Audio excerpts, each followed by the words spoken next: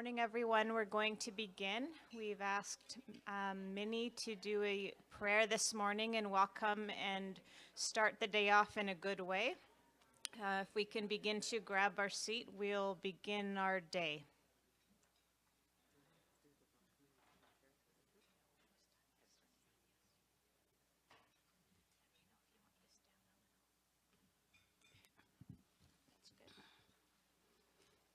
Hari, Dara Unzu. Hi, Clarence. Say good morning.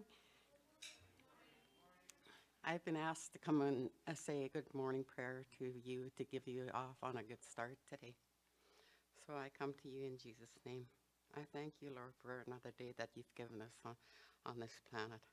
I ask that you be with each and every one of the people that's here at this meeting today. And if they have to travel home today, that you give them a safe journey home. And I ask that you pray that you let them have listening ears. And I pray for all of the homeless people today. Thank you, Jesus. Amen.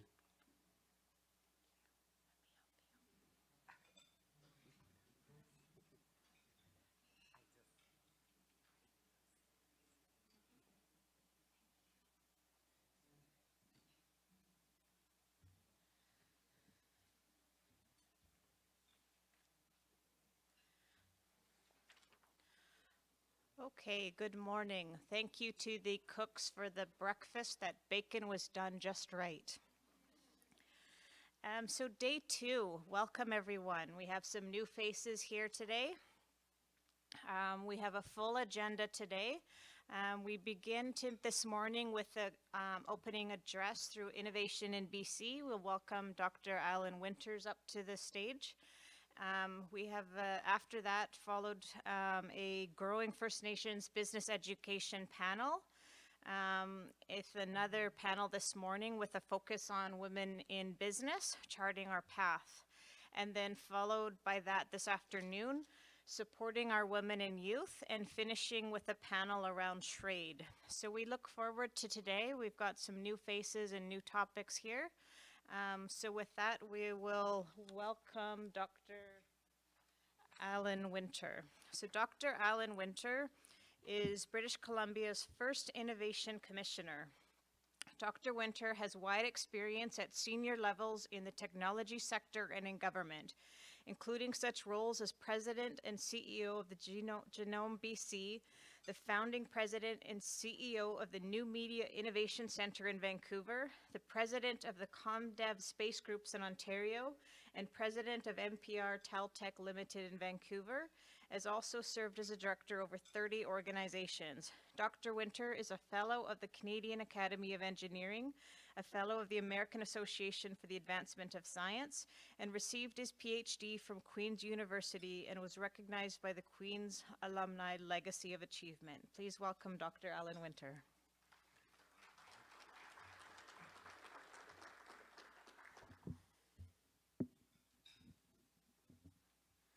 Great. Good morning, and thank you, Carol Ann. I appreciate the invitation to speak here, and Chief DG, thank you for the invitation, and thank you for the prayer.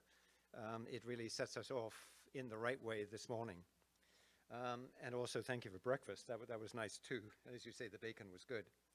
First of all, I'd like to acknowledge the fact that we're on the traditional territories of the Clay Tenay. And in fact, I was here a couple of weeks ago in Prince George, and I learned more about Prince George and the convergence of rivers here. And to some extent, what I wanted to talk about today, as I did a little bit at the Natural Resources Forum, is kind of the convergence between the traditional ways we look at business and to some extent the technology that is coming as well, which intersects with that traditional way. And so I would like to acknowledge as well a number of people who have been very helpful to me in providing some advice. Patrick Kelly, the chair of the Coastal First Nations, Denise Williams, the president of the First Nations Technology Council, Brent Main Prize from UVic. When I moved to Victoria, I took an adjunct professor position in UVic around entrepreneurship, and Brent was one of the people that does a lot of work around entrepreneurship in First Nations areas. Nalaine Morin, who's also on the board of Geoscience BC. And Carol Ann Hilton, of course, who is also on the Emerging Economy Task Force. So what I would like to first of all do is to say that I've been impressed as I looked through some of the documents that the BCAFN has done in excellent work. I particularly like this diagram because this diagram to some extent shows the basis, the foundation on which we move forward. And in doing that, we talk about the Economic Development Toolkit. I looked through the Black Book where this diagram came from, and the regional economic development sessions have been useful, and this business forum here. So there's a continuum of things, and to some extent, this is also showing the way to an exciting future. And I particularly liked the top of this pyramid, which is really looking at improved socioeconomic conditions, if you like, for Indigenous people. And I think that goal, if you like, is the same goal that many of us have in economic development. I think this is a really important area and one that will guide us all in the way future, in the future. So the outline of my talk today is really around the theme. The theme today is the future of business in BC. Not that I can predict any better than you can exactly where the business is likely to go, but on the other hand, I have some opinions on kind of where, from some of our experience, there are opportunities. And some of those opportunities, for another theme in this forum, is around women and youth. And it's very important in the technology area that we make sure that there is equal participation by women, and also that we understand that the future of this business, to some extent, is in the hands of our youth of today. As you may know, across British Columbia, women held 57% of all professional organizational roles, but only 25% in computing roles. Second interesting fact is that there are something like, if I get my numbers correct, 230,000 Indigenous people in BC. That's 5% of the population. But 45% are under the age of 25, and that's youth. And to some extent, youth are comfortable with the direction that we go in technology, etc. And the BC tech sector will face a shortage of 31,000 jobs, we predict, by 2021. Those are jobs which are good jobs left on the table to some extent if we don't fill them. And so if you take all of those factors together, there are significant opportunities for women and youth in the emerging economy of the future. So how do we get to the goal that you have set out in the BCAFN Black Book of improved socioeconomic outcomes for Indigenous people? And what are the stages that we need to go through to be able to get to that point? And it's not just because I happen to be the Innovation Commissioner, but I do believe that that innovation, in its broadest sense, is key to our future. It's key to the flexibility we have in our communities. It's key to our adaptation to changing circumstances. It's key to new business opportunities into the future. So it is important to us. And why is that? So the innovation, when we define it, is the creation and adoption of new ideas or processes or products that generate sustained social and economic value. Now, we have understood that for many years, whether it be traditional knowledge, or whether it be the science that we have in other places. When we bring that together and we look at opportunities for new products, for new processes or new ideas, when we bring it into action, so it's not just the research, it's actually the adoption, and it generates sustained social and economic value. So sustainability is important in the way that we look at innovation. And why does this affect our economy? Well, really because if you look on the top left side, invest in innovation is an important aspect. If you invest in innovation, you invest in productivity, you invest in new ideas, you invest in excitement in the workforce, etc. And that leads to the economy becoming more productive, whether that's in a community or whether that's in a jurisdiction like BC or a country like Canada. That leads to stronger economic growth. It leads to increased tax revenues or revenues to the community. And from those, we can then invest in our social programs and other programs that we want to have to make our life worthwhile and to be sustainable, and so on. And so investing in innovation is really important. Sometimes we don't go around that circle. We invest in innovation perhaps, but then we spend increased tax revenues, and we don't then go back and increase and invest in innovation again. So it's really important to be able to do that. So just a story, perhaps a little story, a more personal story of why innovation is important to me. So as you can see in this picture, I was slightly younger, but I was the project leader in Ottawa for something that was called the Search and Rescue Satellite System. And the reason for having something in those days, this was even before GPS, if you could remember back that far. And the reason was that the job I had to some extent was providing telecommunications into communities in the north. So I traveled all through the northern part of Canada, in northern BC, etc. And it was often in little planes. And I didn't happen to crash this particular plane. But one of the issues that came up was that in many cases where there was, for example, snow coming down, you couldn't find the planes again. And many people died as a result of crashes in those days in small planes in Canada's north. So this satellite system was a system which we designed in Canada. Eventually we got other countries around the world to adopt it.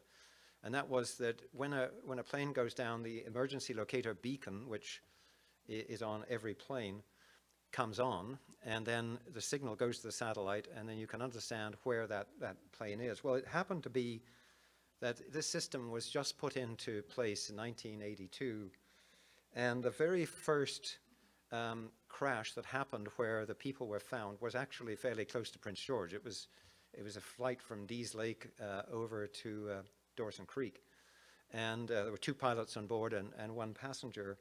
And they went down. One of the pilots was quite seriously hurt, and if he hadn't been found, as he was, then he would have died.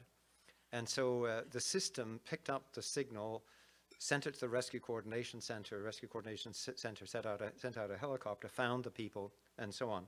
And anyway, it was a good story, and it was a story which captured national attention in those days. We're right across the front pages of Globe and Mail and so on.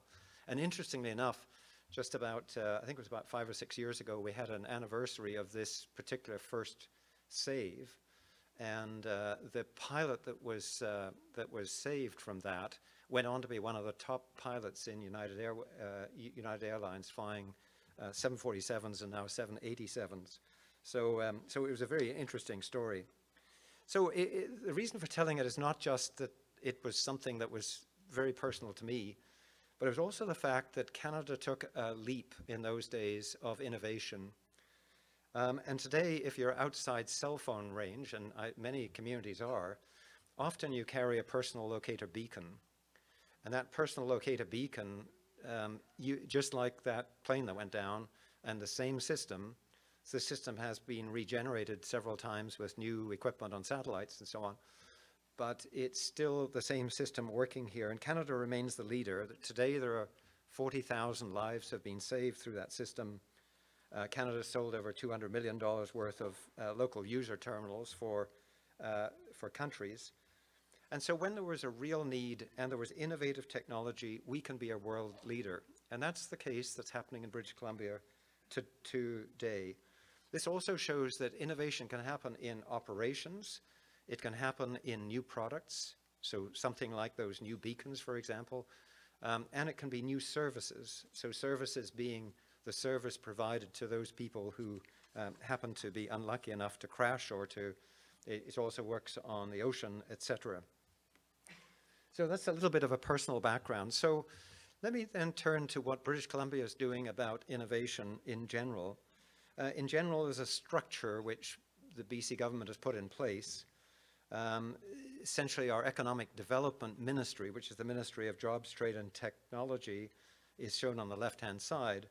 And then there's the Emerging Economy Task Force, and that task force is really to look into the future. I'll mention it in a minute.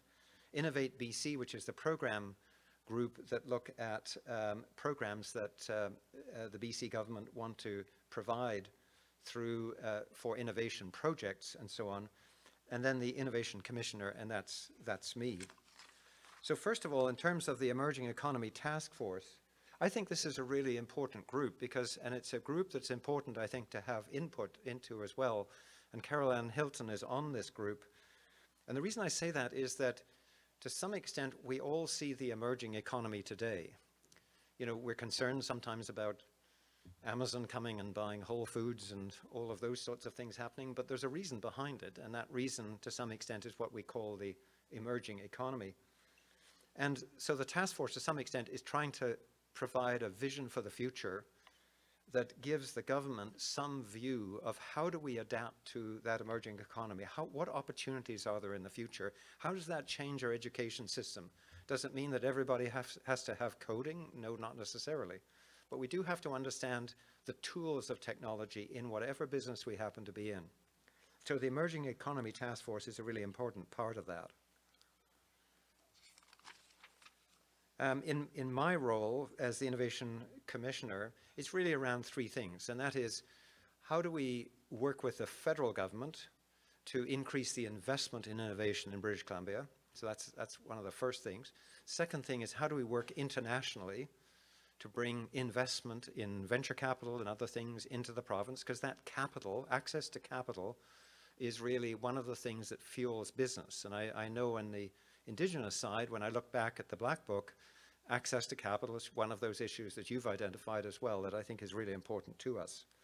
And so that's an important area. And the third is really to take learnings from those two areas and then feed it back to government in terms of new policies or programs that we need to have in BC. So let me then move on to tech and innovation in BC itself. And I did spend some time, and I've got to know Denise Williams from the First Nations Technology Council. She's on the Innovate BC board. And she sent me some things which I thought was really interesting. If you bear with me for a moment. She said that science, technology, and innovation are central tenets of Indigenous wisdom traced back to antiquity. Practical inventions such as snow goggles carved from bone antlers by the Inuit, chewing gum from the sap of spruce trees, the Micmac toboggan for transport, the use of willow as an anti-inflammatory, which we're only learning about, the use of raw bitumen to waterproof canoes are all examples of innovation. And I think those are really interesting areas. Essentially, we adapt and we innovate in whatever opportunities we happen to have. And there are many examples of this, and I just looked at some of them, sorry. Just make sure I've got the right.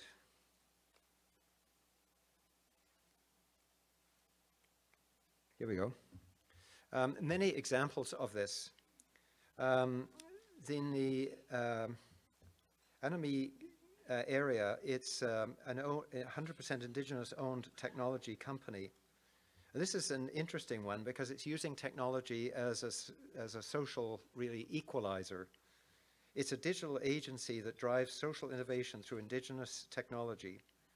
And they believe that technology is this social equalizer. And we talked a little bit about, just at our table with Mark, a little bit about the fact of how do you communicate in a community. And it can go from really open radio, etc., through to social innovation. But at the end of the day, it's connecting people. And this is one of the interesting companies that is connecting people. Another interesting company that I've tracked a little bit has been the Kiatsu Seafoods on the coast. And it's a fairly remote area, but they exemplify innovation in action. They develop new methods for delivering and processing products after learning there was a demand in Asia for delivery of transporting prawns. And this is a very remote area. And yet, on the other hand, it's a really interesting business one. There are many areas in the social areas of language, etc. The First Peoples Cultural Council is a leader in the development and deployment of technology-based solutions for Indigenous language reclamation and revitalization. And we could go on and on. There are many cases, really, of this convergence, like Prince George, of technology with opportunity in the First Nations area. And there are over, as I understand it, and you can correct me if I'm wrong, but over 2,000 Indigenous entrepreneurs in British Columbia alone, each with a unique story. So why is this happening? So I'd like to take a moment just to go through a little bit of what's happened in BC and how this new economy is coming about. So if you look back over the last 40 years or so in British Columbia, the center of these circles, if you like, is the BC tech sectors, what we've called in the past the BC tech sectors. And those sectors are ones where technology is being produced. So it's virtual reality, it's 3D, looking at things in a 3D perspective, it's 3D printing, all that sort of stuff. And those things are quite interesting. But by themselves, they don't represent a huge part of the economy. The tech sector part of that of the economy is about 7% of the economy. But what's been happening in the last several years is that that technology, whether it's virtual reality or whatever it is moving into other sectors. So as you see, there are the second circle, if you like, is what we call tech-related sectors, and that's aerospace, and it's kind of marine technology, it's professional services, etc. It's environmental sustainability, technology, etc. there. But what's really interesting, and I think this is what we're seeing as a real opportunity across BC in the Indigenous side and outside that, is that every sector is becoming tech-enabled in some form. So whether it's retail or whether it happens to be financial services or whatever, as long as we have access to communications, and that's a really important piece, then to some extent we can participate in this economy just as much as if we were in the center of that circle. And that's really important. That's what's happening. That's the technology-enabled economy that we're looking forward to, or what we call the emerging economy of the future. And that has some implications for us. It has implications around where do we get access to technology that we want, whether it be a smartphone or something else. The second is, what's the infrastructure that we need to have in place such that wherever we happen to be in BC, we can access this emerging technology. And the third is, how do we prepare talent? Talent is the most important of our natural resources. And talent is really important to us as we go forward, particularly in areas where there are ideas, where the digital economy, if you like, is really around what are the good ideas that we can do. So that's the whole, if you like, of BC. And some of the most technologically advanced companies on those circles are companies like Arterix, which you probably have jackets from them, etc. But if you look at how they design and build their products, etc., it's probably one of the most advanced companies in British Columbia, and they are on the outside of that circle, if you like. So let me then turn to what is actually happening. So in terms of the digital economy, and different people have different words for this, so emerging economy, digital economy, data-driven economy, etc. It's really important because to some extent data becomes important to us, because data is what we analyze or we use to improve what we do. It's very interesting. 2 weeks ago when Chief TG spoke to the Emerging Economy Task Force, we had a tour of the Canfor mill here in Prince George. And what was so interesting in going around that mill, the sawmill, is that every single station had big screens as you went around that mill. And so every piece of that mill, to some extent, is being analyzed by data. And that data analysis tells the machines, if you like, and the operators and so on, when a log comes in, how do we cut it for maximum value, et cetera, et cetera.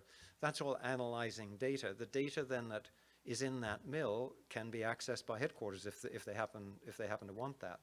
So, and if you imagine Canfor with the many mills that they have, accessing all that data around British Columbia at any point in time, that's really a powerful business tool for them going forward.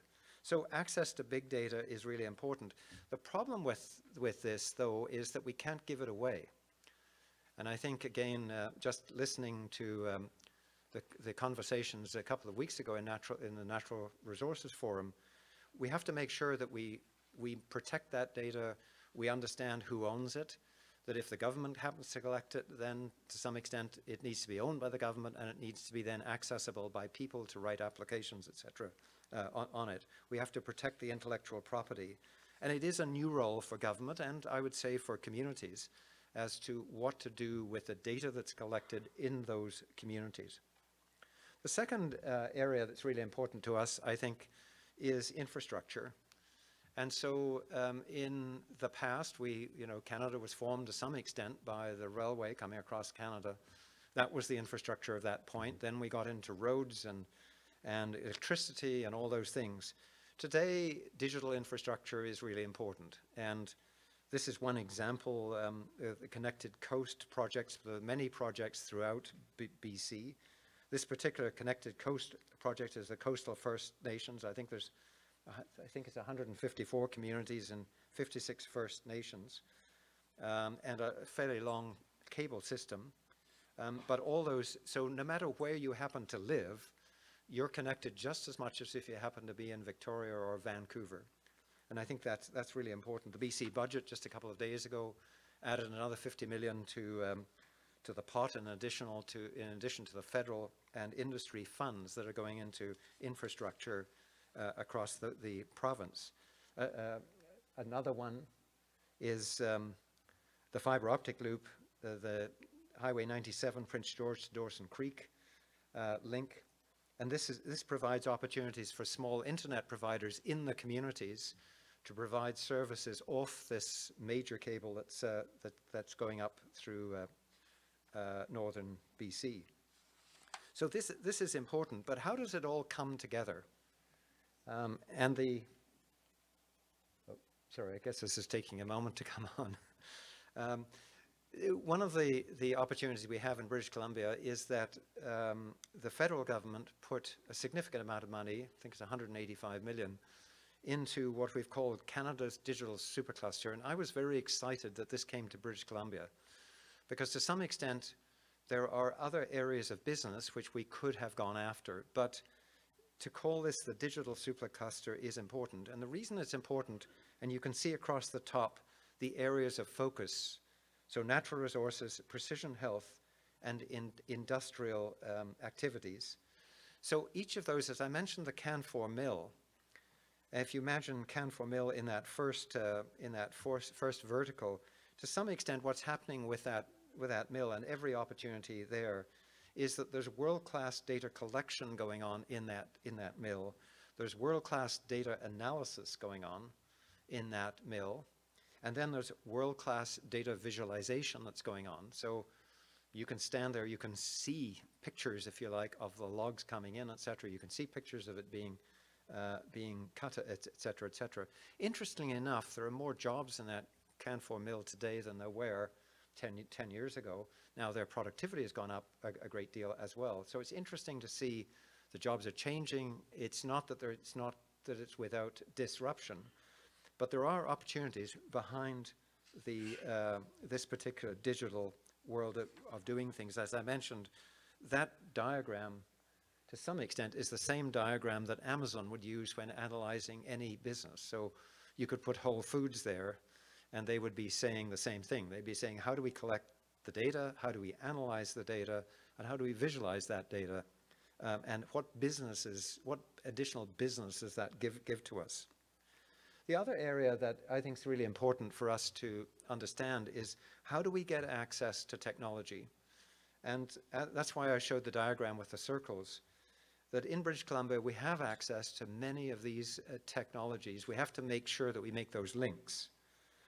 And so the obvious one, if you like, on the left-hand side there, the mobile internet, is one that is just fundamental to a lot of the things that we do. But we can also then take this into other areas, which are automation, Internet of Things, which is really making sure that many of the opportunities we have, for example, in that Canfor mill, that the data is collected by sensors, which are on many different areas. For example, today, if we're going to build a new bridge somewhere, we tend to put sensors in that bridge at various places. We collect the data from that bridge. We understand the maintenance required, et cetera, et cetera. So it's just a way of doing business. And that's all through these technologies that are allowing us to collect that information.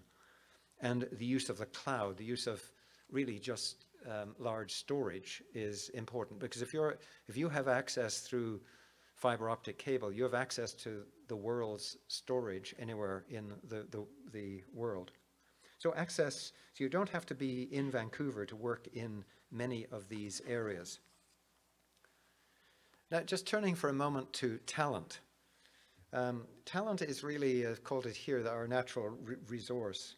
And it's the encouragement that we need to make sure that happens, particularly for women and particularly for youth in this area.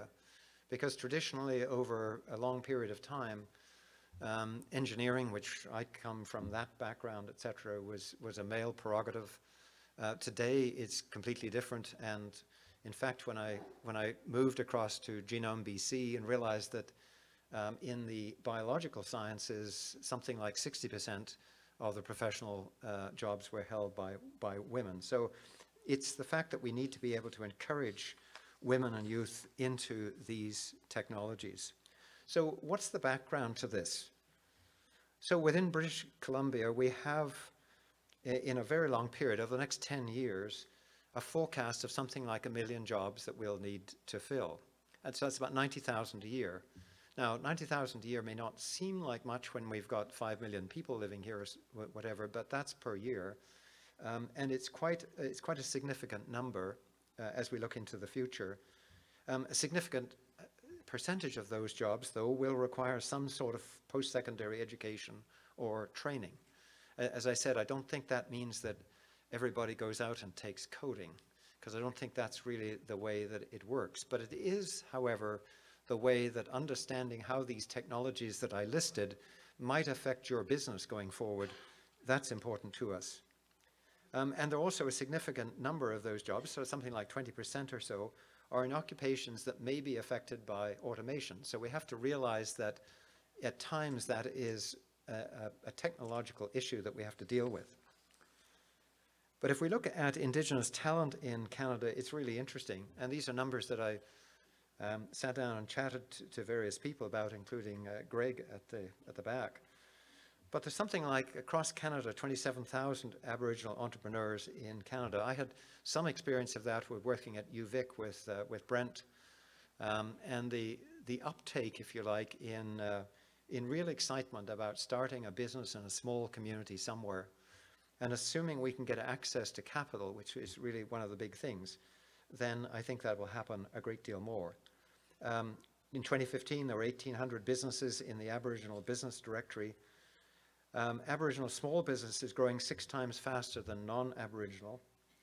And additionally, Aboriginal entrepreneurs tend to be 10 years younger than non-Aboriginal entrepreneurs. It's interesting that the opportunities, I think, are just on that.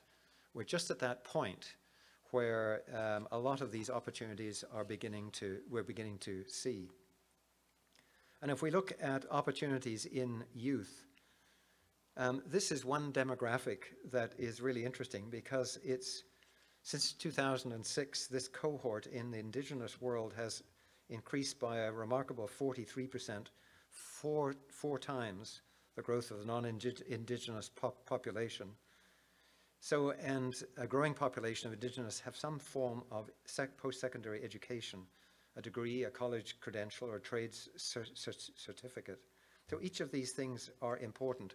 And I know that the BC Business Council and the BCAFN has got together not only around the leadership table, the champions table, but also a memorandum of understanding in terms of Indigenous intern leadership program. And I think for British Columbia's future, as I mentioned, particularly in this area, it's so important that we're able to fully use the talent that we have right across British Columbia. And we have to realize too, though, that the world is changing. And it's changing to some extent for all of us around the fact that jobs are not quite the same as we had in the past. And that is that we may change jobs often through our careers. In the past, when I took engineering, You looked for a company to work for, and you worked for that company for a long time. As it turned out, I didn't, but that was the view in those particular days. Today, it's really around how do we bring skills to each particular job we do. So analytical thinking and innovation, according to the World Economic Forum, is one of the top skills that we need to be thinking about for the future. Active learning and learning strategies, creativity, originality, and initiative, technology, design, and programming, leadership and social influence, emotional intelligence. These are all areas that the World Economic Forum believes are really important to us in the next several years. We have to realize, though, that there are challenges, and I mentioned the challenges before, and those challenges can come in different forms. One of the challenges, or should I say several of the challenges, are around global trends. And some of these trends are happening no matter which community we happen to be in. So demographics, that's an obvious one. There's not much all of us can do about that. I've talked about the positive aspect of indigenous communities. In many other communities around the world, the demographics is driving significant change because there aren't enough of young people coming into this business. Technological disruption is a change, and we have to have strategies to be able to deal with that. So as I mentioned in the CAN4 case, we have to have the opportunities. It's much easier to take somebody who understands the forest industry well, and I know Chief TG is a forester, but understanding the forestry industry well and add to that the understanding of technology rather than the other way around. So that's often where the opportunities are. The changing nature of work, as I say, it's smaller numbers of jobs that we might go through, etc. Urbanization is certainly happening, and that's partly because young people want to be together, I think, in many cases. Climate change we see happening, and that's a significant issue. Globalization, which means that in some cases it's positive because markets open, in some cases it's negative, like we've seen with tariffs, etc. And the green economy is a real opportunity for us. What I think is exciting is that if we look at all of these areas, to some extent you can look at all of them negatively or you can look at them positively. I happen to look at these positively because I believe that many of these trends, which we call global trends, are actually representing the values of our young people today. And in many cases, this is a way forward. When I went through school, it was more the fact of, how can we build a big engineering project? How can we get into space, et cetera, et cetera. Today, it's more around how do we save the planet. And I think to some extent, young people understand very much more these trends. And so my optimism for the future is certainly positive around this.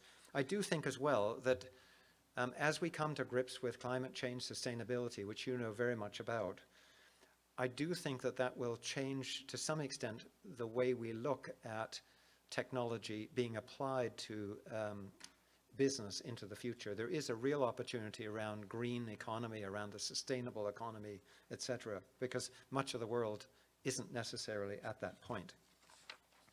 And to be able to illustrate that on a global basis, there are trends. This is a global cycle. And again, you would understand this very well, but at the top there's population.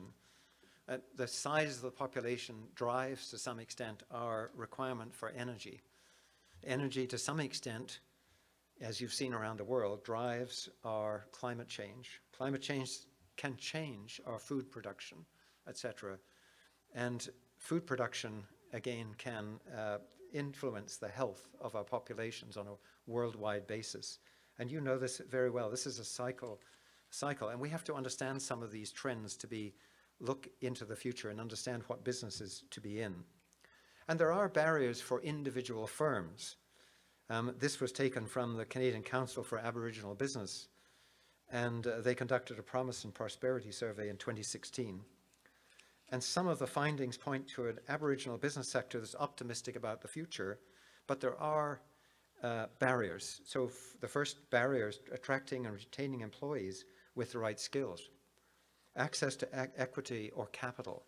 And again, you've dealt with that in your Black Book to some extent. I understand there are some positive things happening around access to capital in communities. Overall economic conditions, government policy, rules and regulations, and I'm sure there are many that frustrate us all. Access to financing, to competition, the cost of doing business, etc. So these are all things which we realize need to be addressed to be successful in other areas. And at the bottom of that, other infrastructure such as electricity, water and roads. And these are all really important things. However, on the other side of that study, which was interesting, was that in many cases, Aboriginal businesses were more than twice as likely as others to try a new service or product over the last 3 years, and nearly 3 times as likely to introduce new processes or business practices. Indigenous businesses have a higher propensity to export, and so that's often beyond the states, and we've seen that in seafood and other areas like that. And so the innovation that is there is really good. And finally, the one area which I think there is a seminar on tomorrow, I think Sarah and Mark are involved in that, is the British Columbia procurement strategy. One of the things that I'm trying to do in my work a little bit is indicate within the government how important procurement is for driving innovation in many of our communities. It doesn't have to be large procurement. It can be a company, it can be a government office or something in a community. If they have a real need, and we can supply that need to some extent through companies that are around or talent that we have, then that's the spark of innovation in that community. And that's a little bit of what we're trying to be able to do. So in the last little while, the government did change some of the policies around procurement, and you'll learn more about this tomorrow. But it does mean reducing barriers to Indigenous business participation in government procurement. It's considering not only value for money, but also whether additional value for people and communities can be realized through procurement contracts, etc. And I think this is really important. It's really important at a national level because the federal government spends a lot of money on procurement, procuring ships and so on, and a lot of that needs to flow, if you like, through the supply chains into individual businesses within British Columbia as well. So the resources that are available in this area of business, particularly as we look into the future, there are many of them, and in fact I had about 50, and I just put a few of them on here, but certainly the BC Indigenous Business Investment Council, the First Nations Technology Council, New Relationship Trust, the Rural Dividend Fund, and I'm sure Carol Ann's got a whole list of them here. The Innovative Clean Energy Fund, the Northern Development Trust, for example, First Nations Cultural Council, the Industrial Research Assistance Program. These are all programs which, if you have an idea and you want to try that in a community, for example, these are groups that can help you do that sort of thing. So in summary, I've really provided just an overview, a fairly quick overview of business as I see it, at least, into the future. It's this emerging economy. And in this economy, it's so important for us to understand in this digital world how we get access to technology, how we get access to infrastructure, and how we get access to talent. If we can do those 3 things, any community in British Columbia can be a really successful community in my view.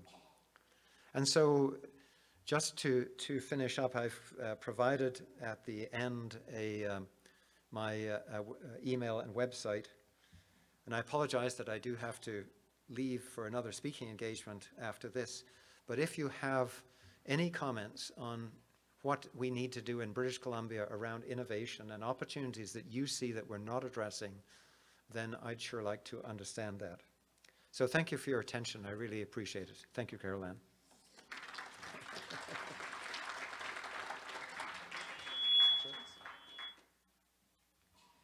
So we have time for a couple questions if anyone has one. Comments, Chief TG? Masai, thank you. Dr. Winter, first of all, I want to acknowledge the territory of Claytley Tene, and want to acknowledge a couple of my colleagues from the First Nations Leadership Council, Robert Phillips and Cheryl Casimir, who made it today. They were at the legislature yesterday for the announcement of the budget. Good. My question is in regards to infrastructure for First Nations communities. We have approximately 203 First Nations communities in British Columbia, 634 First Nations communities in Canada.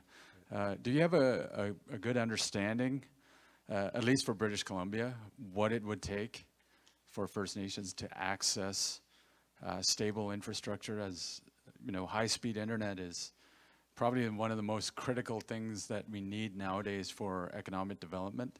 If you don't have high-speed internet for remote communities, then it's really difficult for creating an economic development base for our communities. No, it's a very good question, Chief TG. I think part of the answer to that is kind of is we can get basic infrastructure, but we need to go further than that. And so the federal government has done a study, and that study is would indicate about $600 million required for, I don't remember exactly the parameters around that, but it was communities, I think, of something like 20 or more, and it was, I think, something like 10 megabytes a second or something like that, which is basic service. So I think the issue a little bit is that there are ways of providing infrastructure beyond the traditional cable systems, and I mentioned satellites as one, and there are several systems which are happening fairly quickly, which will provide access to very remote areas where we may need them beyond that particular point. So there's been that's about the size, I think, of the issue that we're dealing with. Beyond that point, though, I think the areas that we have to look at is not only providing basic infrastructure, but it's then access to services. So it's access to cloud services, et cetera, beyond that. And I think that's another very significant investment. That's about the order of magnitude, I think.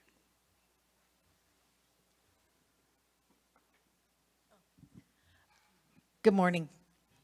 I have I just have a question with respect to innovation. So when I think about innovation, I think it has to be matched with education. And the reason I say that, because right now you look at a lot of the innovative spaces, they exist in downtown Vancouver. So UBC, SFU, BCIT, Kwantlen College, or Polytechnic. So we need to find space for innovation to occur in not so jam-packed urban centers. Right. And so I raise that because I want, as much as I would love to see all of that happen in Vancouver, the cost for us to go to those places is too much. So how are you working with the universities to support innovation? And I would love for in Nanaimo us to produce engineers, right? 55 First Nations on Vancouver Island. That would enable us to keep our kids at home, or at least on the island, in the spaces that they're familiar with, instead of moving them into the urban center. So how are we creating that opportunity, or are you tackling that? Yeah, and I think there's, I mean, the way I kind of look at this is around any community can have a spark of innovation, let's say, and that spark of innovation, as I mentioned, is really around what is a real need in that community and who can in that community help supply it. And I know in Nanaimo there are some examples of that. There are also examples of people who have moved to areas like Prince George, Nanaimo, et cetera, from Vancouver, who've started their own companies, and the links back to Vancouver are good. I do believe that there's really three ways of looking at this. There's kind of what I would call community districts, if you like, let's call it that, in communities, and that can be a coffee shop to some extent, with young people who come by and they want to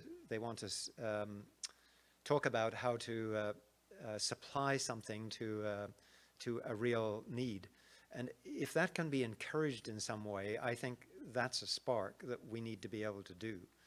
I was just talking last night to a guy who runs a geospatial company who came from Scotland, but he has staff all over British Columbia, Terrace and Prince George and Fort St. John and different places. I think there are something like 25 scientists that are around the whole area as a result of that. They supply mostly into the States.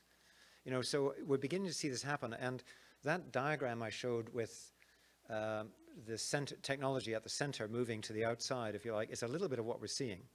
I mean, people are moving out of Vancouver, actually. And traditionally, over the past few years, they've moved to Victoria, to Kelowna, etc. We're now seeing that moving out into Nanaimo and other places like that. And I think that's kind of the way we want to encourage it to happen. So around these community centers, there's also then, as you point out, something else, which is I would call emerging technology centers, and that's often around a university. So that would be around fusion, it would be around AI, it would be around virtual reality, those sorts of things, which are more technology driven. And then finally, you've got really what I would call big business centers of innovation. So that might be Canfor in the supercluster, might be an example of that. So I do think that there are opportunities actually in every community, one way or other, to encourage this sort of thing to happen. I've gone around and talked to the colleges. So in British Columbia, for some reason which I don't understand, we've not encouraged the colleges to open up what I would call technology access centers, right? And Ontario has 28 of them. We have one, which is Camosun at the moment. And thankfully, I think the government's coming around to supporting them. But if we imagine every single college throughout the north, etc., having a technology access center, which is really a meeting place for people to say, let's do something together. That's a part of that movement that I think you're looking for in these areas. So I've been up to Ottawa a few times to talk about the technology access centers around the colleges and universities, for example.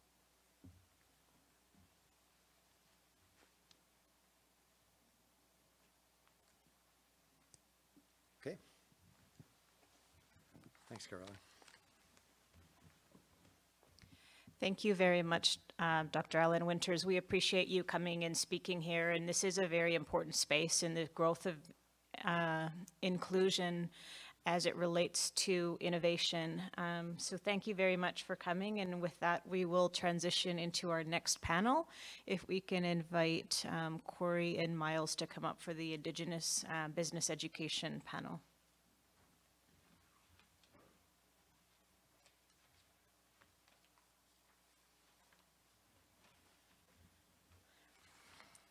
So the next panel, our objective is to begin to understand what is happening in Indigenous business education, begin to highlight what are the trends in educating current and future First Nations businesses and entrepreneurs.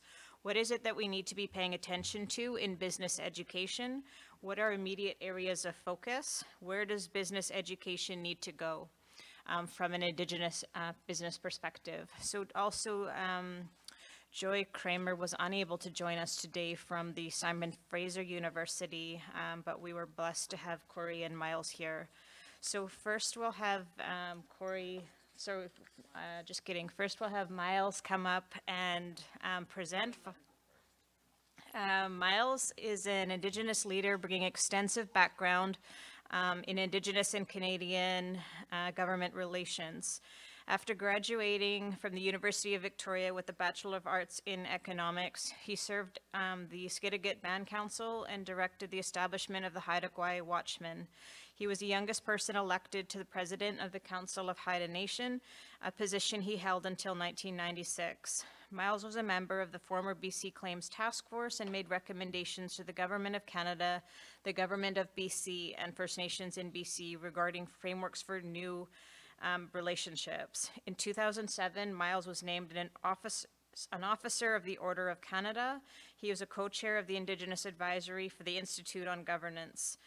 Currently, he operates in strategic advisory firm and serves on the board of directors for the Canadians for New Partnership, an advisory board for the Indigenous Leaders Initiative, and the steering committee for the BC Indigenous Clean Energy Initiative. Please welcome Miles Richardson.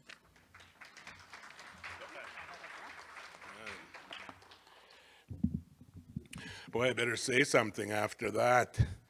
So, thank you, Carol Ann, for moderating our forum, and I want to thank Slightly Tene for welcoming us to your territory and for that beautiful opening prayer, starting us in a good way. I know that in my life, one thing I've learned is any initiatives that we do that we're serious about being successful in, we need to lead with ceremony. We've got to do things in the context of proper ceremony, so I thank you for that.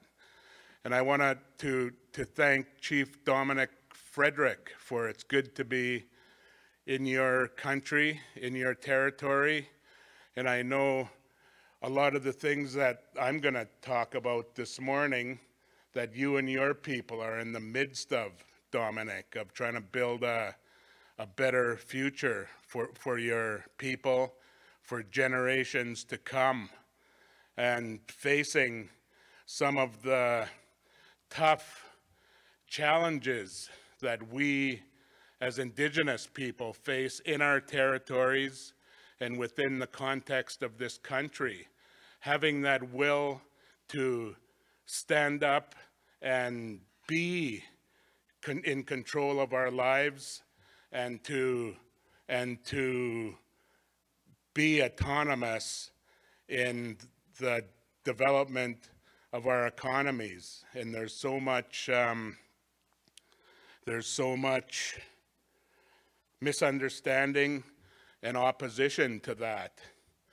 But one point I want to make this morning is, as we're looking at economic development, and Terry, Regional Chief Terry TG, I want to thank you from the BCAFN for pulling us together and having this discussion. And that, how I see this morning is mainly an opportunity. There's only 2 panelists. We're going to have a bit of time at the end. I'd like to have a bit of a dialogue and hear back from you on what we can do from our institutions to help your economic development initiatives. And Hawa, Terry, thank you for providing this opportunity. I know Terry has the portfolio for economic development as a priority in terms of his initiatives as regional chief in British Columbia. But Terry is also the chair of the Economic Development Committee nationally for the AFN. So I think we have an opportunity to feed in through Terry to how we develop these initiatives province-wide, really importantly, and nationally through the AFN.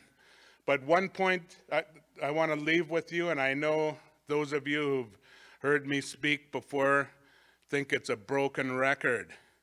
But when we're building economies, when we're looking at economic development, we've got to keep in mind why we're doing that. What are we trying to accomplish when we're looking at economic development? And to me, what motivates me, what drives the initiatives that I'm involved in, we are building strong, sustainable economies for our nations. And our nations include our territories and our people. That's the fundamental definition of a nation. And our purpose is to build strong, sustainable economies that our people control. And at the core of that, if we are going to be successful in achieving that goal, we need to focus on building strong governance. Without governance, we're not going to get there. And for the simple reason that our title, each of our nations in our territory, Our title and our rights are collective. Miles Richardson doesn't own Haida rights and title. My family and my community don't own Haida rights and title. Our nation does, collectively, all in real time at the same time. And if we can't make decisions together, if we can't make decisions that are functional and can be implemented and understood by the rest of the world, we're marginalized. We're nothing. That's in our power to have functional governance amongst our nations. And if we're serious about economic development, we need to focus on that and build good governance. And that's the premise. That's the main premise of our initiative at the University of Victoria. I'm director at the University of Victoria of the National Consortium for Indigenous Economic Development. If any of you could think of a shorter name with a good acronym, I'd really appreciate that. But I'm in the third year of being at that director of that initiative. And if any of you want to see what's going on with that initiative, there's a 10-year review on the website. And the website is at the University of Victoria, the Gustafson School of Business, under those that acronym, NCIED. You can read that 10-year report. But the premise of that initiative is we must have good governance in order to build economies for nations.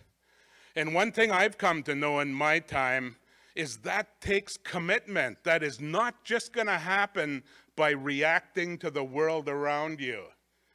You know, when I look at Canada, when I look, I have experience with many of you in the BC Treaty process and many other processes, the challenges that Dominic and his people are going through right now, that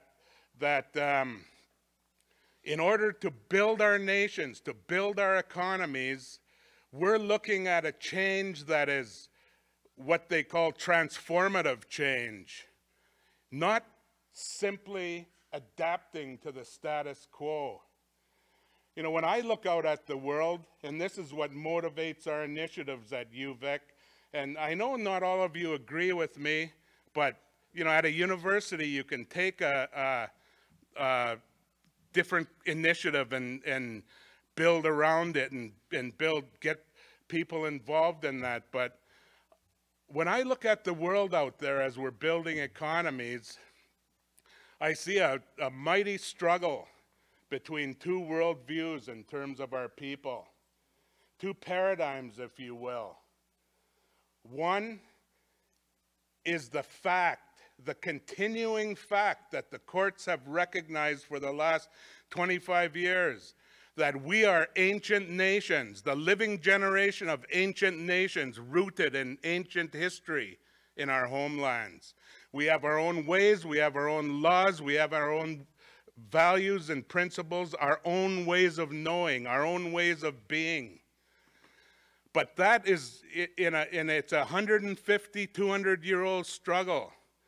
That is struggling and fighting with this colonial worldview, with this colonial paradigm, where we're less than, where our authorities are subservient to the Crown's authorities, and the only thing we get is what drops off their table.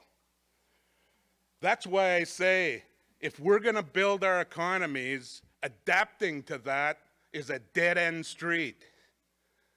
We might get some money in the short term, we might get some benefits in the short term, but in the long term, our economies, our strength in economies will come from being who we know we are as people and living that and committing to that.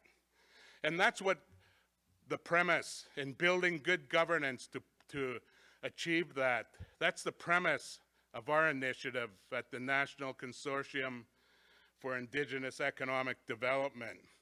And you know, I'm like the rest of you, that is tough. It's going to take real commitment in your nations from each of you. It's going to take leadership. Leaders are going to have to stand up. And that is not lost on any of us. And this morning, it's in our face again. Look what's happening to Jody Wilson-Raybould, who was here amongst us a couple of years ago.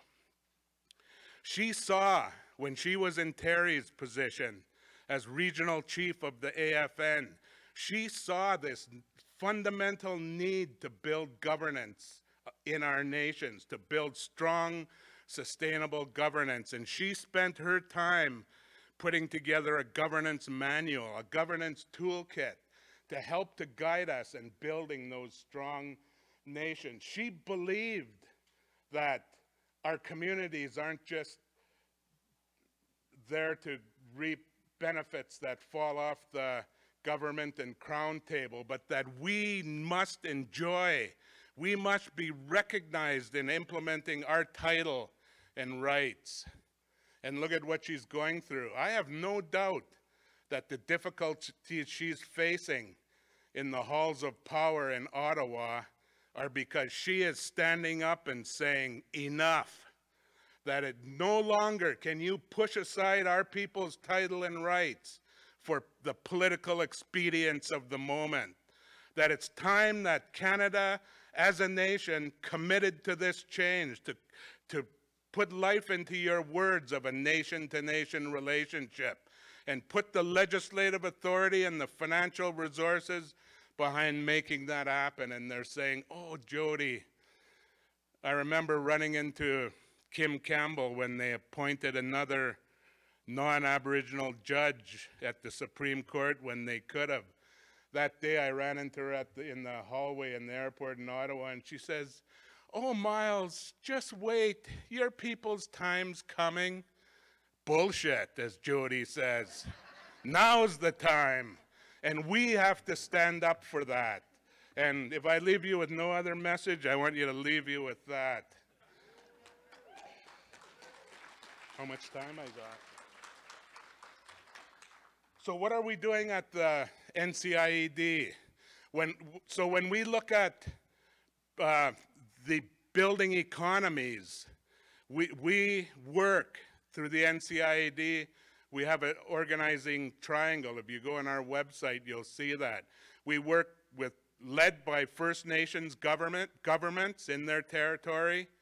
Other governments, read federal, provincial, and municipal, and really importantly, industry.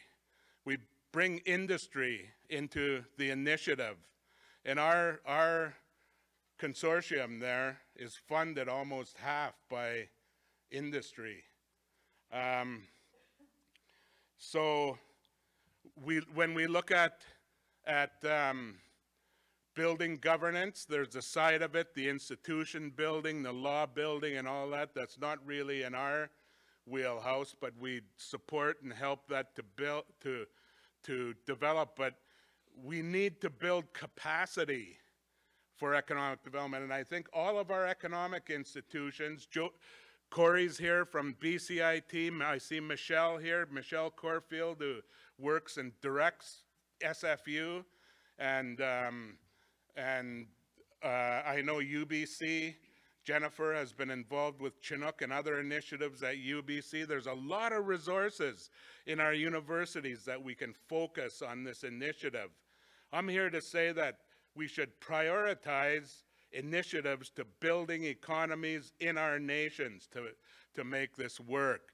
So at UVic, when we look at capacity building, there's 3 levels.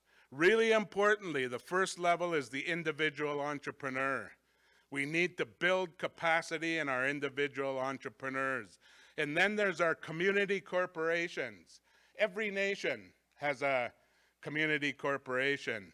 And one thing with me, I guess, for the last 3 years, I've been kind of in the theoretical world on helping community corporations. And recently, I've just, on February 1st, I was appointed to chair the board of my nation's corporation, of HICO, the Haida Economic Corporation. So I guess NCIAD is going to get a jolt of quick reality in how we work to support nations. But the third level is regional affiliations or nation institutions. And I believe that we need to help to build capacity in all three of those levels. And that's certainly a commitment. There's resources out there to do that. I don't think Indian Affairs is there yet, although if you insisted on it, if that was your priority, I believe that they'd help to focus their resources there. But one institution in this province that I'm on the board of, and I know Terry Kuzma's here. Terry, stand up, would you? Terry is a member of the board of the New Relationship Trust. And when I was appointed to that board, I was really pleasantly surprised that their primary goal of the New Relationship Trust is to build capacity for Indigenous nations in British Columbia. And there's a $100 million fund there to help with that. And we've got our sights on growing that fund so that nations have the capacity to do this work. Now we have to get our institutions like ours here to support and focus on that. But it can be done. On supporting individual entrepreneurs, the previous speaker was talking about Dr. Brent Mainprize, who's a professor at Gustafson Business School at UVic. We've worked to develop a program called Aboriginal Canadian Entrepreneurs. And that is partnering with a First Nation in their territory and developing curriculum, taking lots of good off-the-shelf curriculum at our university and other universities, but adapting that curriculum in discussions with the nation to their needs and delivering it in the community, delivering it where they live. 80% of our cohorts are female. You know, up until now, they never even had a chance to go to university. I've gone to these graduating classes, and there's 40 graduates from a 6-month program where university professors have flown in to instruct them for 2 or 3 days at a time. Beaming students, you know, our deans there of the business school and all his university regalia, handing out diplomas. And it's an awesome thing. We've had about 30 cohorts so far, and we're expanding. We're moving into, there's interest in Manitoba, there's interest in Saskatchewan. We'll partner with other universities and move this forward. I see Brenda Stevens here. Her son, Corey, is the coordinator of ACE in the Northwest region out of Prince Rupert. And his job is to support the students. These students come in, they've never been to university, it's a new world, to help them. And he solves, you know, all kinds of problems with them and makes it work. And the nations have decided this is what they need, and each nation will be different. You know, recently we identified a need. Terry and I have been talking about the number of artists in our communities and how they need to be turned into and given the capacity to be good business people. One member of the board of BMO, Bank of Montreal, liked what we were doing at NCIAD. He threw in $250,000 of his own money and challenged his board to throw in another $1 million.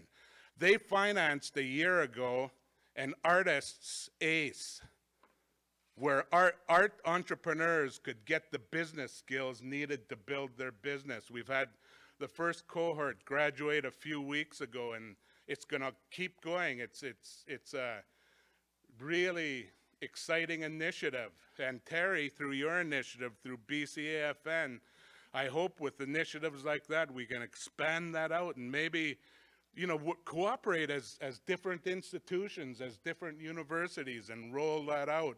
But if any of you have any ideas on how we can help your nation to build your capacity, bring it forward. Hopefully, if I ever quit talking, we have a time to have a dialogue here. So that's just I wanted to give you a flavor of what we're doing and invite your input, invite your suggestions, and thank you, Chair, and good luck with your Indigenomics initiative. $100 billion, that seems ambitious, but wait till we get going. It won't, you know, in a few years, it won't seem all that huge. I think it's very attainable. Thank you for your effort.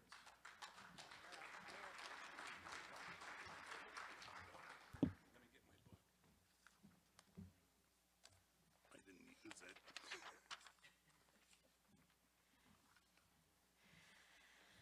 Okay, that's hard to follow. Miles is on fire. Thank you, Miles. You're always an inspiring speaker. Next, Corey Wilson. Corey Wilson is currently the Executive Director of the Indigenous Initiatives and Partnerships at I scratched it. At BCIT. Corey is the chair of the National Indigenous Education Committee of Colleges and Institutions Canada and Global Access to Post-Secondary Education Ambassador. Corey has achieved a law degree from UBC and brings over 20 years of experience in post-secondary education, community development, and the legal position. Corey's passion lies in ensuring success for Aboriginal learners and other multi-barriered learners. Corey is a member of the Woiwurrung Nation and is Muskamal Zewadeno from the Kwakwala Nation. Welcome, Corey.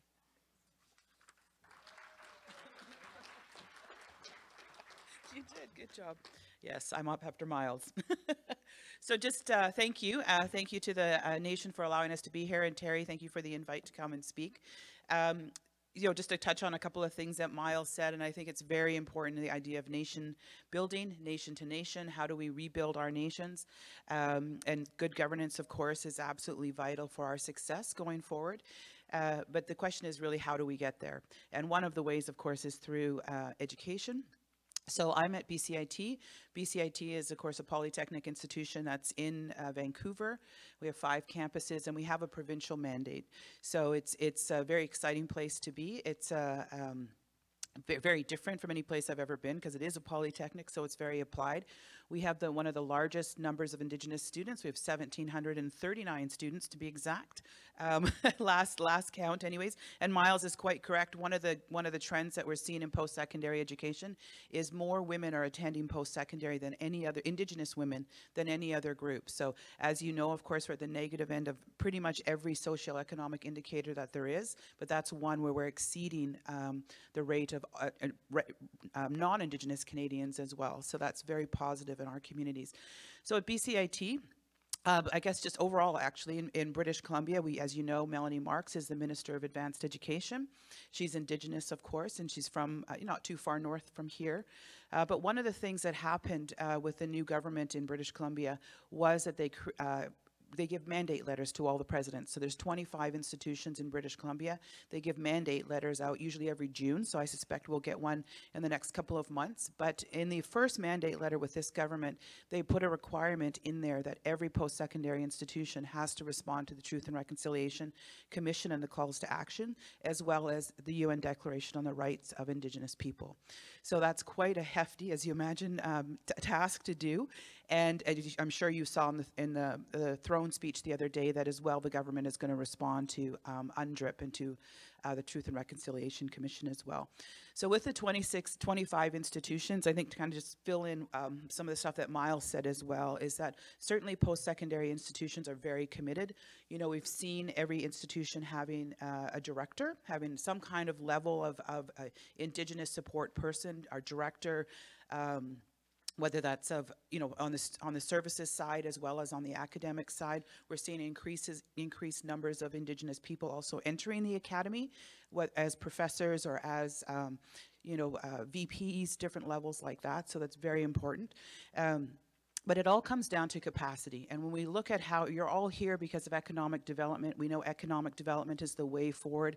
And, you know, the myth, of course, that non-Indigenous Canadians often have about us is that we are not economically minded or we're not business oriented. But of course, and I know there was mention of Chinook. Chinook is proof, the language itself, Chinook is proof that we as Indigenous people were very economically minded. You know, the language was developed so that we can communicate around this province. And I know Terry mentioned yesterday that half of the languages spoken in Canada are spoken in British Columbia. So we developed a language as Indigenous people so we could trade and we could partner and we could work together. I think we've gotten a bit away from that, but so we need to get back to that. How do we build the capacity in our communities? How do we pursue good governance? How do we make sure that happens? Education obviously is one of the keys. It's fantastic. You know, Miles and I work at post-secondary institutions, but it's hard for our people to get to post-secondary institutions. We are seeing an increase, but we're still the lowest in terms of graduation rates from high school.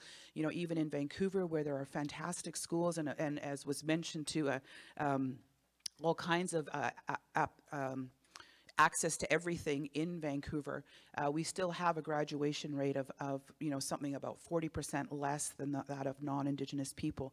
You leave Vancouver or leave city, you know, big towns, the graduation rate is even less. So how do we create people? How do we help them? How do we get them educated to be able to be part of our whatever economic development that you want to pursue? And it comes down to capacity. So some of the things, the trends, if you will, in post-secondary education is what Miles said as well, is moving the programming and delivery of courses to your communities, to wherever you are in the community. Looking at different ways of delivering education, whether that's a hybrid model. There's people who can take a program in welding, but by distance education. They have to come, of course, for 2 weeks or so where they actually do the physical part of the welding, but a lot of the theory and a lot of that type of stuff can be done online or in a hybrid or in different centers around the province. So it's looking at how do we deliver it to our communities. For you as people who are obviously interested in developing your communities and interested in you know, improving the lives of your people, one of the things I would suggest too, with post-secondary education is because every post-secondary institution has a provincial or has the mandate to respond to Truth and Reconciliation and UNDRIP, is that you start demanding that. Start actively. You want people to be able to take advantage of the economic opportunities in your community. You want to build that capacity.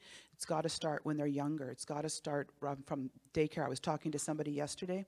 If you have a daycare in your community, if you simply committed, it's a 10-year process or so, but if you committed to ensuring that every single child in your daycare can read by the time they go to kindergarten, that's already putting them miles ahead. That's already giving them that step up, that leg up that our students need. Because of course our students have many other challenges than, you know, non-Indigenous Canadians have, but the ability to read and write shouldn't be one of them.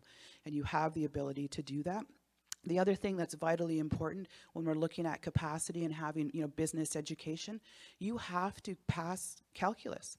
If you get a degree in business or a degree in commerce, you have to pass first-year calculus. I don't know if any of you have taken first-year calculus. I had to take first-year calculus. Well, I don't know why, actually. My undergrad is in kinesiology, but now that I think about it, I don't know why I had to take calculus.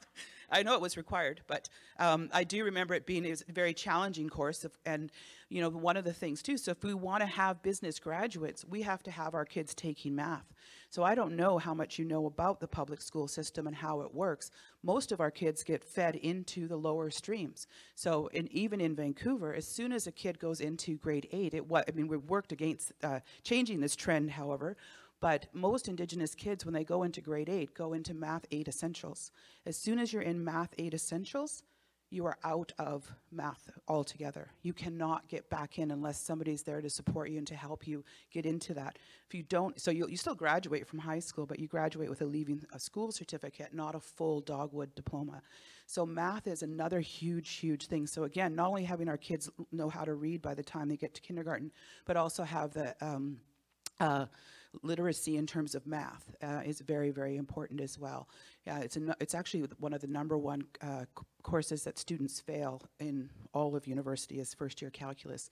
So if we want our students and we want our people to be able to achieve, we've got to look at building that capacity in our students and making sure that they have the ability to pass math.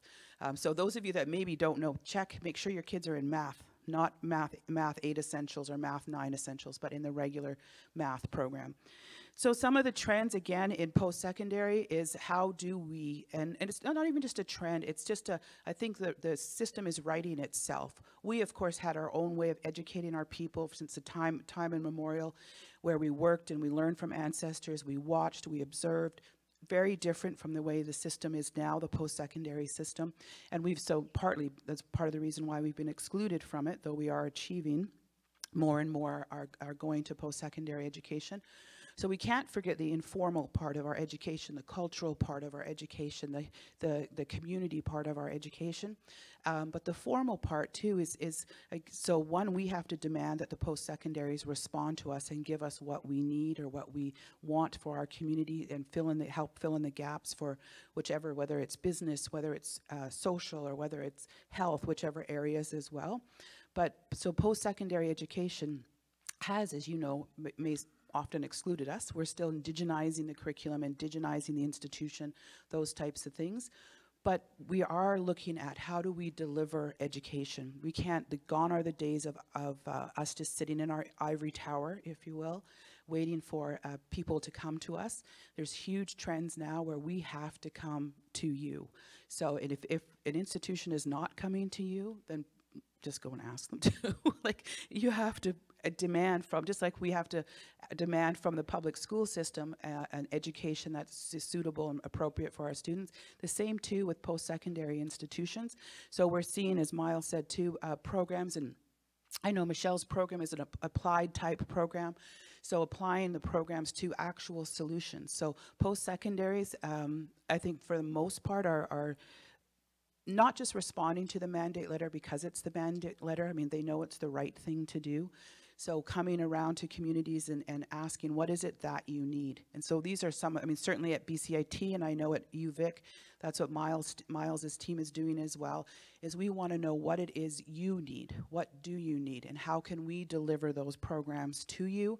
How can we deliver it in a way that's the most effective and efficient way to do that? Because it's, as you know, it's obviously very expensive to move to Vancouver. I know there was reference to moving to Vancouver or being in Vancouver as a very challenging place for many reasons for our people, let alone the financial reasons. So trying to figure out what it is we can do for First Nations. The other thing is also looking at, and it's a trend as well in I don't know if you've heard of NSERC or SHERC grants. So they're very big grants that you can get if you're at a university, and they're national grants, you can apply for them. And I adjudicate a lot of the applications, and one of the things that's starting to come now is that looking at the SHERC grants and seeing what is the actual practical application of the grant. So looking at how is this person going to contribute to solving some of the major issues. And you saw, of course, with Dr. Winter, some of the global trends, climate change, poverty, food, all of those different types of things. So we're seeing people move to the issues that are really vital and really important. So not to be disrespectful, but you can't just study, I don't know, like people, post-secondary, people study the most obscure kind of things, but you want to have it actually be applied. So that's definitely a trend that's happening. Also, what we're seeing is institutions partnering. I think working together rather than just, UVic's here, BCIT's here, UBC's here, SFU's there. We're seeing institutions actually work together and start to partner, and particularly when it comes to Indigenous people. There is a need out there. Institutions and presidents are not only being held accountable by the Minister of Advanced Education, but also by communities. So it's how do we do this together? How do we work together? And if you don't have a partnership with a post-secondary, then I would, wherever you are, is find the Indigenous person at that post-secondary, recognize the needs that you have. And the other part too is looking at filling in those gaps. So how do you support your people?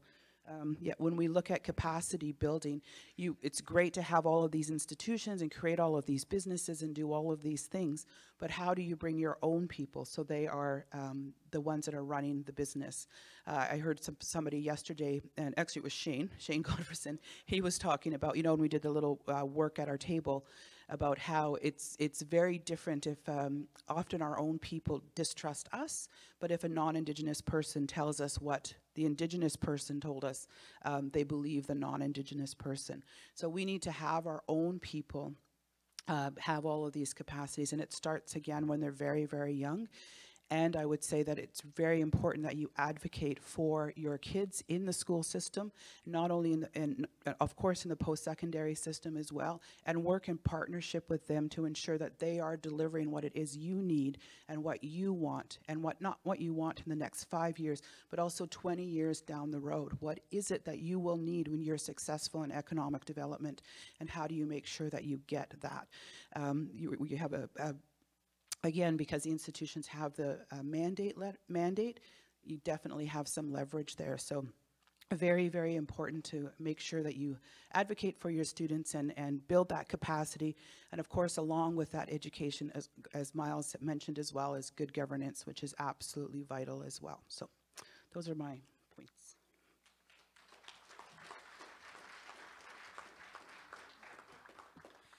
Thank you very much to both of you. So we have a couple minutes here if there's any questions from the floor. There's a mic back here.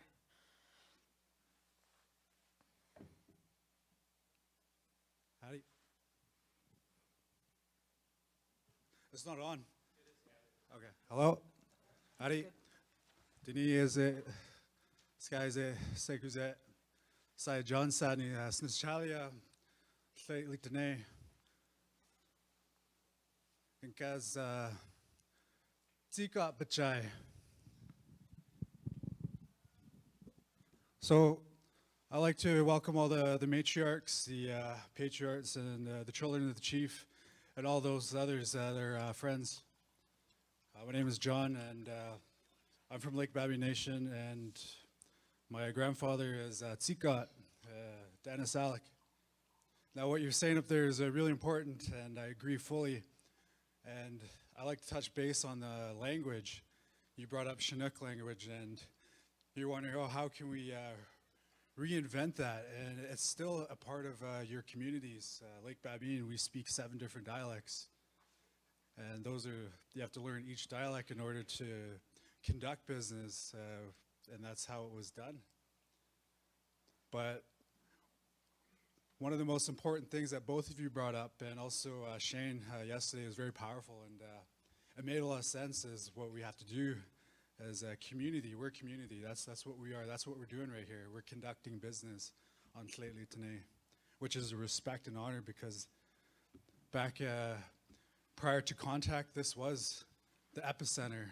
This is where you'd meet, not just Carrier, Sakani, Chilcotin. This was the spot. And the one thing that we all have to bring back together is ending lateral violence against our brothers, sisters.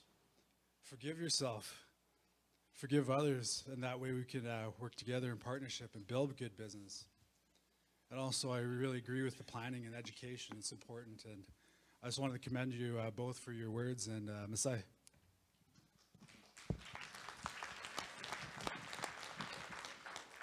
Thank you. Any other comments or questions from the floor before we move on? Or advice.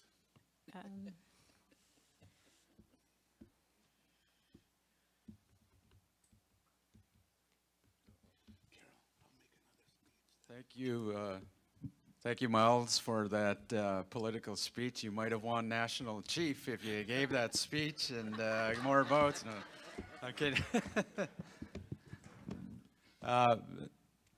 I guess my concern in terms of education is one of the things I've been bringing up, not only as the vice chief, as a tribal chief, and now a regional chief, is education for our children. What you demonstrated in your presentation, Corey, was the concern. We do have FNESC, you know, access for resourcing, and that covers off approximately 4,500 Indigenous learners. But there's still 60,000 learners in British Columbia that are Indigenous. And those graduation rates vary from very high rates of nearly, that exceeds the trend of 85%. Some communities are at 90%, but the vast majority are 50, 60%. And that's a huge difference, and we're losing a lot of learners. And it really concerns me because this is our future in terms of our future leaders. And if you look at some of the statistics out there, they use grade 4 statistics, which is really going to trend to if your child is going to be graduating. And if they're, not reading and writing at the level that they should be, which approximately 40% of our students aren't living up to that percentile, then they're not going to be graduating. And we have very suspect statistics. And if you see it for the norm, it's approximately 75, 80% in the grade 4 statistics of reading and writing. And it does trend with the norm. 75, 80, 85% are going to graduate. But for Indigenous learners, it's 40% at grade 4. And then in some areas, all of a sudden it jumps up to, in particular, School District 57 here in Prince George, all of a sudden they shoot up to 70%. That's very suspect. But it trends towards what you were saying too, about those really important courses, and gaining a Dogwood diploma versus a leave certificate. So it's really important for our First Nations communities to understand the importance of education and these signs that we need to grab hold of, but also to policy in terms of education with the provincial legislation. Perhaps it has to be amended, because there's too many school districts that have autonomy in terms of how resources are utilized on the students. They get X amount of dollars per Indigenous student, and the vast majority of those funds aren't being utilized to help our students graduate, and also the development of curriculum. This is a really big issue that needs to be tackled. And the chiefs, how many chiefs do we have in here? We have a few. And perhaps that's a good thing, because really this business forum is for practitioners. But anyways, I think we really have to heighten our political capital towards education. And I just want to highlight that and make, acknowledgement, and also what was stated earlier about Dr. Winter and the need for education and innovation, and how that leads to, our First Nations being successful in economic development. So I think it speaks to what you were saying, Jody, but Corey. But by the way, Jody too is, after, all the difficulty that she's going through, I think the positive thing that we can get out of the situation right now is that Jody blazed a trail for Indigenous women and Indigenous people. Like, she went to the second highest office, and really that blazing that trail, is a good example to my daughter. It's a good example to the youth and to the young women in this room, that you can succeed and gain those high level of office. And that's really important to acknowledge for Jody. But I think, if you have any comments about that foundation and the issues with education, and then how that leads to these higher levels of education in colleges and universities, because there's a whole nother issue there in terms of resourcing, because our students aren't learning and getting the basic foundations before they get to university and colleges. So they end up utilizing a year just upgrading. And that's really pressing on many of our communities.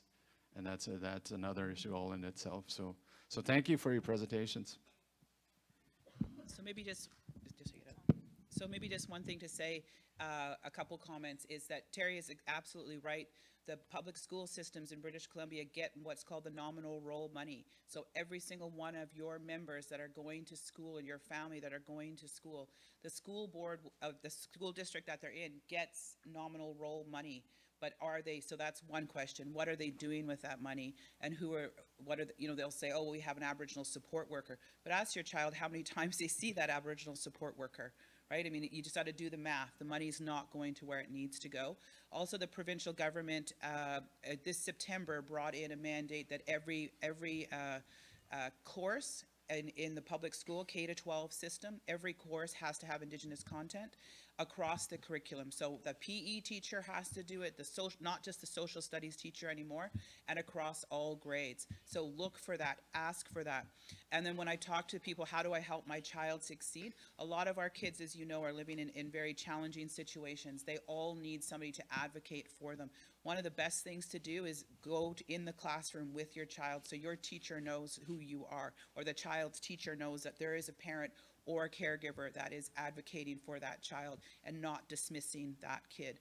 So it's really important to ask and demand from them, what is it that you are doing for my child? What are you doing with the money? What is the Indigenous content in this curriculum? And making sure that they have, they understand that this child is cared for and loved and can't be ignored or pushed aside, because they have a responsibility to educate our people. And it's absolutely vital, and that's how you change nations and build, this nationhood, or rebuild our nations. Thank you. Miles, we'll close with your comment. So Terry, about your first comment, maybe my head is still too far up in the clouds. But I think all of this stuff that Corey and Terry are talking about, the details of education programming and education initiatives, are critical. They're essential, and we need to prioritize them and make them a part of everything we do. But I just ask you this, as nations, as we're designing, we need to redesign these education and capacity building initiatives, and keep in mind all the time, for what purpose, why are we doing this? Why are we giving our young people education? Why are we setting up these capacity building programs? I think that's everything, and it's not automatic. The whole system around us is designed for this, to keep us down, for this colonial process. We need to redesign it for our needs, for our intentions, for where we want to go. And I know there's a lot of interest out there.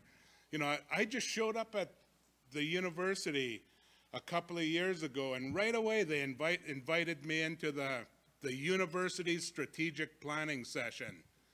The president, the chancellor, all the deans were there, and they're setting the course for the university, and they want to hear to a sufficient level of detail to affect how they allocate the university's resources. They want to hear from us what we need. And that can't come from a regional level or a province-wide level. It has to come from you on the ground, in your nations, in your communities who are doing this. And I'd say you need to keep in mind toward what end you want that to happen. That's the most effective way that we're going to get there.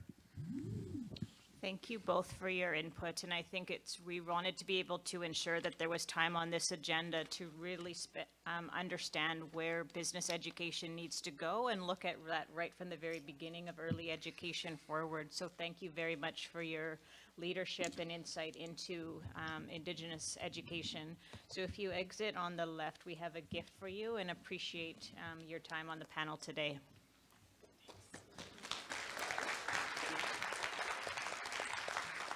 So with that, we'll have a 15-minute break, and we'll start with an announcement from Sarah in regards to procurement. So we'll break for 15 minutes.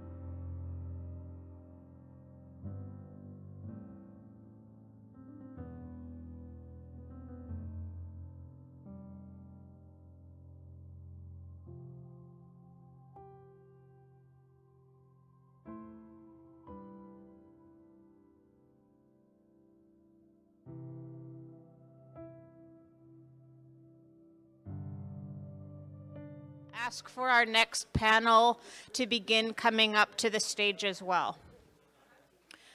So Sarah, how do you say your last name? Sarah Guerin is going to do a quick announcement, and then we'll start our next panel. Thank you very much. And I'd first like to acknowledge the traditional territory of the Clay Tenay and for welcoming us here to conduct business on their territory. I'd also like to thank the BCAFN for welcoming us here. I'm from the Ministry of Indigenous Relations and Reconciliation, and just wanted to let you know a little bit more about the BC procurement strategy that Dr. Winter mentioned this morning. So we are actually quite excited about this initiative. The strategy was released at the end of June in 2018. And it lists a number of strategies, or sorry, a number of initiatives that are being undertaken over the next several years to basically revamp BC's procurement.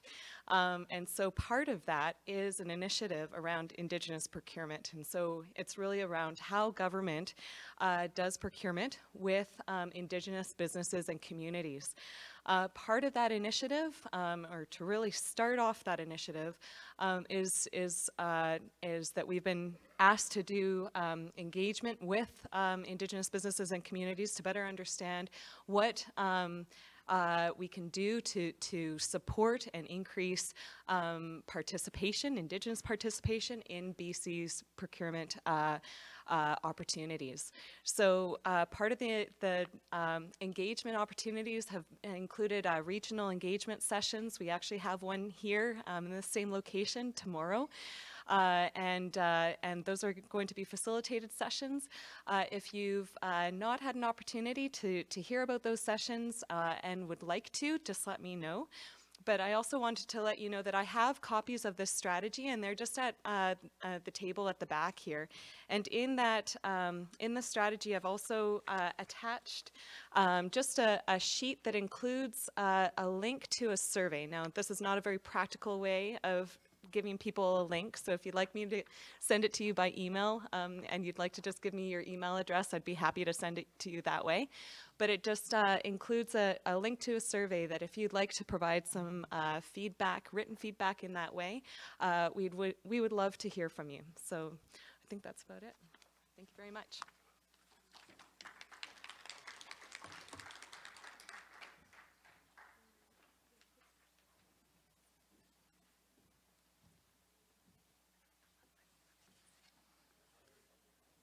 Thank you, Sarah, for that. So we're going to move into our next panel, Charting Our Own Path, demonstrating how nations have taken innovative approaches to business development. Our panel today is Tamara Ketlow, Samantha Vandernock, and Tiara Fraser. So our first speaker will be Tamara Ketlow. Tamara Ketlow is a chartered herbalist and entrepreneur, owner, operator of home-based business Natural Obsessions. She's from Nodaway-Wotan First Nations and the granddaughter of Johnny Ketlow, of the senior of the Frog Clan. As a child, she was set free to roam the hills, waters, and mountains of the countryside on North Shore of Fraser Lake, naturally drawn to the many medicines of this world in their backyard. These days, to her mother and to her, this was simply food: berries, barks, canes, nettles, more berries, and of course a plentiful garden. Please welcome Tamara Ketlow.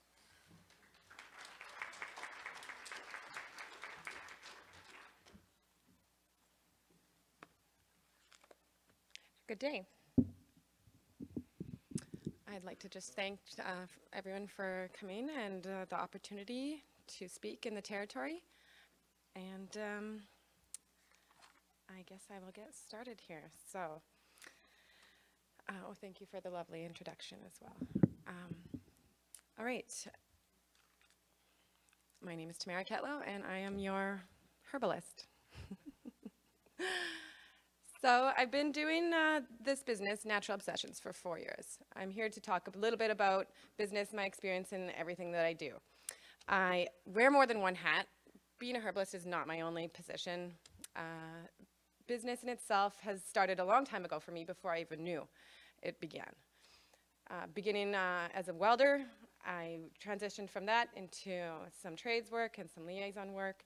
From that into, I've actually have some clients out here that I worked with, and it's been lovely watching them grow up and grow into themselves and become journeymen themselves and move forward in life.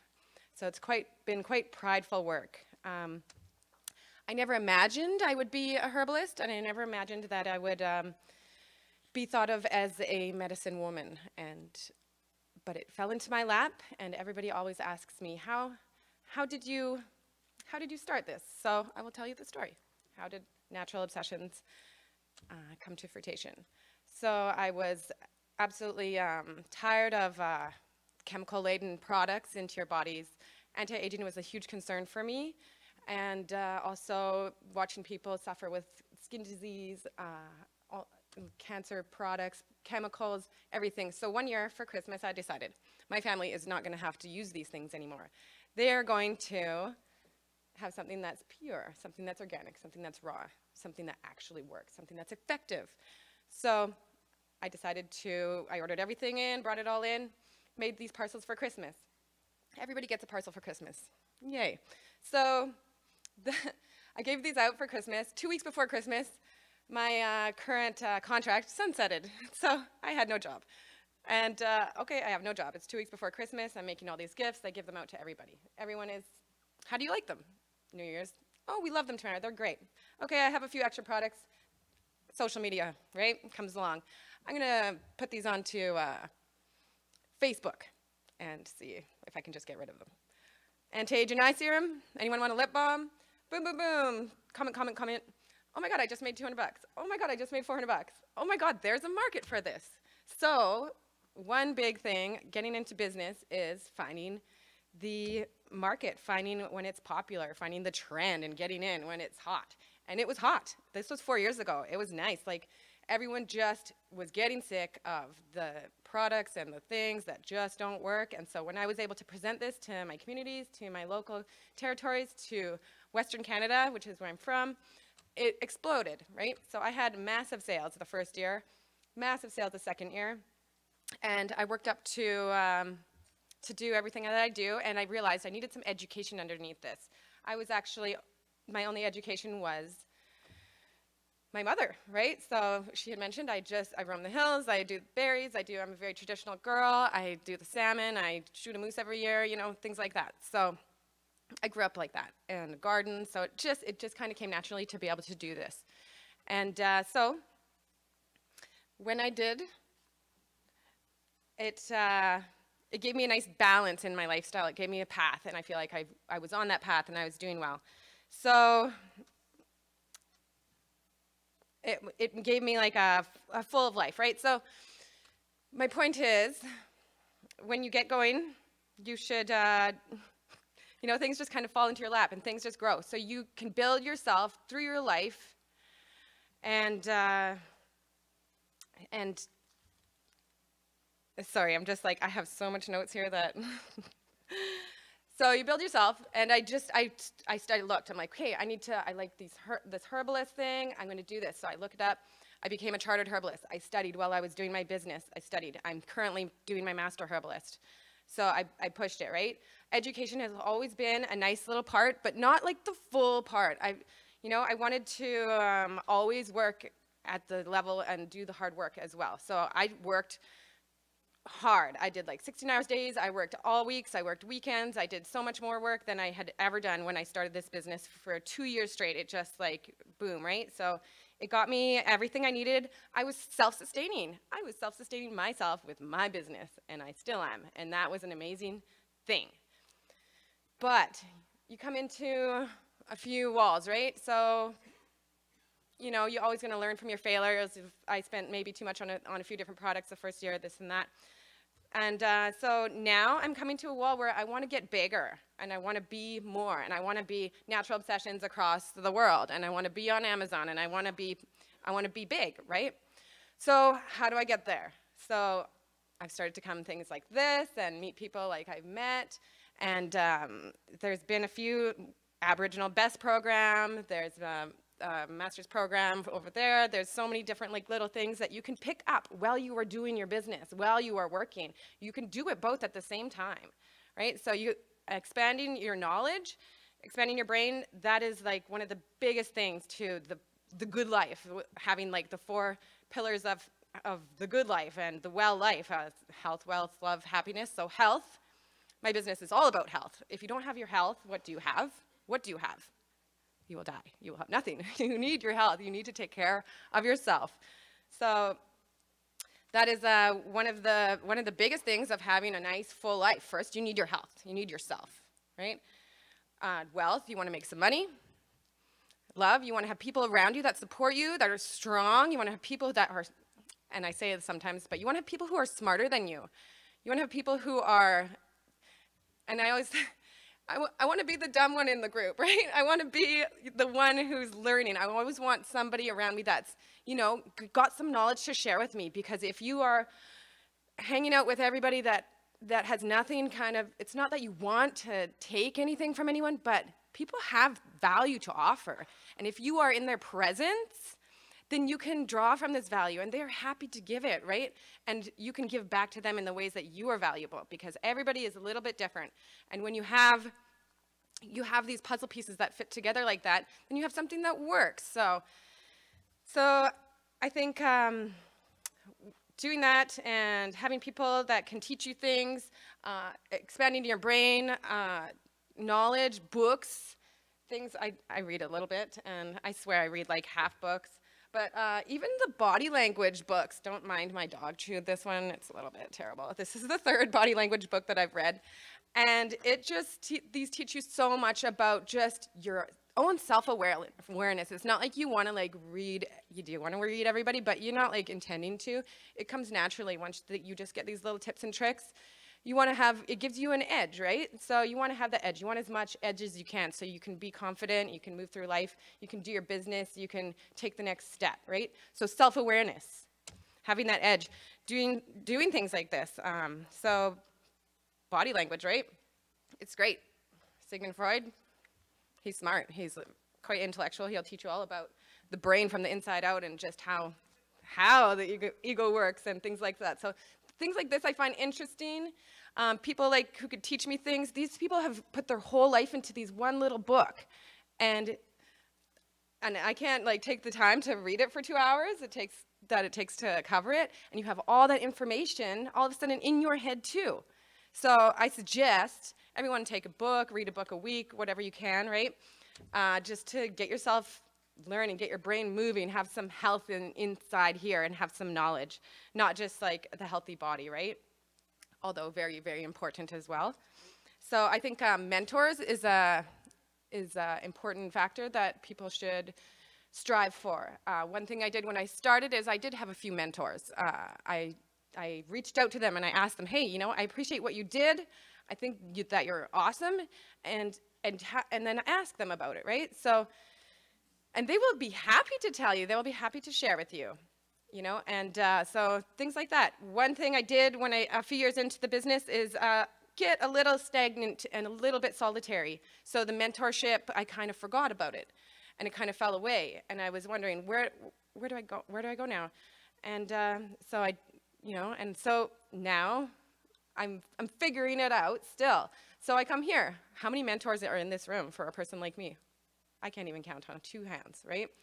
So I'm just going to say to small business owners, put yourself in the presence of the people that you want to be like, or the people that you appreciate their value, and don't be afraid to ask them, and don't be afraid to understand that you have your own value as well.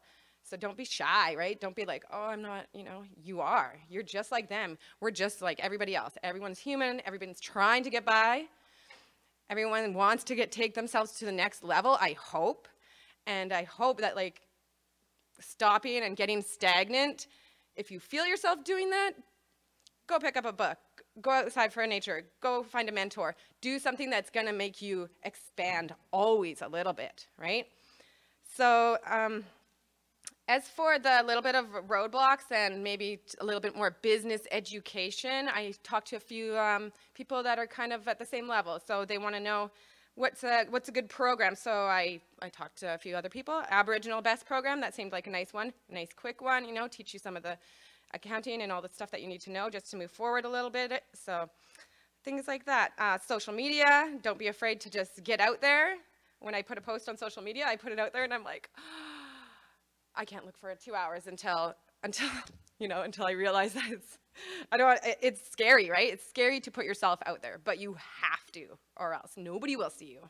And if that's you want, you got to sell yourself. And I say sell yourself. It's selling yourself is something that we all have to do. We all have to be a salesman. You go to a job interview, you're selling yourself.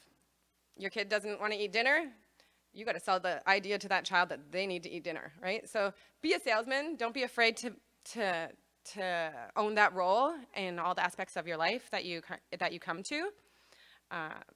Don't be afraid to find your mentors. Don't be afraid to scale. Bill was chatting about scaling yesterday, and it's a big step, and it's something that if you don't, then you're sitting at that stagnant level, and you're not moving up to the next level. So you want to have something that can move up, and if you have a nice, good idea that's original, the more you can scale. Invest in your education always. Again, I started my business. I took a herbology course. I'm doing my master's now, and eventually I will do the herbal clinical therapy, and I would love to open a wellness center one day, all right? And I think that's a nice goal, right? So, but again, I need to have a nice plan. I need to just take the steps and just do it. So don't be afraid of a little competition, right? There's no horse that runs faster than the horse that runs beside another one. So if you can, if you see someone doing the same thing you're doing, don't get mad. Maybe use it to your advantage.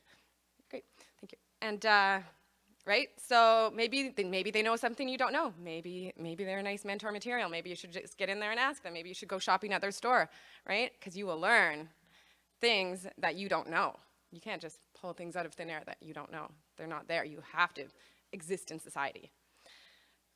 So you have to cut your teeth. You have to make great contacts at places like this and anywhere you kind of end up. So you have to sell yourself. Compile your knowledge. Do your books, do your studies, do your reading. And also do the hard work at the ground level, right? So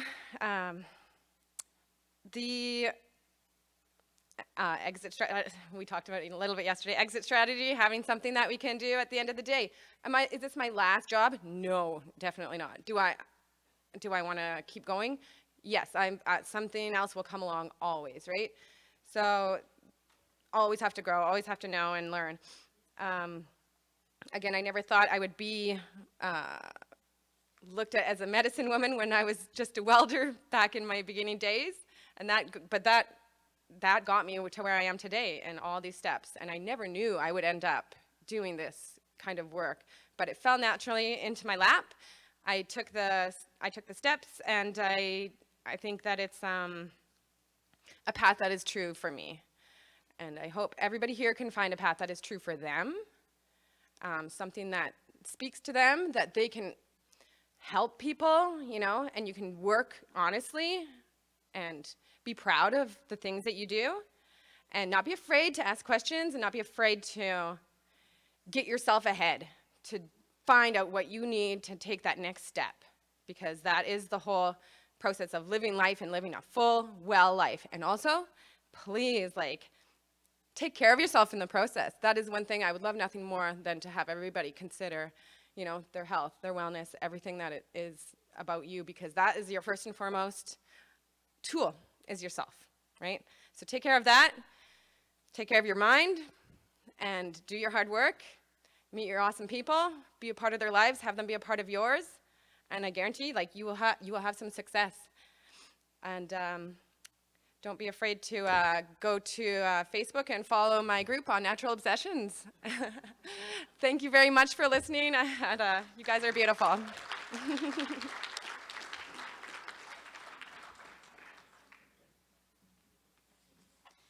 Amazing. And what we really wanted to do with this panel is to highlight women in business, but support and understand what these learnings have been, you know, what drove them to get into business. And that was amazing to hear that. So another one I'm super excited to hear from, Samantha Vandernock. Samantha is a proud Vancouver Island, she's Coast Salish, a member of the Snuneymuxw First Nation. Samantha is currently the coordinator of the Songhees Innovation Center, as well as an administrative assistant to Anamiki. She has a foundation in business and over 10 years of experience providing executive support. Samantha is passionate about working in Indigenous businesses, building the capacity for Indigenous people, and working for a socially driven company. Please welcome Samantha Vandernook.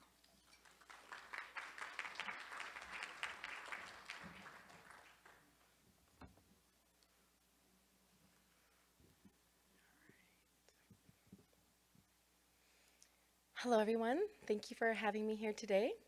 I would like to start off with acknowledging the traditional territory of the Lheidli that we are on. Thank you for having me. Is this okay? Here. So my name is Samantha Vanderdonk. I'm Coast Salish and from the Snuneymuxw First Nation. I've been living in Victoria for 10 years, where I work for the Songhees Innovation Center and Anamiki. So I'm here to tell you a bit about the Songhees Innovation Center, how it began, where we're at now, and where we plan to go.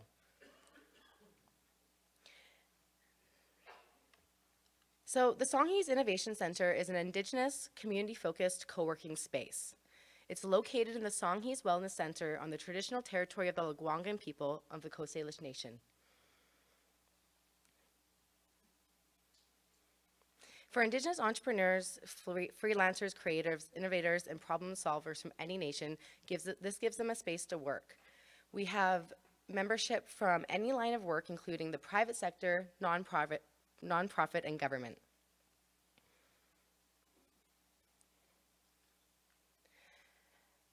Does anyone know what a, sorry. My apologies, I'm gonna go back one slide. Navigating technology. All right, so I want to tell you a bit more about SIC. The purpose is to be an environment in which great minds can come together to foster innovation, to develop, refine, and launch solutions facing our Indigenous businesses and our communities today. We offer office resources such as internet, mail services, printing, coffee, a meeting space, and access to the cafe and the catering services of the Songhees Wellness Center. So I want to talk a little bit about what co-working is. Co-working is an office-style environment for small businesses, entrepreneurs, and nonprofits who, under normal circumstances, would not have the opportunities or the resources for their own full office or a community to work with and collaborate with. Co-working is flexible workspaces that is suited to your organization's needs. You can choose from daily drop-ins, you can have access to hot desks, or you can secure yourself a permanent desk. You also get access to meeting spaces and office resources.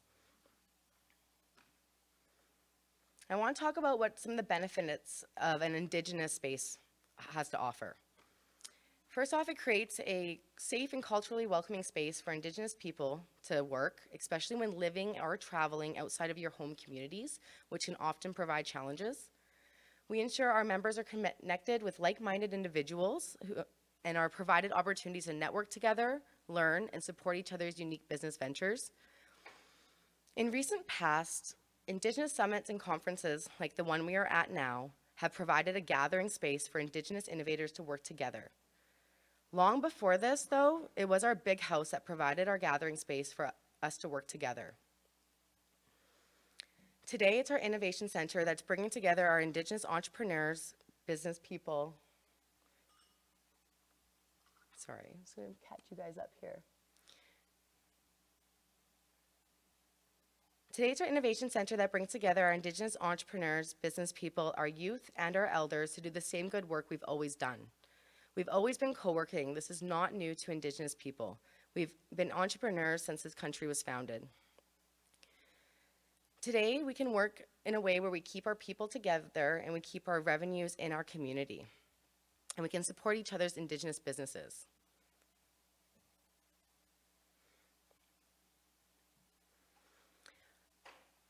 Our co-working space supports the wellness center of the Songhees Nation by renting space from them. We also hire their catering services. We offer our unlimited hot desk at a reduced rate to our Songhees membership. Typically, we would charge out membership at $250 per month, but we provide it to the Songhees membership for a rate of $50 a month. This is a way to give access to the community members to provide them office spaces and help them grow their businesses within their community. It's eliminating barriers that are often there when you're starting your own business and needing to house yourself. We can help you do that.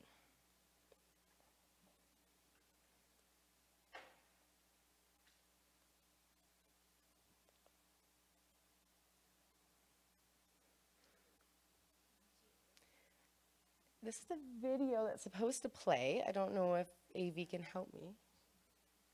Oh, okay. Okay. Sorry, I have a little video for you here, but it doesn't look like it's playing. Okay, no worries. We'll just skip that. And I'll tell you a little more about how we got started. So, Anamiki is an Indigenous technology company that I work for, and in 2017, they recognized that there was a need to bring together Indigenous innovators in a culturally inclusive space that fosters entrepreneurial spirit of Indigenous people. The idea of co-working wasn't new, but having a space for just Indigenous people was. This hadn't been done before. So in 2017, Anamiki had the idea, and they decided to present it to the Songhees Nation. Anamiki pitched to Chief and Council the idea of a co-working space within their building.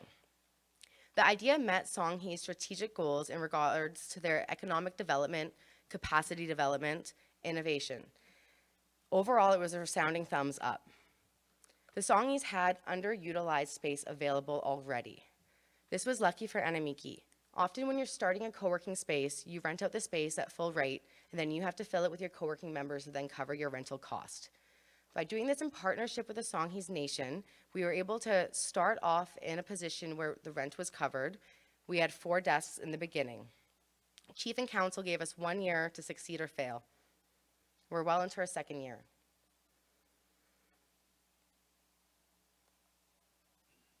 I have another great video for you that I don't believe is going to play, but I'll tell you a bit about where we're going. Our story has only just started. In the past year, we've already seen rapid growth in hot desk memberships. We've increased the number of permanent desks we have available in our space. We're hosting lunch and learns, Indigenous Connect meetings, and we're organizing conferences and gatherings. We've added phone booths for private calls and working in peace, beanbags to change up the view of your work and work in utmost comfort, and we have plans to continue growing the space and adding services for our membership. We have a dedicated coordinator now, which is myself. Previously, these services were just bootstrapped off of Anamiki's Giving Back project. Essentially, it was just being done off the side of someone's desk. So we've grown to a place where we're adding desks, we're growing our services, and we're adding staff. This speaks to the need for a space like this in all communities.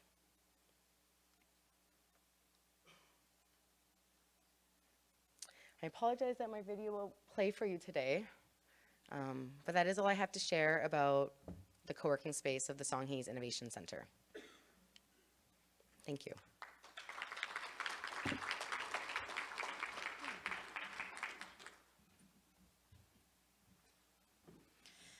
That is amazing, and I think so important to this collective space for the emergence of entrepreneurship. That's so important to where we're going.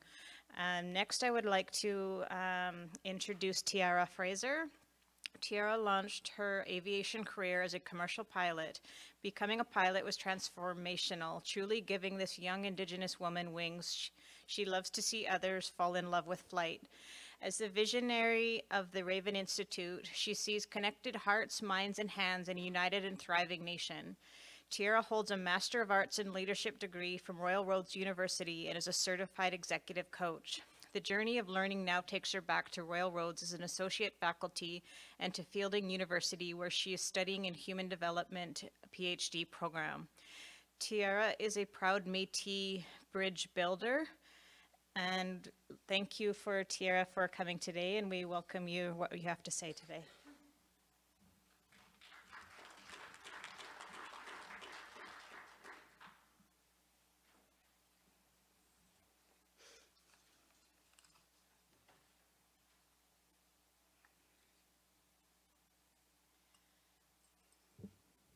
I love going after Carol Ann. I don't have to make too big of an adjustment to the mic. It's usually good.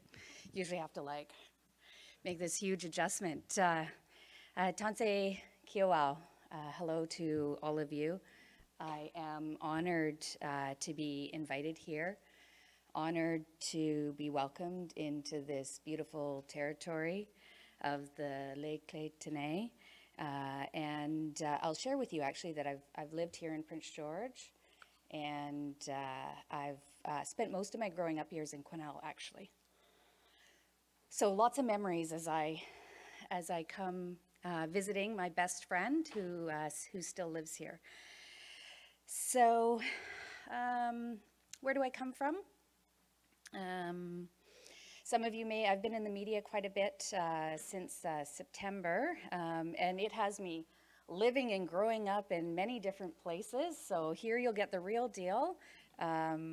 I call my ancestral homelands Fort Chipewyan in northern Alberta, although I've never had the opportunity to live there.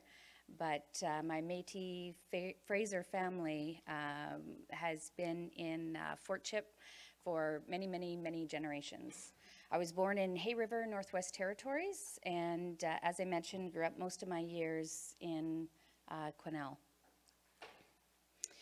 So being a pilot, I can't really talk about being an entrepreneur without talking about becoming a pilot. Because as Carol Ann read in my bio, getting my pilot's license truly gave me wings for literally everything else in my life. So the first time that I ever flew in, as a passenger of course, in a small plane, I was 30 years old. I had a grade 10 education. I was a single mom with 2 young kids, and I had bought one of the worst leaky condos in the Lower Mainland, so I was also bankrupt, and times were for sure tough. And so when times are tough, you know, what do? You look for your medicines. And in this particular case, I sat cross-legged on the floor of the bookstore in the self-help section and thought, okay, what is it that I know that I want more for my life and I want more for myself, and how do I go about that? So I made myself a bucket list. And on that bucket list was to do some traveling. While I did that traveling, I was in an airplane for the first time, in a small airplane. And the pilot was banking the aircraft, and he was telling us the stories of the land and the people. We were literally witnessing the land from the air. And I thought, that is the coolest job I've ever seen in my life. And wonder what it takes to do that. So I had this little idea in my head when I came down from that flight that ought to be something that I looked into. And I really got pretty fired up about it. And so then I got down from that flight and was pretty excited. A couple days later, I was like, okay, let's review. You're 30 years old. Most pilots know by the time they're 5, 6, 11, 12, 15, 19, 25, that's what they want to do. So you're 30 years old, you're a single mom with 2 kids, you have no money, you have no parents to help you. It's very shortly after 9/11, there are no jobs, and you have no education. So for someone like you, every time I say that. For someone like you, that's just not possible. A couple weeks later, I went again for another trip. I went skydiving, actually. And I can tell you, in that moment when we taxied out, I wanted to touch every single thing in the airplane. And I said to myself, and it's the most important moment, so it matters that I tell you about this, that I said, I don't know what it takes to make this possible, but I am going to make this possible. So I came home from that trip, and I started my pilot training 3 months later, and within a year, I had a commercial pilot's license in hand. And it was my first experience with what I call now Dream It, Design It, Do It. So there I am in my first job, flying photo, my first commercial job. There I am, I flew for Hawk Air. I worked for Hawk Air twice, so I lived in Masset, Prince Rupert, Terrace, and Smithers, flying for Hawk Air. And then I thought we had a bit of a dip in our economy, and there was some layoffs. And I thought, you know, I think I want to do my own thing.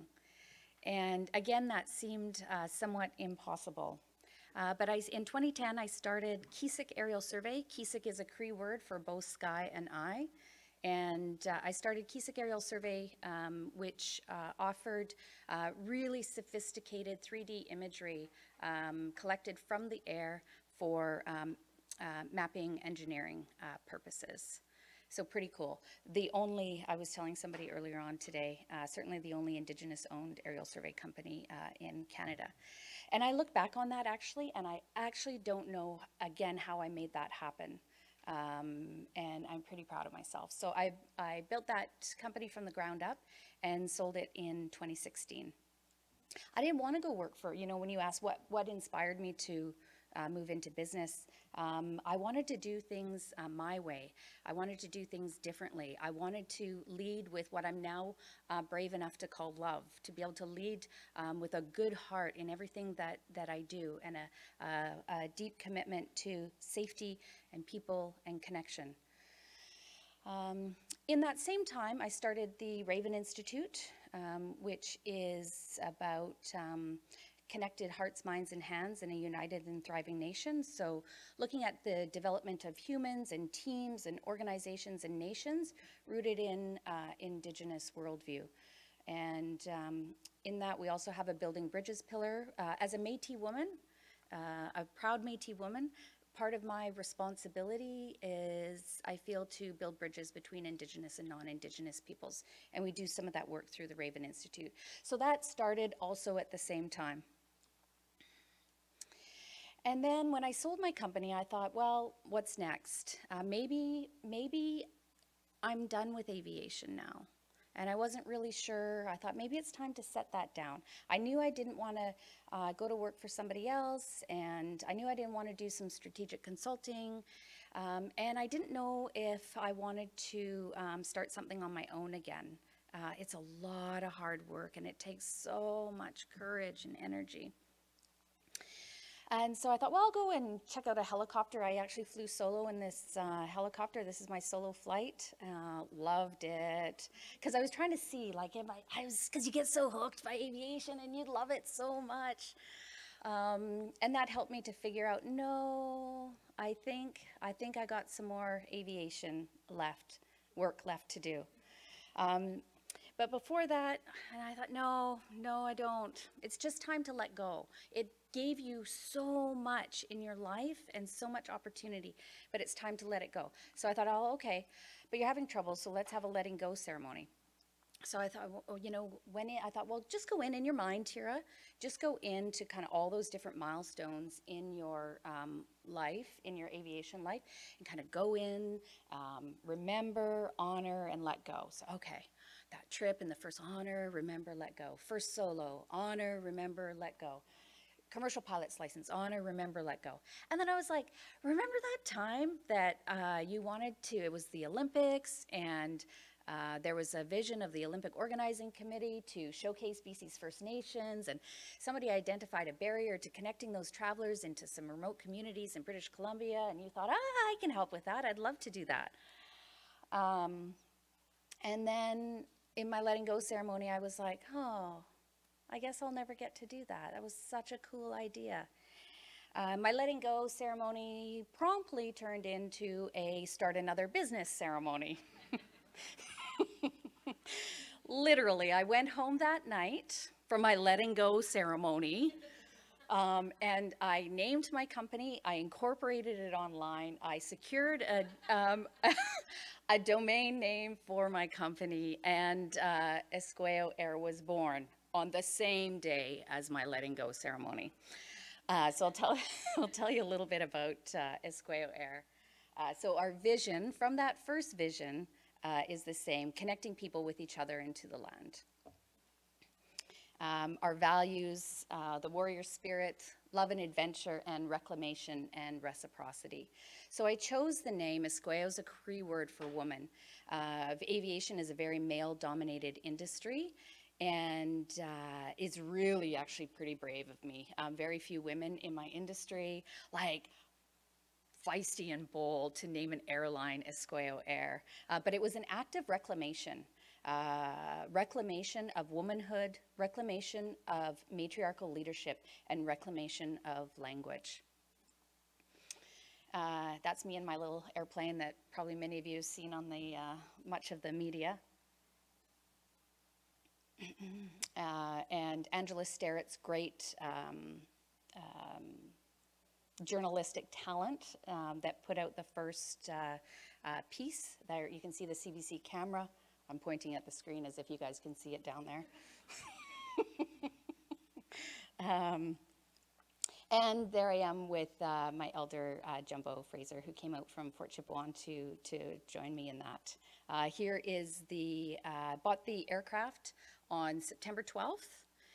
And on September 21st, we had a blessing ceremony. So it was really important for me to start in a really good way by the first order of business, asking the Musqueam people for their permission to do business on their territory from YVR Southside, YVR.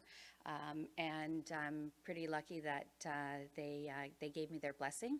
So this was a ceremony that we had just mere days after I bought the aircraft. So, and then we got a lot of media attention. And the media is like, what are you doing? I'm like, I just bought the airplane. I just bought it. But it was a really beautiful evening. And so my question all the time, everywhere that I go, as Carol Ann knows, is, that's okay, mine's gonna go off in a second too, is how do we co-create, she's telling me I can keep going for a minute, how do we co-create the conditions for Indigenous peoples in business to thrive? So for me, becoming an entrepreneur, although it's brave and you have to take risks, and it's an enormous amount of hard work, for me, becoming an entrepreneur is what lifted me out of poverty, what lifted my family out of poverty, and what allows me the opportunity now to do all the different things that I'm doing to try and lift all of us up. It's an important question, so I really hold my hands up in respect for the importance of gathering together for this kind of conversation. I'm going to talk about just a couple more things that I'm doing because I think that they're pretty awesome in that same way of how we lift each other up.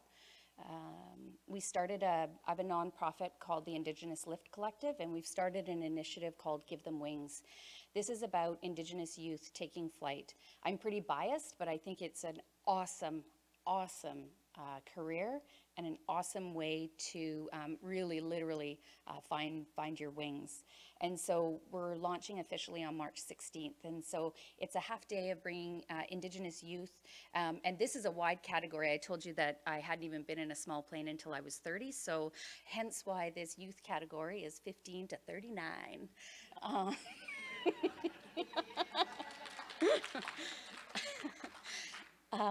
And so it'll be a half day where we'll share some information. There's all kinds of airplanes coming to park on the ramp. There'll be a few discovery flights to be able to take. There'll be some sims to try out, some people to talk to. And so I'm pretty excited about that. So I thought this was a great place to share this because it, again, connects with when we are allowed the opportunity to find where our passions are, the sky is no longer the limit. So I want to share that with you. The other thing I want to share with you about how we lift each other up and how we amplify voices is an initiative of the Raven Institute is Raven Speak. This is Indigenous changemakers, visible, masterful, amplified, and connected. Raven Speak has 3 parts to it. Raven Speak Mastery, this is about like getting it together, learning how to convey your message. And I'm proud to say the first cohort just started last week. And then we have Raven Speak Amplified. So the folks that come through the mastery program, it's like, if you just imagine, the easiest way for me to say it is like, just imagine an Indigenous TEDx with an audience mixed full of diverse people, keen and interested to hear the wisdom and the stories of our awesome Indigenous changemakers and storytellers. And then the Raven Speak Hub will launch, which is a place to connect seekers and speakers. And so the next Amplified event is going to be on June 12th. And would love for you guys to come. Our esteemed host, Carol Ann, has been a speaker in Raven Speak Amplified, and you can actually watch the talks online. I put the link there, and they're awesome stories. They're beautiful stories, and I'm so proud of every one of them. And the last thing I'll just share is coming out of that Raven Speak initiative around how we amplify voices. We have been gathering a circle of, this is a Vancouver-based initiative, but I think that this is a really important conversation to have, is amplifying the voices of Indigenous women in media and how Indigenous women are, how those stories are told and how they could be told differently. And we've been able to strike some really beautiful relationships with media, and actually that is why I won't be here for the whole afternoon, is because I have to go back because we have one of our gathering circles tonight. So I want to say Kinaskotamin, thank you from my ancestors to yours. Kinaskotamin, thank you from me to you, and thank you from my unborn ancestors to yours. It's been an honor to be here today. Thank you.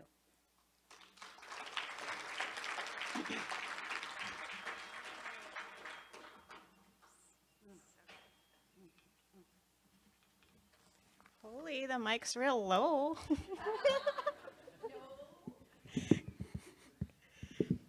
Well, that is it. Shining examples of the strength of our Indigenous women in business. This is it. This is Indigenomics in action.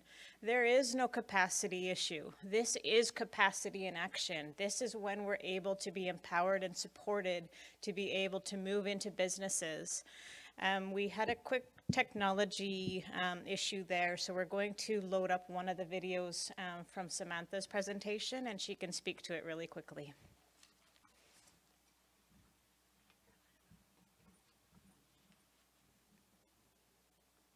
All right, so this looks like it's going to be the video that shows you the co-working space at full capacity today. So when we started out, it was an empty room. We applied to the Western Diversification Funds, and we were granted the money to fill up the space with all the desks we needed.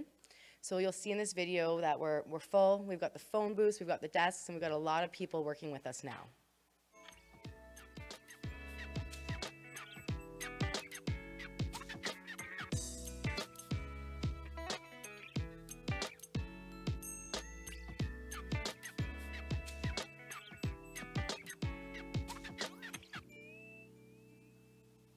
So no longer an empty space, and I hope this inspires some of you to consider the resources around you, and if there's a room going underutilized that could do the same great work that we're doing in Victoria.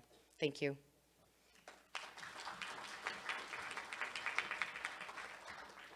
So thank you to each of our panelists. As you exit on your left, we have a gift for you and really acknowledge the presence and leadership that you brought to this discussion. Thank you. Actually, we do have a couple minutes. Are there any questions from the floor before you go? One at the back here. Hi, I'm Melissa Buck, Willetjut, Intlagatmuk Nation. I'm from the Nowitch Reserve. I just wanted to say thank you for everybody coming today, First Nations Women in Business. Sorry, I'm so nervous. I also have a business of my own, and I just wanted to say thank you for everybody speaking today, and this function was good to come to. Thank you.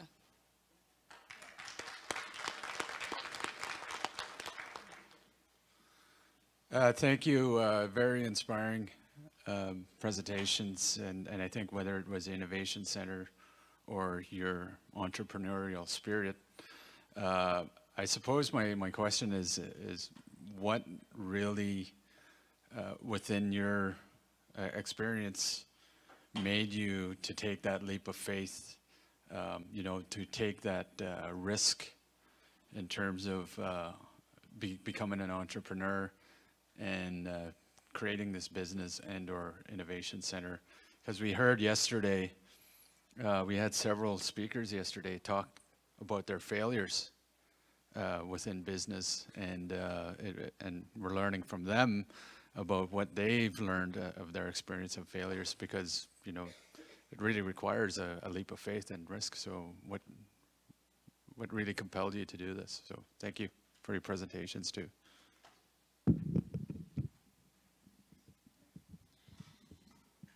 Yeah, I think that it takes courage, right? It takes courage to take the risks. It takes the willingness to work hard. And, you know, I think for the most part, we're just in our own way. And if we move the barriers out of our own way and just believe that anything is possible, like in that first belief that I had in myself, believe in yourself, trust yourself, take whatever risks are or take the steps that are in your heart that you know you need to take, and just trust yourself, listen to yourself, know the setbacks are coming, and just be ready for them. Don't let them take you down. Dream it, design it, do it, and then celebrate it. I don't know, that's it.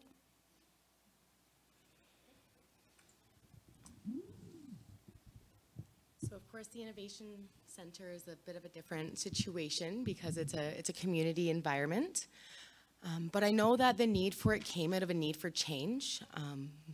Jeff Ward, who is the owner of Anamiki Indigenous Technology, worked for a long time in a space that was occupied by non-Indigenous people.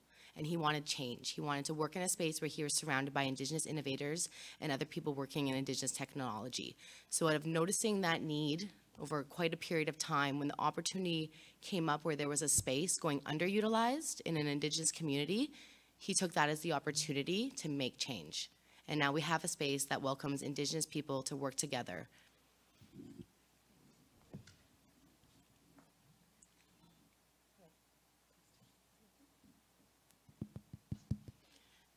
So, again, courage. So you have to take the risk. There's always a risk for things like that. If you don't take a risk in life, you'll never really get ahead, right? You have to be able to take that leap of faith. So for myself, it was the sheer fact of I lived in a small community, and I wanted to take advantage of the social media, and I wanted to be able to stay home with my daughter and take care of her. I needed to. There's not a whole bunch of 9-to-5 jobs for me that I want to do. I don't want to go manage fields. I'm sorry. I got no, things like that. I wanted to be better than that. So I think just thinking outside the box, and once you get like that idea that comes naturally to you, you can take it and don't be scared to run with it, right? And once you have that level of creativity flowing a little bit, more things will come and more, and it will naturally hit you again and again and again, and you won't feel afraid anymore, right? And you will be able to do it. So again, I spoke about putting just that little advertisement out. If I don't put it out there to the world, nobody's gonna see it. And yes, people are gonna hate, they're gonna hate, or they're gonna do this, and they're gonna try and pull you down a little bit, and it did happen, and it does happen. And those are, you just cut that loose and move on, because there's plenty of other amazing people like you out here that are willing to help lift each other up, find that support, and support yourself. And just basically the drive to support myself was what made me do it. The drive to take care of my family and the drive to succeed. Thank you. Awesome. One more question here. This may be too big of a question before lunch, but I was just curious on the panel's perspective on what they see as the individual entrepreneurs' role in the Indigenous community's economy?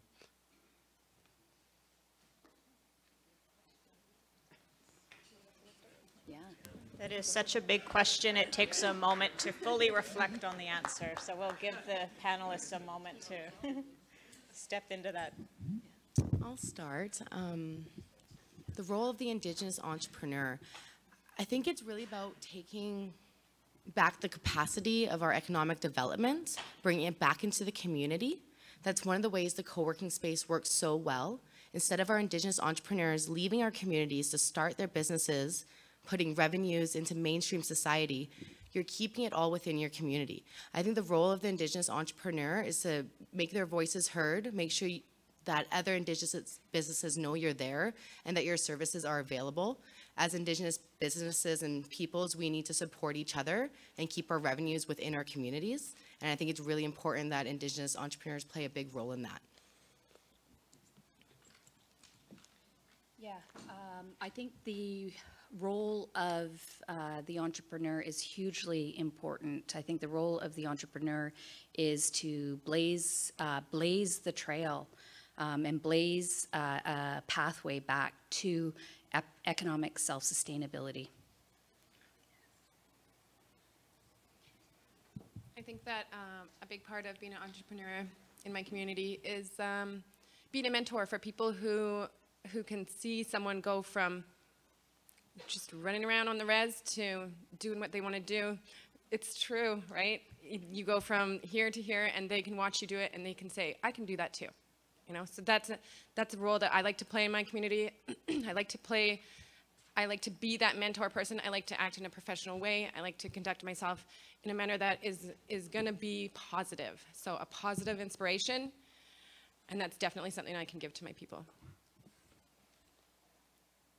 Amazing. Thank you very much to this panel. If there's no more further questions, let's give them another round. That was so powerful.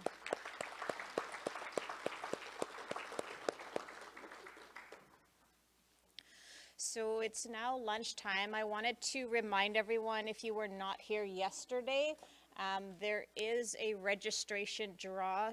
If you put your name in, you can win one registration for the World Indigenous Business Forum in October in Vancouver. I think it's October 8th to 10th. So if you haven't already done that, put your name in at the front, and we will send that to them to be able to choose the winner of winning the registration for that. So with that, then we will move to lunch, and we will return for 1 o'clock.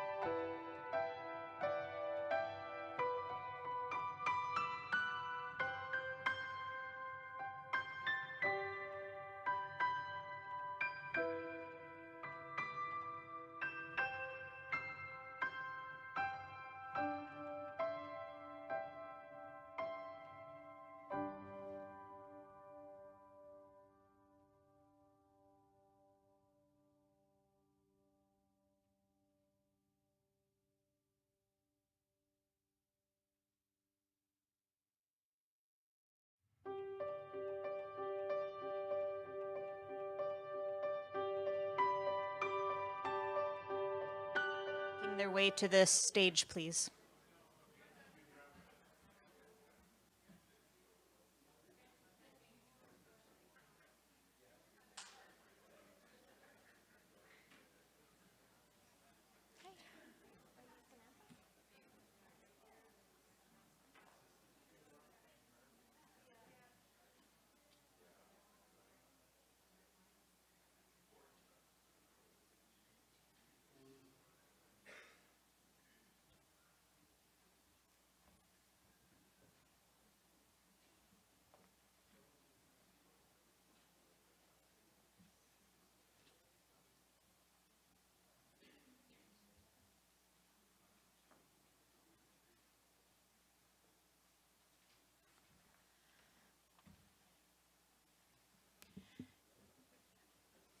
Okay, good afternoon, everyone. Looking forward to this panel as well.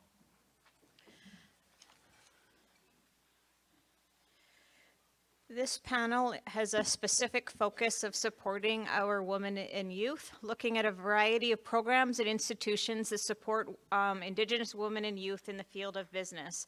This panel highlights a few examples. So in introducing this panel, we will begin with Samantha Moyes, speaking on behalf of Karen Hunt, who was unable to make it today. Samantha's from Nakasley, from the Beaver Clan, has 3 kids and works for Pignata for over 18 years at many capacity and currently in youth and trade. So welcome, Samantha, and thank you for coming out today. You can come up here.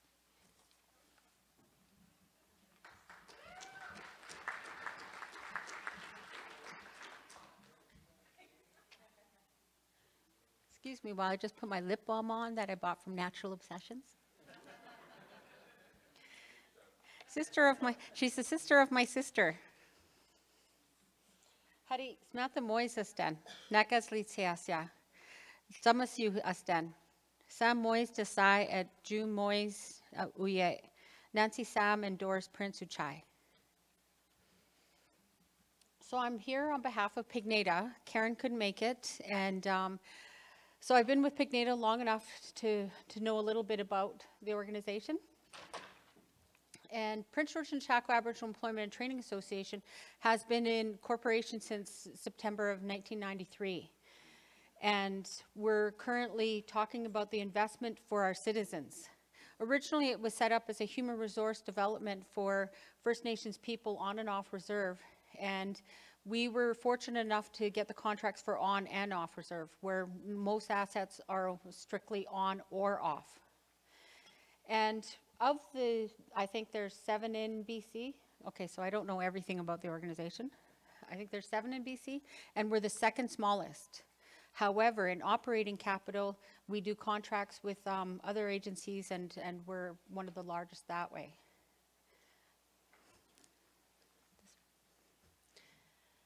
So we talk about investing in our citizens because our citizens come first.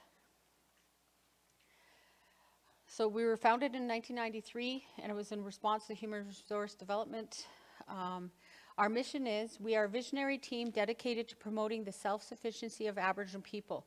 And there's real meaning to that. Like when we talk visionary, we were the first Aboriginal non-college to be a distributor for the TAOS exams through Bow Valley Community College. We were the first Aboriginal accredited for essential skills instruction north of Vancouver. So that talks about our visionary. Dedicated, we have a full round of dedicated staff. Everybody does their jobs. We are there for the people. And it shows. I mean, you know, so many of us could go off and consult and make a lot of money. You know, I've gone away a couple of times, made some money, but we always come back to Pignata because it's really the heart of our people that we work for there. And self-sufficiency of our Aboriginal people, we have so many people who are getting into the Red Seal, who are coming and showing us that they've become sufficient in their lives. And, you know, I'll talk a little bit about the training programs, how we operate them. You know, we're developing leadership. And that's a wraparound service that does that. It's not just education. We're not just feeding people what they need to do the job. We teach them also how to live in those lives and how to live with that income, the change in income. We get a lot of our directions from the First Nations leadership in the communities. When they want the water treatment training, that's what we do. When they want medical office assistant training, that's what we aspire to do. We have 17 First Nations agreements with First Nations communities in which we do research and capacity building. The first picture there is a young lady who wanted to be a logging truck driver, and that's what she is. And she's very self-sufficient to that. We realize the potential in our First Nations communities. We develop the workforce of the future through job readiness. So again, it's not just about the training, it's about being ready for that job and that career and that culture. So we have our own culture, but the job and the workplace has its own culture. So we teach that as well. And advancing literacy, we promote aspiring Aboriginal apprentices. That's our big, we have a huge department just on apprentices. And yeah. So we're citizen-centered, like I said. So we have walk-in client services. We have classrooms operating with our citizens who are taking classes. As you can see from those pictures, we have a young Nakasley young lady and LBN young man who have their red seal, and they're educated in the trade, one in electrical and one in carpentry. We are part of the ARD network, Aboriginal Human Resource Development. There are a number of us across BC and a number of us across Canada.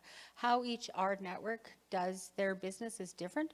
So we do proposal-based, but we also do First Nations agreements where they develop their own human resource development in their community, how they want it done, and we just make sure that's how it happens. And we also have walk-in client for people to come in and take training in most capacities, whatever they need to get out there and working. What we have coming soon is our distance learning. We're looking to do a lot of our instruction online and through video conferencing, and that's been, I mean, it's a different way of teaching, so we're working on that. We have the Skills Partnership Fund, so we are able to customize our training for the industry. We currently have a construction company and a housing management company out of Notley, and it's very successful. We have, we're running right now an environmental resource management program. They're in their second year, again, very successful. We have transportation and heavy equipment operators. That's a partnership fund. And so we come to the table with half, and we ask the community or the employer to come to the table with the other half. And we've been successfully training people at that and getting them into the jobs with wage partnerships. We operate the Aboriginal homelessness and the rural and remote homelessness. So that's another project that we've taken on. So these are the departments. The ones in the green are our partnership, Industry Connector, our Aboriginal Employment Gateway, our First Nations Training Agreement, Skills Partnership Funds, UAWG. Those are our partnership departments. Along the bottom, the gray ones are our admin. So we have our finance and, our admin. And then the red ones are our special projects. So that's where the transportation, the heavy equipment comes in, our trade tech, trade services. And the ones that I'm going to talk to a little bit is the Women in Trades and the Youth Skills Link. And then we have our pathways in Burns Lake as well, and Blade Runners. So the Women in Trades is called the Empowerment Program. It's a wraparound support. Wraparound means we're taking care of the mental, emotional, and spiritual, and physical sense of our students. They go to the gym in the daytime before they start class. We provide healthy meals so that they're not worrying about their food while they're in training. Because when somebody leaves their home, you know, especially a single mom with kids, we're changing their economy. Now they have to pack a lunch. They have to pack their kids' lunch. They have to take their kids to daycare. So we're changing their home. So we try to, we do everything we can to support that in a wraparound service. We build literacy a lot because, you know, literacy is what's gonna help you retain and advance in the job. Emotional intelligence is huge, you know, the stresses that come about, I mean, we all experience stress, but these are new stresses, so we're teaching people how to deal with that. We've, with trades, the thing that I can say that Karen really did was, she said, we need to get out of this hereditary trade business. You know, where your father's a welder, so you become a welder. Your father's a truck driver, you become a truck driver. Instead, she wanted to see men doing baking and cooking and women out there welding and driving trucks. So it became non-traditional was the focus for the trades program.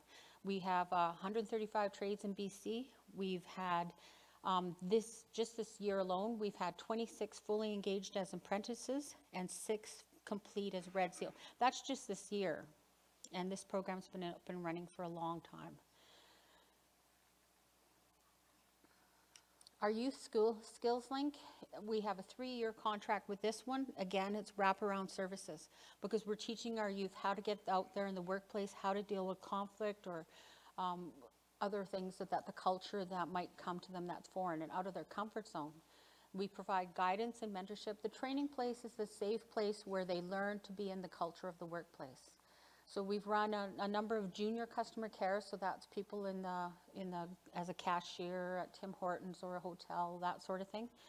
We ran a junior paint program, so you can see a couple of our junior paint girls helping paint the logo at the Urban Aboriginal Housing on 17th Avenue. And one of them has been retained there as a maintenance worker. We have the Youth Connects, which is youth and trades. And this is the first group that I've done, and out of I think 10, I think 8 of them are working sustainably out at Mount Milligan or construction companies and that sort of thing, so very successful. Our next upcoming programs, so I will be recruiting very shortly for a youth surveying and AutoCAD. So what that is, surveying is out there, you know, the people with those poles and, you know, they're describing the land or whatever, and then the AutoCAD is data entry for engineering firms. So engineering firms are willing to scoop these students up for just that. Like, they don't have to be engineers. So we're going to run that program. It's a short-term program, and we're just going to get a number of people working. And maybe they would be interested in engineering if they get exposed to that. The youth office assistant, that was a bit of a tricky one. Our funder said, no, you can't do a diploma program. So I said, well, I went to the university and I said, show me what the components of the diploma program are, contract those instructors to come to Big Nada, and so that's what got approved. So in the end, the students can go to the university and apply for their diploma. So that works. So we have, as a result, I think we have 479, I think, this year that we got into different jobs, from management to business, natural applied sciences, health occupations, education, art and culture, sales and services, trades, natural resources, and manufacturing and utilities. We operate, like, wherever the students need to go for their education, that's where we send them. We sent some down to Vancouver to work in a Porsche, or it was either Porsche or Lamborghini auto shop. And rather than put them into school, they took apart a Porsche and put it back together, hands-on. And these were students from rural, remote communities. So very creative in how we do business that way. How long do we have? Sorry, I'm on my last slide. But I could tell you some successes that we have. Like, you know, as we run, because our organization grows and changes as we go along. And, you know, so a lot of our students, sometimes we hire them and we retain them. Like, so from our youth and trades, we hired one of them, and she's now a job coach for her peers. And, you know, so we're always hiring from our classes. I guess we can kind of say we take the cream of the crop. But and also listening to the community. When I wanted to operate the MOA program, the medical office assistant, it was because the communities are really screaming for medical office assistants. And the Northern Health as well. So we know that there's a need for it. But because our funders don't pay for the diploma or the certificate program, we had to be really creative to make that happen. And So yeah, that's some successes that we could say that we put through. Our Skills Partnership Fund has been huge. We've been running programs in all the communities. We did the warehousing program down in Vancouver with some youth. And yeah, and I brought Karen's business cards because she is the executive director of the, and there's her email there and our phone number and address and everything. And I guess I can take some questions. Okay, I'm done.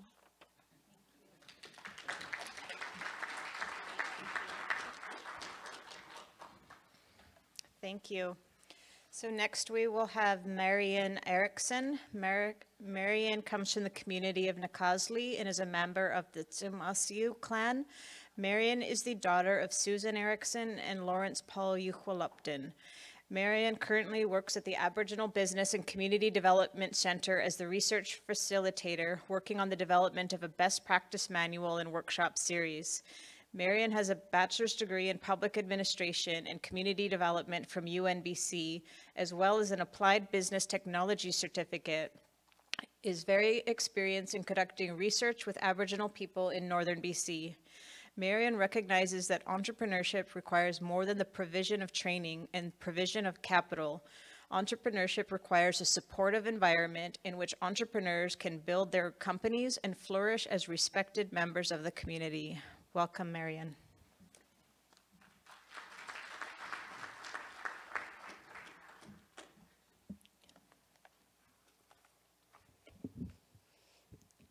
Hello, everybody.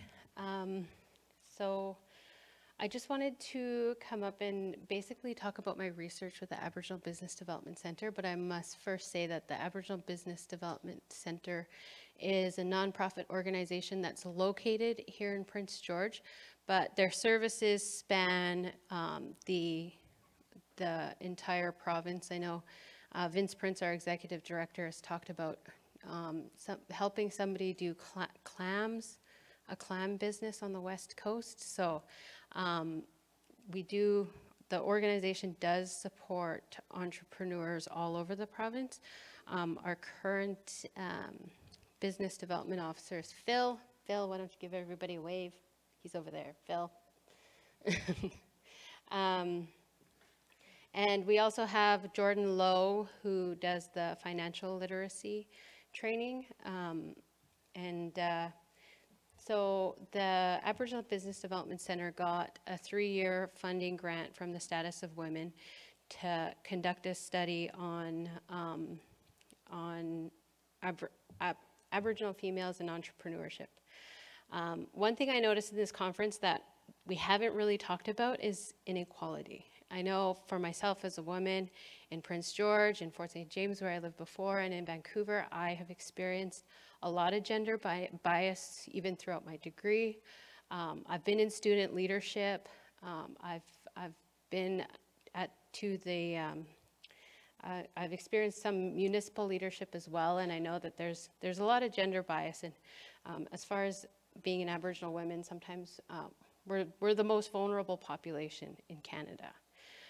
And that vulnerability even takes up space on the land. And I know a lot of you will see it when you drive home. You'll see pictures of missing and murdered Indigenous women. It takes space on the land. So that's where this research comes in. So one of the things that the Aboriginal Business Development Center noticed was that there was a disparity between Aboriginal women gaining access to capital in comparison to Aboriginal men. So what Vince Prince explained to me was that they would have approximately, let's say there was 5 Aboriginal men and 5 Aboriginal women show up at the Aboriginal Business Development Center. 4 of the men would get access to capital and only 1 woman out of those 10 people who walk in the door. So we want to find out what is going on. And so the Aboriginal Business Development Center got a grant from the Status of Women to do a study on finding these inequality gaps and providing things for the community. But I just wanted to start with a story that my professor at UNBC told me Professor Greg Halseth. He's been my mentor throughout my degree and throughout my budding career. So Dr. Greg Halseth in our community development class told me a story about a chief. And his people told him that they wanted jobs. So the chief went out and he got all the forestry companies from all over their whole traditional territory and got them all in one room, and they said, oh, look, there's jobs. And they said, we don't want those kind of jobs. What are you doing? Like, we don't want to destroy our territory. We want to become teachers. We want to become, like, they didn't want those kind of jobs. And that's what I think this study will help us do. I'm not going to be the chief who goes out and decides what people need. I want to go out into the community to find out what women want so that we can develop a training course that's based on research, so that we're not going out and deciding, okay, well, we see there's a literacy gap, we'll teach literacy. And you look at the census data, it might say that or something. But maybe that's not what the people want. Like, maybe they want to learn how to cook and things like that. So that's kind of the basis of this research. So our study area is northern BC. And I was actually just talking to a Chilcotin lady from my table, and she was like, well, how come? I was like, I gave her my card, and I said, oh, you're just outside of our study area. So what I've done is I actually, looking at our funding abilities, we have the funding to do all of northern BC. I've kind of cut in half this economic region, mostly because it'll just be easier. It's kind of, I do have some challenges in dealing with some of the census data, because when you cut in half an economic region, it makes data collection a little difficult. But I noticed there are some disparities in terms of women in leadership positions, specifically Bulkley, Nechako. If you look at the 2016 census data, found that there was no women in that area who were managing enterprises. The data was suppressed. It says 0, but basically there wasn't enough data to record any result. So that's kind of shows you some of the disparities in terms of access to capital and things like that for Aboriginal women. And I also grabbed all of the census data for all of northern BC, and I found that the same thing happens when you collect all of the First Nations reserves that have information from census. In the northern BC study region, if you look at the NAICS data, the North American Industry Classification System, it also found that in the Aboriginal on-reserve populations, the data was once again suppressed because there wasn't enough women to calculate the data. And I know that there are Aboriginal women entrepreneurs because we've just heard them talking today. So that's why I think that there needs to be more done in communities to create an environment for entrepreneurship. And we want to, with this study, I want to find out how to do that based on a community-based approach to research. So it's community-led, that the communities are able to decide for themselves, this is what we need.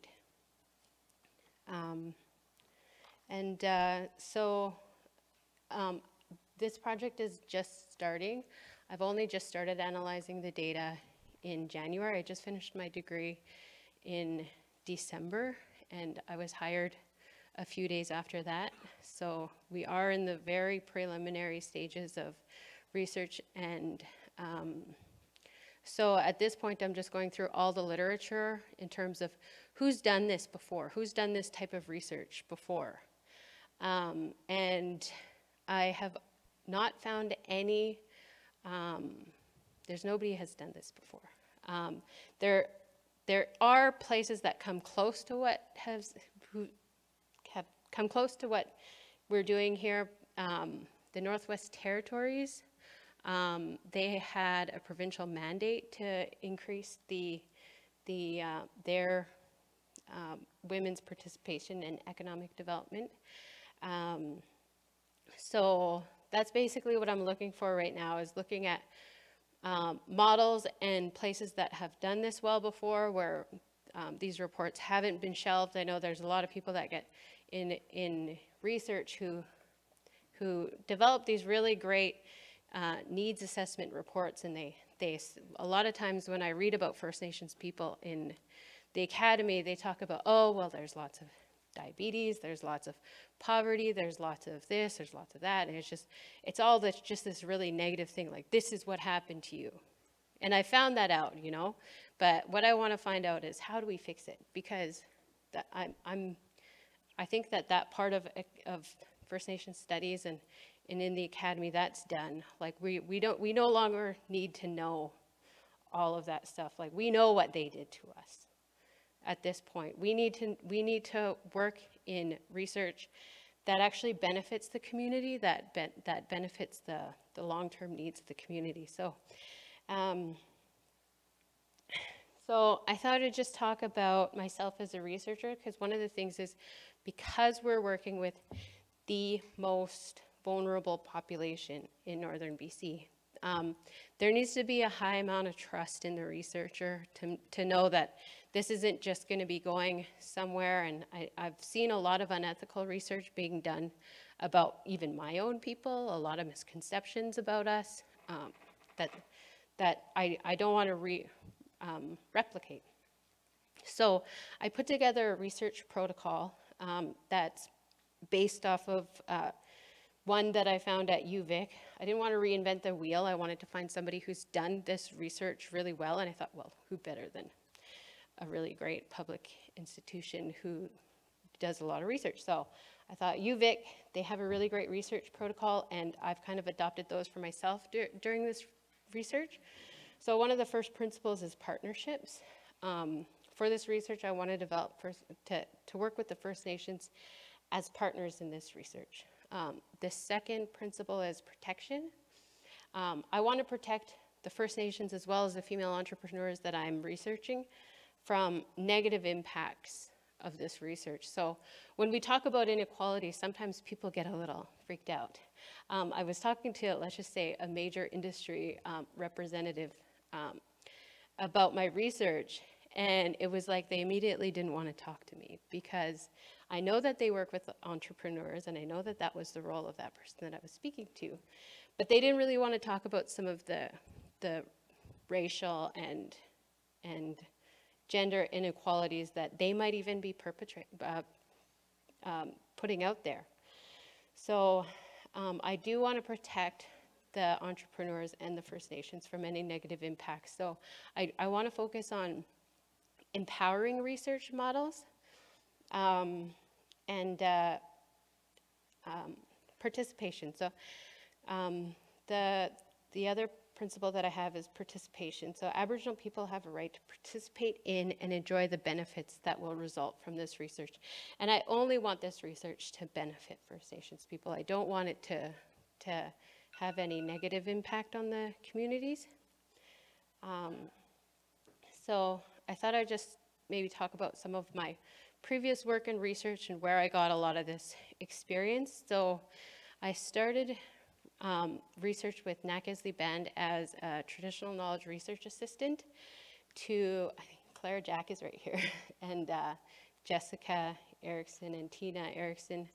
And that was when Nakasley was being inundated by pipeline proposals, so we were doing traditional use studies and things like that. So we got to interview not only the whole community, but we got to interview all of the hunters and all of the men in the community. And I found some of the things that I found in that research were really interesting. For one, I found that the men who hunted a lot, they were the most healthy men in the community, mind, body, and spirit. And I thought, this is great. It's like, maybe this guy that's drinking all the time, maybe he should go hunting with him, you know? Like, these are the kind of ideas I got from the research that's empowering. The The next job I had after that was with the Upper Fraser Fisheries Conservation Alliance. It's a traditional knowledge researcher. I researched on the use of sturgeon in our traditional territory. And then when I was at UNBC, I worked under Dr. Rihanna Robinson, doing a research project on excellence in Indigenous education. That was a really fun project. And then I also worked with the Northern Women's Center on the Highway to Tears campaign, and I also helped out with some research in that position. I'm very much an advocate for women. I currently have a side gig where I advocate for Aboriginal women in cervical wellness with FNHA, and the hospital calls me every now and then to advocate on policies related to that. I'm also currently researching the revitalization of knowledge on the DACF TKLC, the DACF midwife. And yeah, so I very much love researching, and I've learned a lot from a lot of people here about my research path, and what I'm looking for with this presentation is that if anybody's interested in mentoring me or even providing information, I'm hoping to speak with the economic development officers from First Nations communities and also the Aboriginal female entrepreneurs in northern BC.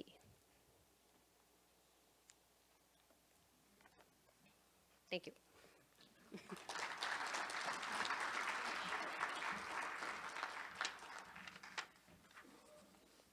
Suppressed data. I think there's a lot of things that are suppressed.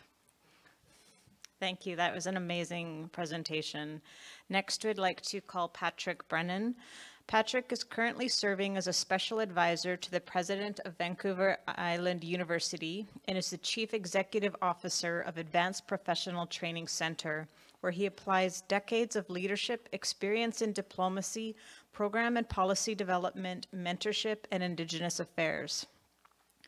From 2014 to 2018, he served as the executive director for McGill University's Institute for the Study of International Development, where he ran executive training programs, built strategic partners with key institutions, including government departments, UN agencies, the World Bank, and Inter-American Development Bank, and supported the Institute's research program in collaboration with leading global think tanks, university foundations, NGOs, and private sector.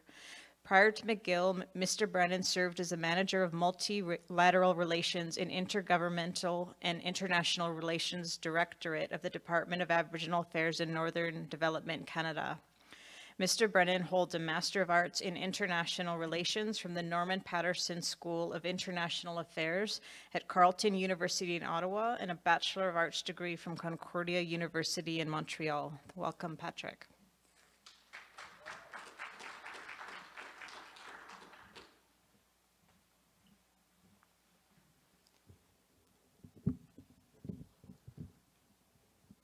Thank you very much.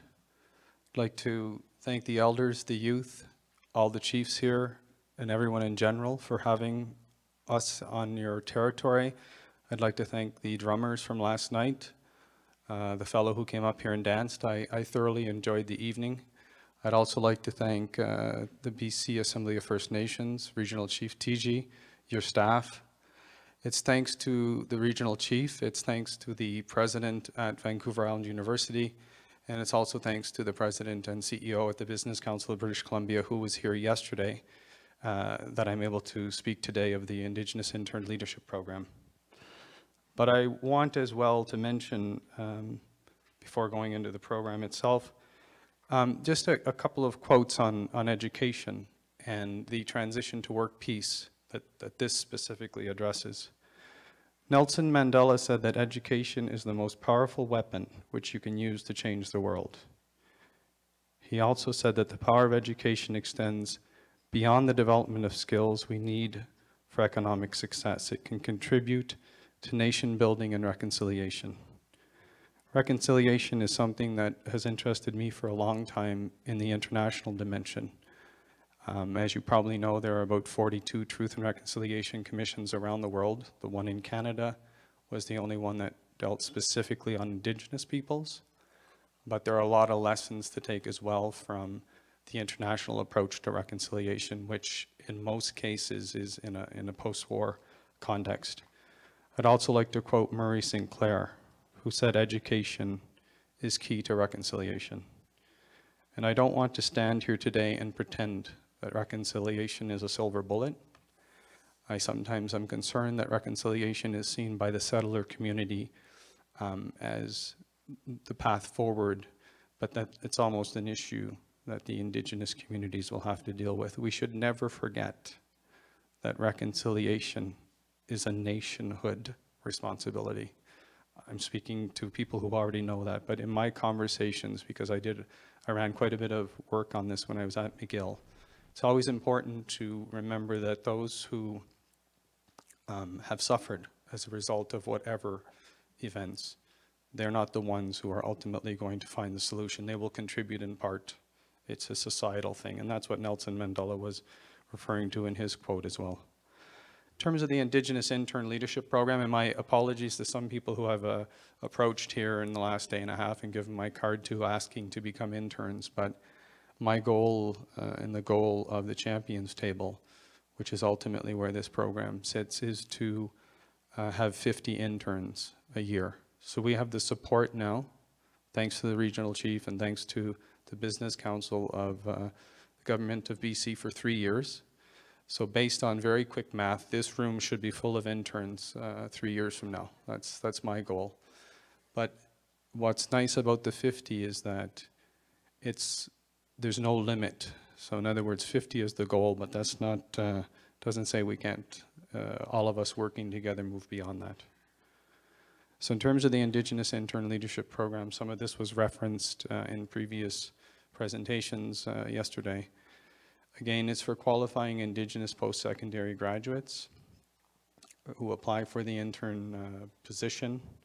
Program allows for a rich experience that builds personal experience, networks, and knowledge for both the intern and for the firms, for in this case, the private sector, ideally members of the Business Council of British Columbia, by providing recent grads with workplace skills, etc. I mean, it's the context is included there in the slide. While each employer will have their own needs and skill sets, requirements to be eligible to apply, again, these are general. We set approximately 35 years of age and younger. I've had requests from interns who are interested who are over 35. I've told them I'm quite happy to work with them. I've also told them that we will do our best to identify an employer who has needs that match, what their professional interests are. I very much am in a listening mode in my responsibility in this program. I see this program as an evergreen program that communities will inform, that interns will inform, that BCAFN will inform, BCBC. I held an outreach session here this morning at the university here in Prince George. So again, this is something that is, we're in the early stages. We currently have 6 interns placed. I'm very close to placing another 4. And I'm happy to say that about 8 others have reached out to me based on the meeting here today. I've left my business cards here. I grew up in a region of the country that we love to tell stories as well. And in the Maritimes, if you ask someone to use your services and call upon you, if you don't do it, they're actually offended. So I'm hoping following this session today that my cell phone will be ringing and that my emails will be full, because I like to be busy, so please make me busy. Just a very quick overview on the role of Vancouver Island University in this. It was mentioned yesterday that the Champions Table is co-chaired by BCAFN and the Business Council of British Columbia.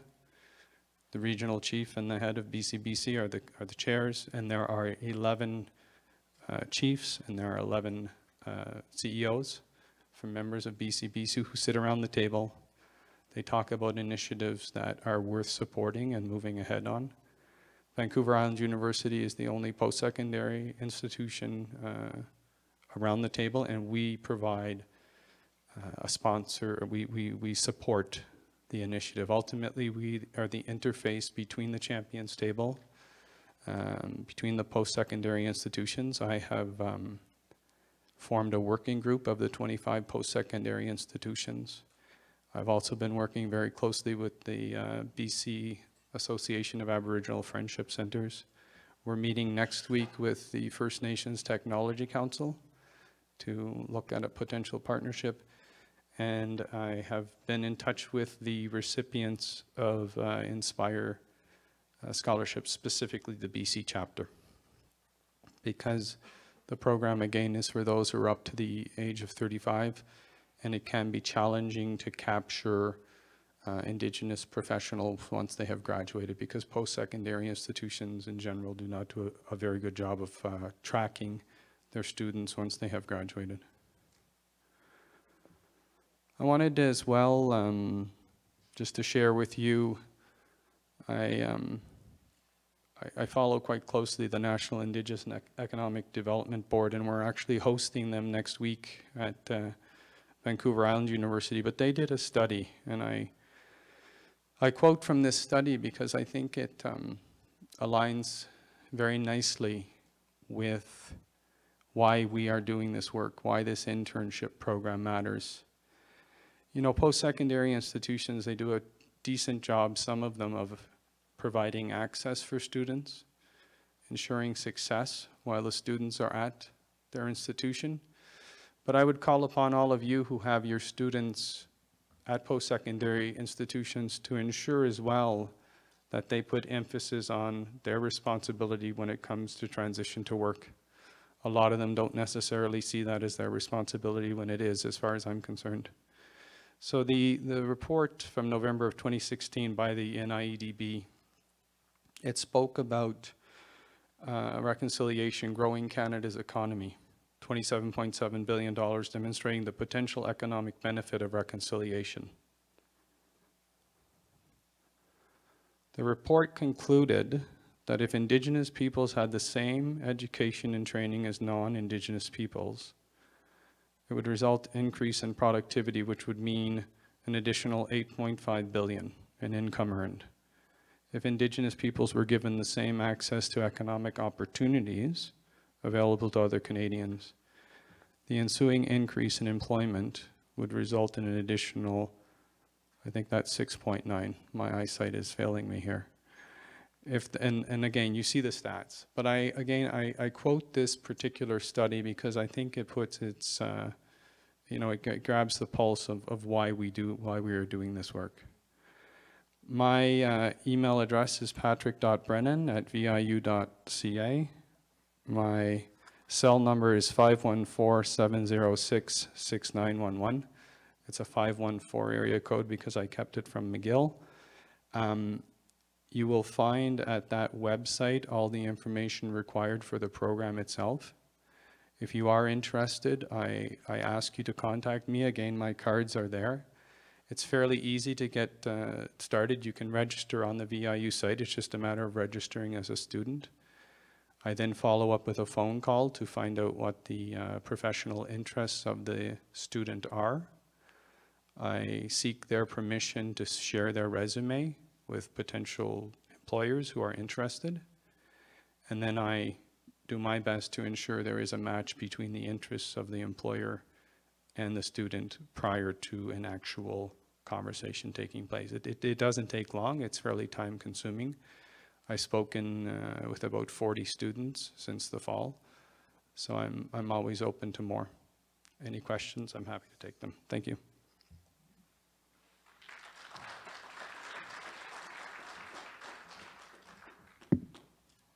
Awesome. Thank you, Patrick, and to the other panelists.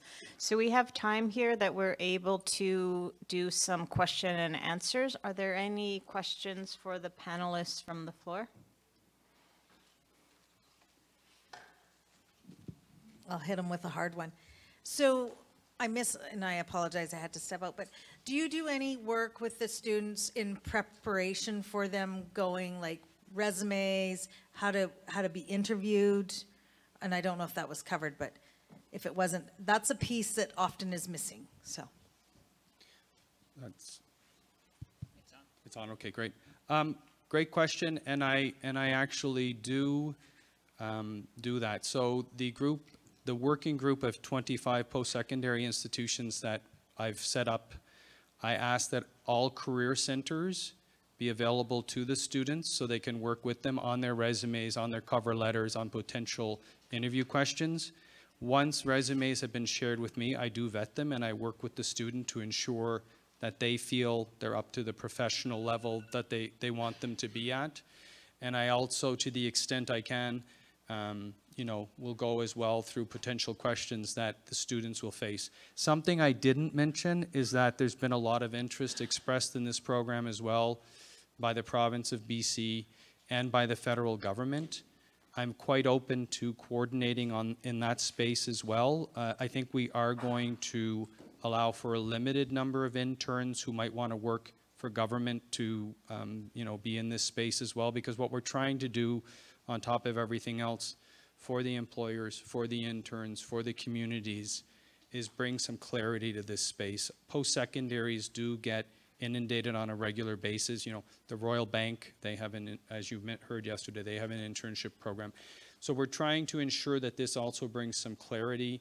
And again, I'm quite happy to play that coordinating role. I spent 20 years with the federal government, so I know their student employment programs fairly well. As you all know, the heat is fairly high in Ottawa these days, so I'm quite happy to be here on the West Coast.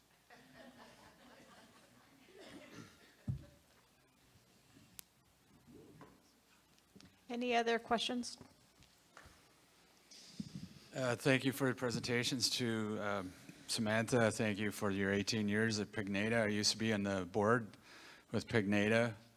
One thing about assets, it's under my file as well as the AFN file in academic. We're transitioning to ISETs. There is an increase in funding, however, it's not sustainable. It's nor is it reflective of increasing in terms of funding to address the issues of inflation, as well as address the issues of increasing populations. So that's one of the things that we continue to bring up to Minister Haiju. And this is the issues, but there are some positives about it, right? I'm looking at Judy White Duck here. She's, wave your hand. She's from the head office in Ottawa, from the AFN that assists me on this file. And there is more freedom on terms of what you can fund and less reporting. So there are some positives about it, but we really need that increase in funding to address inflation and our increase in populations. And Judy, perhaps you can assist Marion if there are other data out there that we know of in terms of what you're looking for about women, and I don't know if she could help you out perhaps or know where to go.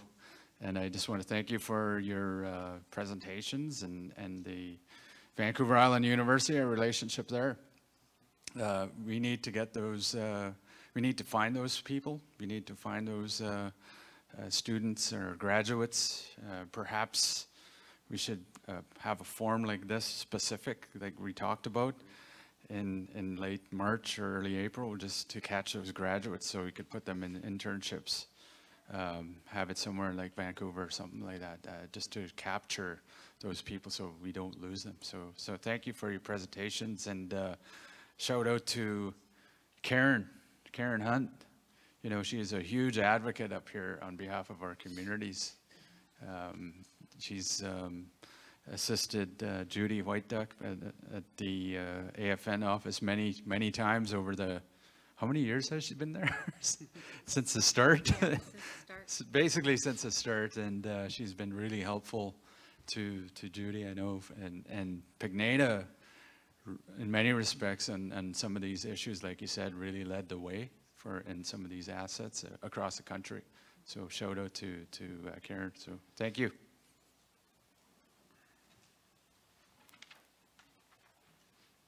So So we have one question here with Cheryl, and if you have a question, would you like to make your way next to the mic? Thanks, Caroline. Good afternoon, everyone. I'm Cheryl Casimir, and I'm a political executive with the First Nations Summit, one of 7 members with the BC First Nations Leadership Council, as was mentioned earlier by my colleague, Regional Chief. I'm Tanaha. My nation is located in the southeastern corner of British Columbia, and I served on my Chief and Council for 16 years. The last 4 of those years was as a chief. Fortunately for me, I had a very strong woman mentor, Sophie Pierre, who was the chief of my community for over 30 years, as well as the tribal chair. And so I had an opportunity to learn to be quite vocal and to be quite a strong woman and leader in what is predominantly a man's world. And although it was quite easy to be a leader in my community and within my nation, when I left community politics and took on a role as a political executive with the First Nations Summit, that's when I began to realize how much more difficult it was and how the landscape had changed drastically, because the number of leadership that sit at our table when I started was a majority of it was men. And I found through the last 6 years as a political executive that sometimes what I have to say, or when I want to speak, it's not always given the same credibility as if my colleagues who are with me at the table, if they're given the opportunity to speak. Only because maybe they have a title that goes along with their name, or maybe they're more well recognized and more well known than I am. So I totally am a supporter, based on that, for supporting women who are either wanting to find space in a leadership role, and it doesn't necessarily mean it has to be an elected role. It's leadership in your community. As well as leader, or if you're looking to create space in the business world, the political world, or whatever the case may be.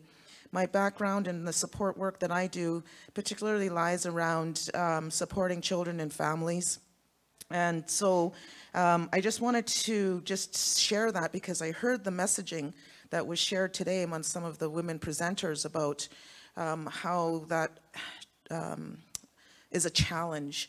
And I think the best way to overcome that challenge is to get the support of mentors. And it doesn't always necessarily mean it has to be a woman mentor. We have a lot of men who are there who want to support women and see them succeed. And I think as women as well, we need to do what we can to hold each other up and to support each other in whatever it is that we want to do. So I just wanted to quickly share a couple of things that I think might be worthy of note. Yesterday, my colleague Robert Phillips and I, we were in Victoria for the release of the 2019 budget. As everybody knows, one of the biggest issues that was shared was the gaming revenues. And I just want people to know that when you go to your community, because we talked about the necessity for training and employment and education and all those things that are going to help build us up in terms of developing our economies and entrepreneurship, that you should speak to your leadership, or if your leaders here, consider taking those discretionary funds, your own source revenue funds, and putting it towards those priorities to work towards building and supporting entrepreneurship and women and youth in your community. Because you're going to have the ability to do whatever you want to do, whatever is a priority, you can use those resources to support that. And that's a huge thing for us, because I believe that it's $3 billion over the next 25 years that those dollars will be coming directly into your community. The other thing that I think is important, because when it comes to children and families, we know that there's a lot of our grandmas and our grandpas or aunties and uncles who are looking after our kids to make sure that they don't get taken into care, but for far too long have not been receiving the same level of funding as if those children had been taken into a non-Indigenous home. Well, that's changing as of this budget. So if you are a granny or a grandpa, an auntie, or an uncle looking after your extended family, you are now eligible to receive the same level amount of funding to look after your kids and your family. So keep an eye out for that, because I think that goes a long way in helping us keep our community strong, our nation strong, and it will help us then work on developing the capacity that we've been talking about over today. And the last thing is that the provincial government is also going to be supporting some resourcing to go towards the completion of the United Nations Declaration legislation that is currently being worked upon between British Columbia and the Leadership Council. And that is going to be key in terms of us being true decision makers on what happens on our traditional territories and in our homelands. So when that legislation comes into play, we will have a hand. It'll become a more of a level playing field in terms of being able to be the ones to determine what happens on our territories and what doesn't happen on our territories. So that's important work that we're also undertaking. And my last plug has to do with a committee that I just recently started to sit on. It has to do with a forum that's coming to Vancouver this June 3rd to the 6th. It's called Women Deliver 2019. And they are expecting between 6,000 to 7,000 women from all over the world to come to Vancouver over those 3 days to be able to come and network, to be able to learn from each other, and it's all about empowerment. And so I encourage you to either reach out to your leadership, or if leadership are here, to maybe consider supporting, sending some of your women to this forum, because I think it's going to be really important. So thank you.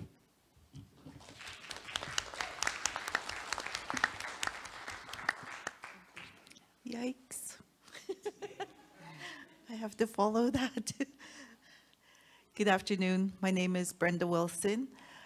I'm presently the Family Information Liaison Unit worker.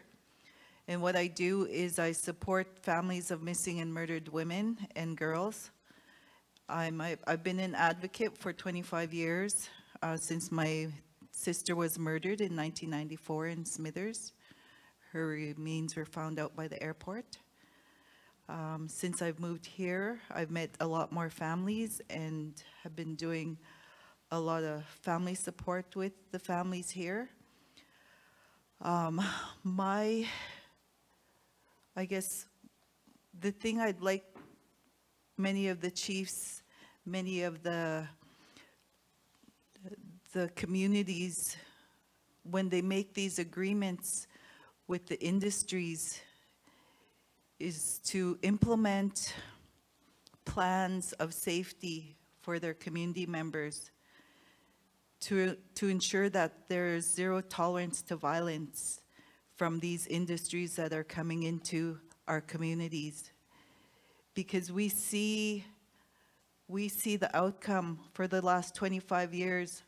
I've never expected to be an advocate of missing and murdered women. This is not the job that I wanted to do. I wanted to be a preschool teacher. I wanted to see all the beautiful things that our young children could do and to see their potential. I was able to do that for 5 years, was to be a preschool teacher. And then I got torn away from it because we needed an advocate in our territories. If I could do that today, I would do it today.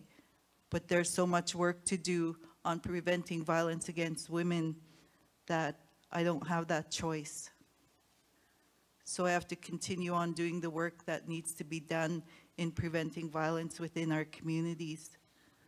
So I plead with many of the chiefs, many of the shakers and movers to ask for that zero tolerance when you're making those deals.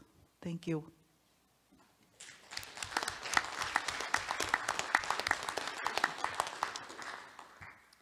Thank you so much for your comments, and I think it very much speaks to the reality of a needing to balance their social well-being with our economic well-being. And as well as this forum focused on building our economic well-being, we still live with that need to grow our social well-being. And the work that you do, we raise our hands to you. It's so important, and it really also, how do we create the space for safe families and for young people?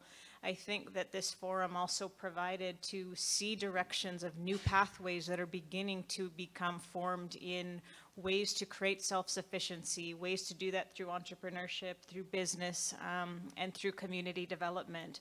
It is all definitely related, and we all have a role and a part in that. So thank you to our panelists. Such important work that you're doing, and huge respect for the work that you're doing as well. So as you exit on the stage, we have a gift for you and appreciation for bringing your wisdom and experience here today.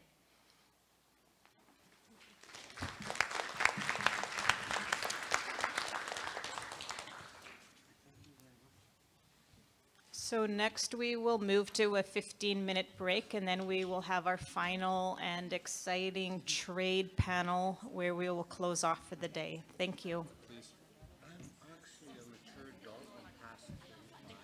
That's fine.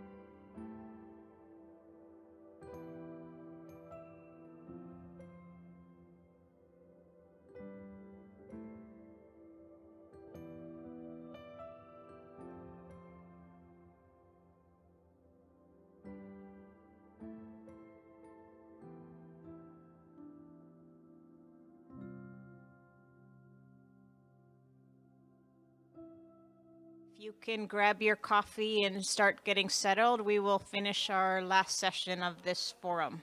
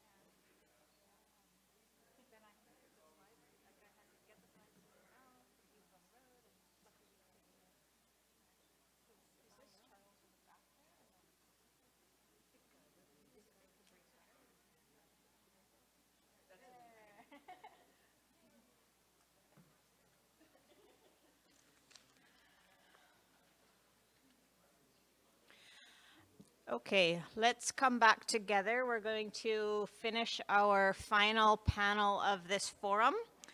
This is a panel that I've been looking forward to, the future of First Nations trade.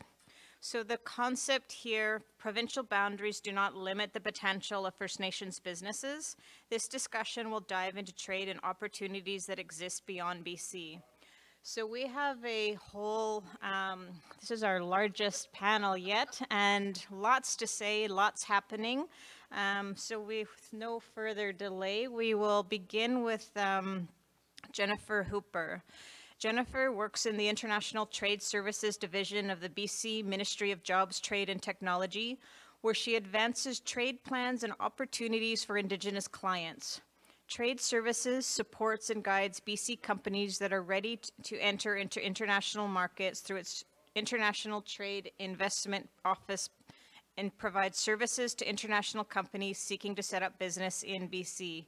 In her role, Jennifer liaises with clients from BC, both Indigenous and non-Indigenous, and also with international companies. Most recently, she's becoming more involved in an evolving international Indigenous trade network. Jennifer has a Bachelor of Arts degree from Simon Fraser University and is a member of Tahltan Nation. Welcome, Jennifer.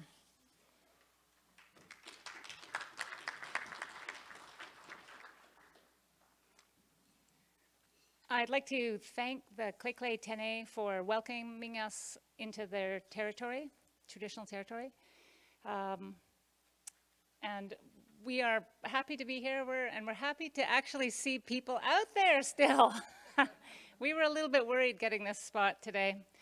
But I thought I'd start off by just saying that we heard some anecdotes about international business over the last couple of days. Sorry, I'm just going to lift this up. I like hearing my voice on this thing. For example, coastal shellfish from Gary Wilson of Coastal First Nations. They also have, he mentioned cedar essential oil. Miles Richardson with HICO, who have various interests in international markets. Charlene Gale talked about major projects and indicated that First Nations need to be involved early on. In our office and Rosie's, some of those major companies are our clients. So we hear of the projects before they actually arrive. We're keeping our eye on other companies that are emerging, such as people like Stephen Teed, who spoke, who's farming organic hemp for industrial uses. We had an opportunity to view his hempcrete, which was quite impressive and really light, like a big block. Also, people like Tamara Ketlow, who is gearing up to enter into new markets with her products. International business is in all sectors of the economy. It also involves all products and services, and we work with many partners around the province and some of them in the room that can help you grow their business. Just a quick shout out to one of our colleagues, Mark Vondergana, who works with regional economic operations branch, and is kind of feet on the ground in this, he's in the west central interior, or west coast, northern west coast. There's also a fellow that works out of Vanderhoof who does the central interior. His name is Brad McRoberts. And then there are also people that work in other regions of the province, in the East Kootenays, on the island, up in the north, et cetera, et cetera. Also a colleague at the back of the room, Greg Booth. He's a colleague of mine who works for Jobs, Trade and Technology and runs the the Indigenous Business Investment Council Secretariat. And I've got a couple of slides I'll show you about on that. But I think we'll start with, we've got my presentation up there. Is it easy to change that to Charles' presentation? My colleague Charles Scott looks after a program called Export Navigator, which is a really great program for emerging exporters to access services and supports.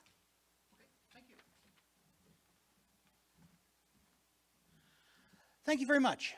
So, one of the challenges with looking at expansion is trying to figure out what it is you need to know when you don't know what you don't know. And that's where we're here to help. We're competitively priced, we're free, and we are also confidential. We are an initiative of the BC Ministry of Jobs, Trade and Technology, and we are designed to be a walk with type service. Not a do it for, walk with. So when you have somebody that's saying, gosh, you know, I'm in the markets I'm in, but I'm interested in expanding beyond that, and I'm trying to figure out how I'm going to do it, what do? That's where we're here to help. Now, we do have tools that people can use if they wish. Some people are very comfortable filling out workbooks, others less so. Fair enough. We have the workbooks, but we also have the time for conversations. So for example, as you're gearing up to explore other markets, what is it that you need to know? Ah, yes, thank you. So when you're looking at the Export Navigator, these are the areas that are covered. We have a total of 6 different regions that are covered. But the thing to keep in mind is, as you walk through getting ready to export, you're currently at the point where you're able to serve some customers in your domestic markets, but you're looking at Alberta, from the point of view of British Columbia, anywhere not British Columbia is an export. So Alberta is an export. I know some days Alberta would like to export British Columbia, but Alberta is an export. And of course, if you're looking at getting into other markets, we can help you with those as well. Part of it starts with, are you ready? Sometimes people will find that they simply have an order that comes in and they're looking at it and going, could there potentially be more customers? What do I do? And so we have this process, which you can see on the screen in front of you, which is a 4-stage process. And if you're talking to somebody who has started off their operations and they're looking at this and thinking, good grief, this is way more complicated than I'm ready for, we're not here to complicate it, but we are here to make sure that the various steps that you need to take care of are thought through ahead of simply moving. Because a lot of times people will respond to the order that came in and discover there are a few things that they missed. For example, the customer, the client, free and confidential service, it's a client, who discovered that the shipping costs were more than the price of the product. And of course, if you are just leaving it all in the hands of people who make more money the more they serve you, you may not get the best rate. And there are things that you can do that can get it substantially down. So one of the companies that we worked with started off with a shipping cost that was $2,000 a unit, and by the time we were done, it was $100 a unit. That's what happens when you know what to look for. And markets where you're paying $100 to ship it to them look very different than markets when you're having to cover off a $2,000 shipping cost. So knowing what you need to know ahead of simply charging ahead is part of what we do. Also, as you move forward and try to figure out what customers you might want to focus on, we can help you find who those customers might be. We don't do it for you, but we will show you where to get the information that you will then, that the customer will then need to sort through and decide which look interesting to them. From our point of view, any economic enterprise we would be delighted to work with. Band-owned enterprises, individually owned companies, whatever economic unit you have, if you want to look at customers outside of British Columbia, we are available as a free and confidential service to help you do that. Thank you very much.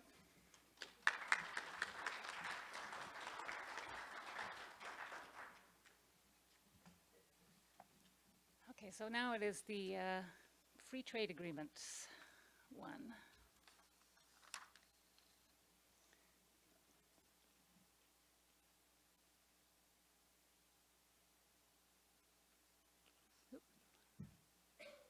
Yeah, the free trade agreements. Or the Jennifer's JTT, international business. I can't remember what I called it. It was the one you just had up.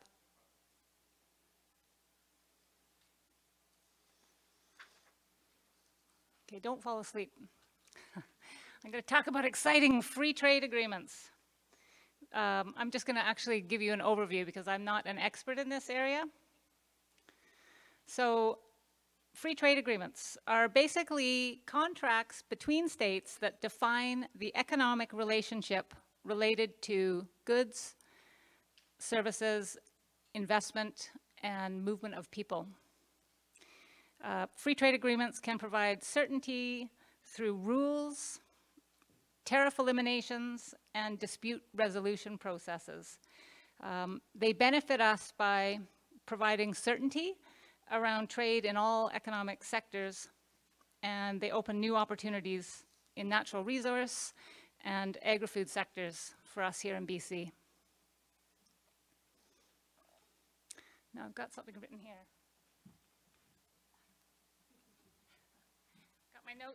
I've got my notes here. I'm presenting somebody else's information. So domestic trade and international trade agreements. First of all, we do have domestic trade agreements, and they don't get as much attention as international trade agreements, but they're still important. In BC, over 40% of our trade is trade with the rest of Canada. The Canadian Free Trade Agreement applies to the federal government and all the provinces and territories and uses principles similar to those used internationally at the World Trade Organization or by the World Trade Organization. The New West Partnership, it's called, between BC, Alberta, Manitoba, and Saskatchewan builds on these agreements and is the most comprehensive domestic trade agreement. In the international context, some other important agreements are the World Trade Agreement, the Canadian-European Union Comprehensive and Economic Trade Agreement, CETA, the Canada-Korea Free Trade Agreement. That one is, does that one have an annex? CAFTA? No? Okay. And then NAFTA, which is going to be replaced potentially with the Canada-Mexico Free Trade Agreement, if it gets ratified. So just very quickly, the CPTPP came into force on December 30th, 2018. Rosie can probably speak to this better than I can, but just very quickly, it's between Canada, Mexico, and then Asian countries, Japan, Singapore, Vietnam, New Zealand, Australia, and then South America, Peru, China, Brunei. Sorry, that's not South America, but Brunei and Malaysia are underway with their ratification. It's important because there are potentially 500 million people you can access through this agreement worldwide, which is sort of 13.5% of the global GDP. So it's a very significant number of potential customers for your products. In BC, exports in 2017, the domestic exports to the CPTPP members were worth over $5.7 billion and were roughly 13% of the province's international goods.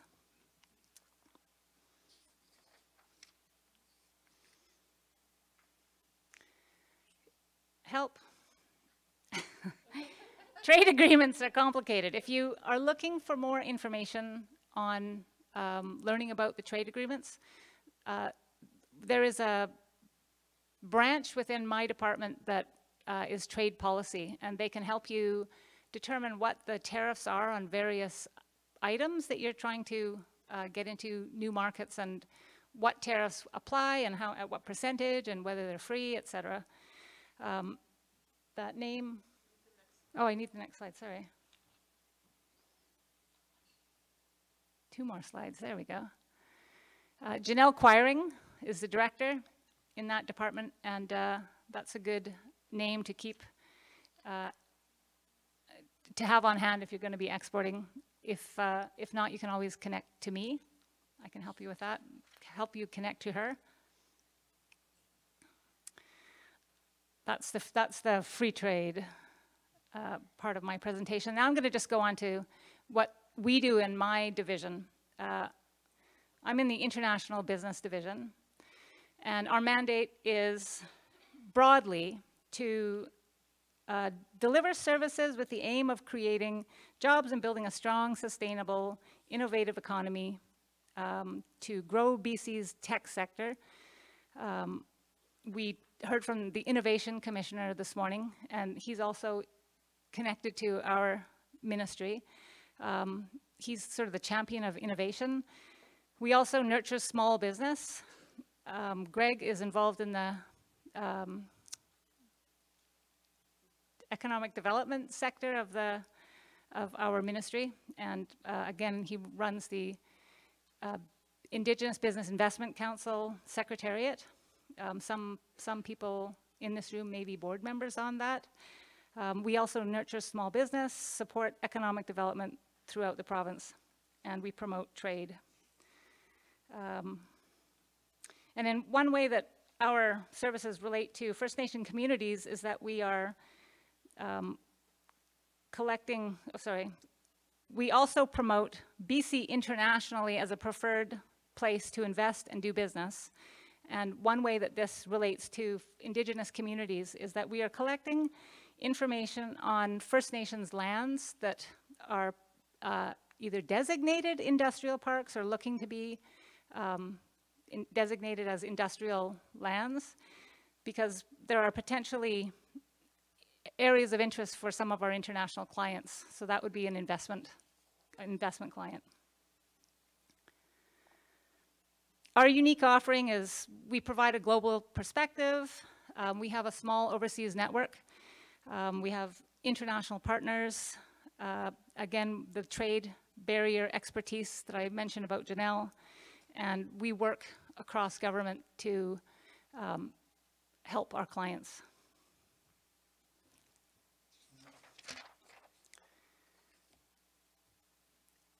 We provide export assistance to access foreign markets. We do trade events in BC, which are listed on my next slide, I think. Oh, no, not a couple slides down. We organize trade missions for the BC government through our department, and that's trade missions with or without either ministerial trade missions or company missions. And then we also entertain incoming missions that come in to Canada. Who are our clients? BC companies that are export ready. Up to that point, they would start with Export Navigator. Foreign corporate investors, industry, business associations, universities, Indigenous businesses and Indigenous communities, and then other governments. This is our trade network around the world, US, Asia, including Japan, China, India, Europe, Southeast Asia, etc. Who would benefit most from our services? Companies looking to expand internationally, companies with a well-defined export strategy that identifies their target market, the resources that they need, and market entry model. And companies that have researched and understand who their potential new markets are. Some of the major events that we are involved with on the tech front, Globe, which is coming up in March, the BC Tech Summit, which is coming up in May. Some of the food shows we do locally are Food Pro West in June in Vancouver, the BC Shellfish and Seafood Festival, which happened in June last year. We had an Indigenous delegation attend that. The Abbotsford Air Show, we do technology, air, like aviation tech. And then in the fall, the Global Buyers Mission, we participate in that, and that's a major forestry mission. Internationally, for new companies that are looking to export, we do a once-a-year new exporters to border states mission where we take people across the border into Seattle and walk them through all the aspects of trade, getting their stuff across the border. Seafood Expo North America is in Boston, and then we do other major shows like Medica, which is a medical technology. Again, our partners, we work with other governments, regional partners, federal government. Rosie will talk about that. And then lastly, if you're looking to get international attention to your business, my colleague Greg will just give you a quick overview of the IBEC, BC IBEC.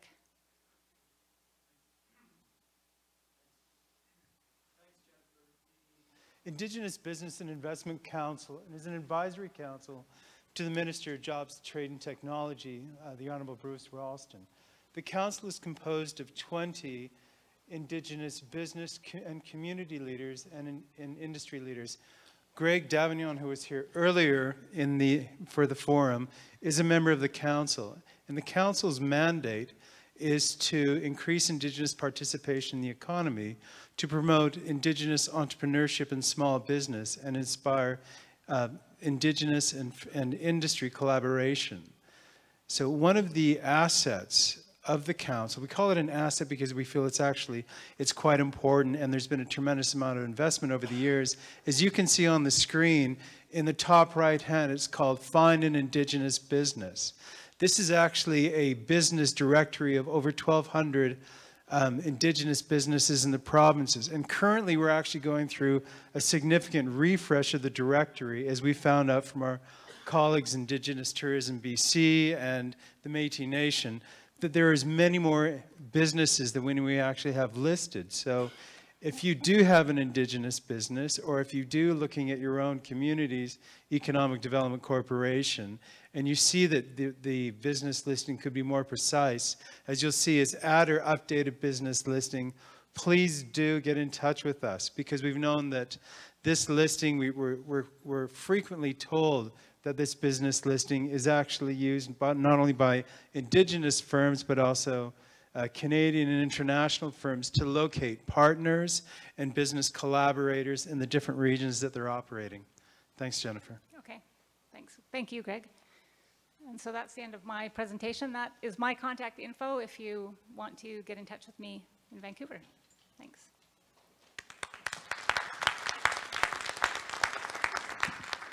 Thank you, Jennifer. Next, I'd like to ask Judy White Duck to come up. Judy White Duck is Algonquin from Kitigun Zibi, where she was raised and maintains her home base. In the past 30 years of her career, Judy has focused on First Nations economic priorities. She values highly the opportunity to have recently supported the First Nations National Health Portfolio for 3 years and to have joined an academic research team investing in reducing poverty, increasing First Nations health and economic well-being. Currently, Judy works for the Assembly of First Nations as the Director of the Economic Sector. Welcome, Judy.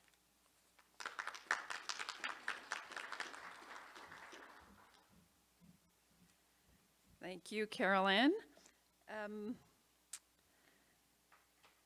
I'm glad that I'm in this place in the agenda. I'm very glad I'm in this place on the planet right now.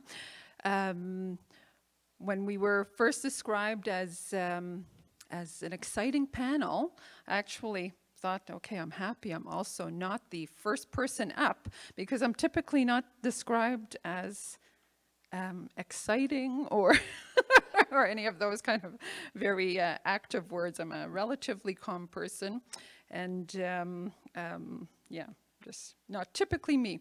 And I think part of our PowerPoint presentation will demonstrate that, because what isn't the same about our PowerPoint presentation is it's a lot of words. There's no pictures, no graphs, no charts, so it's a little bit wordy, maybe not as exciting as some of the other PowerPoints that you saw, which were fantastic, and the presentations fantastic earlier today. And yesterday evening, we pulled in later in the afternoon yesterday. So with those brief remarks, I just wanted to also say Kwe Kakina to all my relations here. I want to acknowledge most definitely the beautiful territory that we're on, the Click-Click-Tene Nation. Thank you to the people of the territory for allowing me the opportunity to visit here and to be here today with all of you. I want to also thank the elder for her prayer this morning, a very beautiful prayer. And also want to say thank you to the regional chief and his team for the invitation to join you today. Really happy about that, and such a fantastic team to be working with and to get to know. I also wanted to say hello, of course, to the colleagues at the table here. Looking forward to working with you in the next months and hopefully years, the time to come. I'll just flip to our first page here on the PowerPoint. So one of the key messages that I wanted to make sure to share with you is that similar to how we all work at home, the Assembly of First Nations also has some similar practices where we reach out to the leadership. Leadership provides us with the direction on the work that needs to happen, and then we as technicians try to pull together options and work on the activities that are recommended to us by the leadership or instructed to us by the leadership. We've listed here a couple of the national resolutions related to trade that were recently passed by the Chiefs in Assembly. And the three resolutions, the first three resolutions on that list, you'll hear a little bit more about later on in our presentation.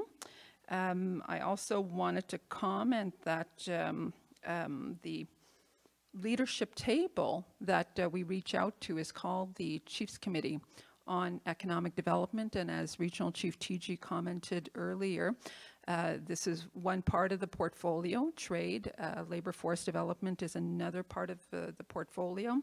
Trade is actually part of the economic sector work related to the Chiefs Committee on Economic Development, and then there's some subcomponents within that, like agriculture, forestry, energy, and of course the list goes on and on for each of the economic sectors.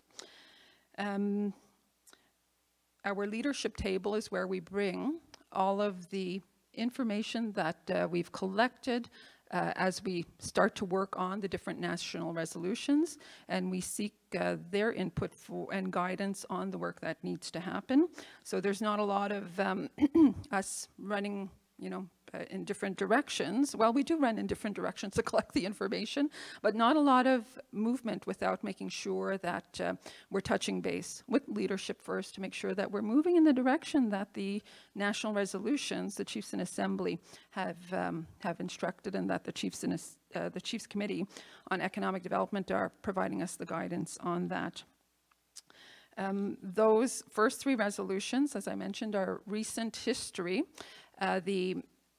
We do have other national resolutions that touch on trade, tobacco, taxation, that are kind of grouped together in similar resolutions, and then some topics where trade is raised within their own resolutions from maybe 10 years ago, 15 years ago, but these we thought we would highlight for your information today.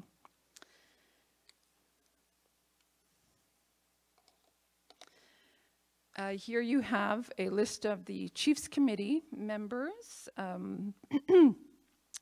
that sit on our table. You'll see that Regional Chief TG is the portfolio holder and the chair for our Chiefs Committee. You'll also notice that we have Chief Lewin from Cheslata Carrier Nation, who's been appointed to the Chiefs Committee in December. And we also have, as part of the AFN Youth Council, the alternate John Hanus from, sorry, I don't have his community or his First Nation listed there, but he also participates on the AFN Youth Council, and then the AFN Youth Council also recommends portfolio areas within the council, and then those council members participate in the different Chiefs committees that exist within the AFN. And for the youth, we have Billy Julian and John Hanus. In terms of the the meetings that the Chiefs Committee have, typically it's twice a year at the Annual General Assembly, which is in July, and then in December at our Special Assembly. If there's funding, and always, you know, some of our work does preface itself on the availability of resources. So if there's funding, we try to bring the Chiefs Committee together more frequently. I'm going to pause there because our PowerPoint presentation is actually shared between myself and Risa Schwartz. Risa Schwartz is the legal counsel who's been providing us with a lot of the analysis and assistance from that, of course, the legal end on some of the work that we've been organizing ourselves to take on.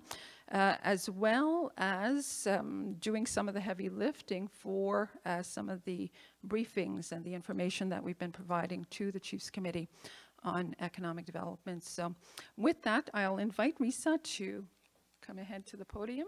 And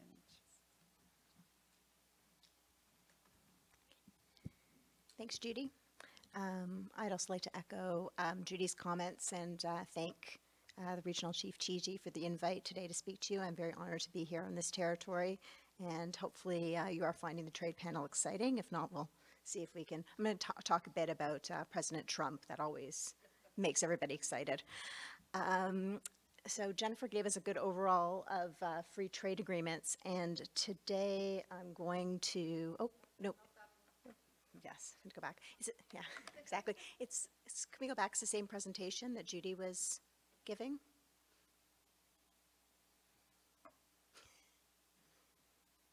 Let's see, yeah. Wait to that.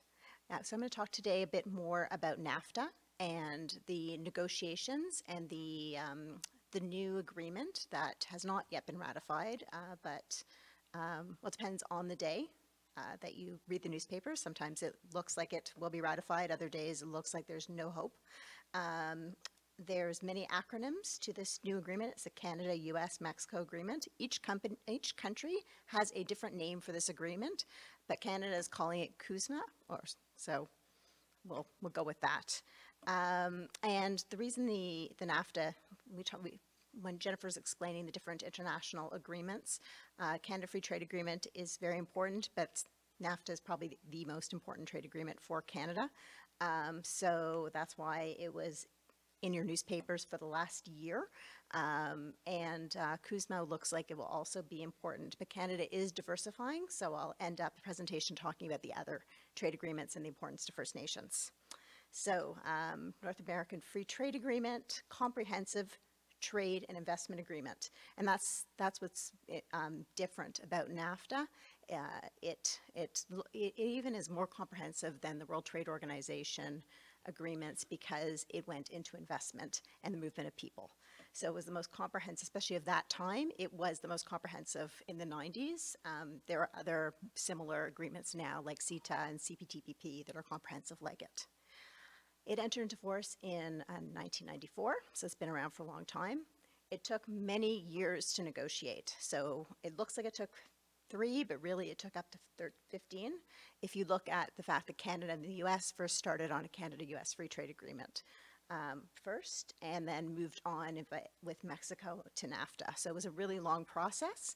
CUSMA was relatively short, so we're talking about a year and a half for that agreement. It eliminated most of the tariffs of goods if these goods met rules of origin, and that means being made in North America. A certain percentage had to be made in North America. And also reduce non-trade barriers. So a lot of regulatory reforms to bring the 3 countries closer together so that goods, services could move more freely. And my numbers are a bit old, but 2015, over $1 trillion US. So what's different about CUSMA than NAFTA? You'll hear many people are saying, oh, it's the same agreement, there's just some small changes.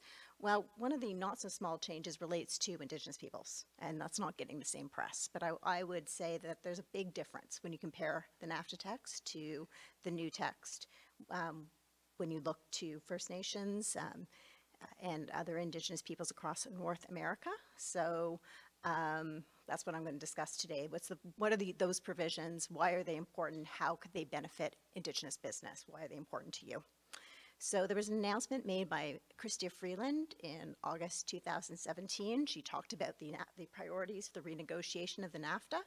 And one of the priorities that she mentioned was an Indigenous peoples chapter.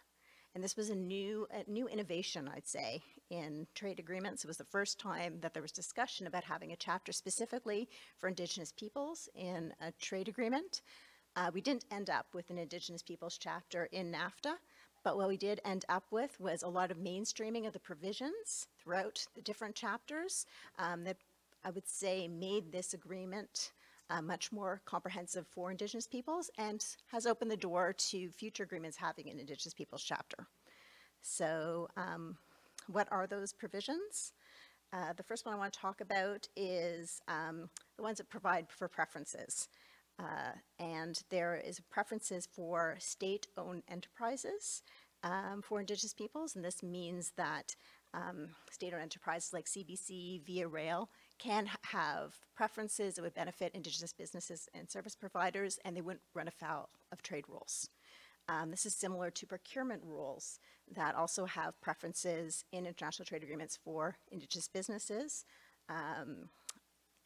The CUSMA doesn't specifically have an exception for Indigenous peoples. What it does is allow for procurement for Indigenous peoples to live on through the World Trade Organization, where Canada's already carved out space for Aboriginal businesses. So CUSMA doesn't change anything, and considering the Americans wanted to claw it back, this is good. So you'll still find that CUSMA allows for procurement, and this is what allows for example, BC to have more expansive rules for Aboriginal businesses.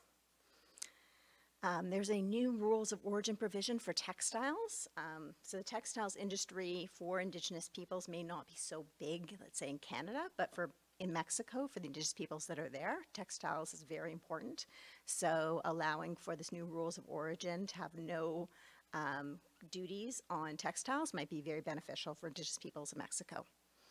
And there are new committees that have been set up that have mandates that involve Indigenous peoples. One of them is the Committee for North American Competitiveness, and this has a mandate that includes enhancing the participation of small, medium-sized enterprises and enterprises owned by, and this is their terminology, underrepresented groups, including women, Indigenous peoples, youth, and minorities.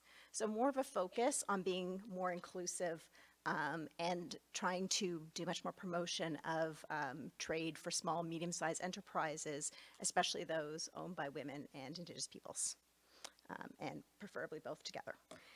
And there are also the same exceptions in services and investment that were in the NAFTA that allowed, again, for more preferences for Indigenous businesses and service providers. So what do these preferences allow for? Foreign investors can be encouraged to use or to give preference to local goods and services provided by Indigenous businesses or communities. So there can be rules and contracts that allow for enhancement for Indigenous businesses. So really what these international trade rules do is carve out space for Indigenous business and service providers, which would include bands that do business. And so that it's not the international trade rules that are hampering the expansion. But of course, we also, and we'll talk about this later on in the presentation, implementation is very important, making sure that you can use these rules to your advantage. There's also a new preamble statement to CUSMA, where the importance of Indigenous peoples and engaging with Indigenous peoples in trade and investment is recognized. I think that's quite important, that in an overall statement of a trade agreement in the preamble, Indigenous peoples is seen as a priority for trade and investment. So that was a move forward, and in fact, that was a late addition. When the agreement was first put out in draft, the preamble wasn't there. That was just introduced after it was signed, so in November. And Indigenous peoples are now in that preamble of CUSMA as well.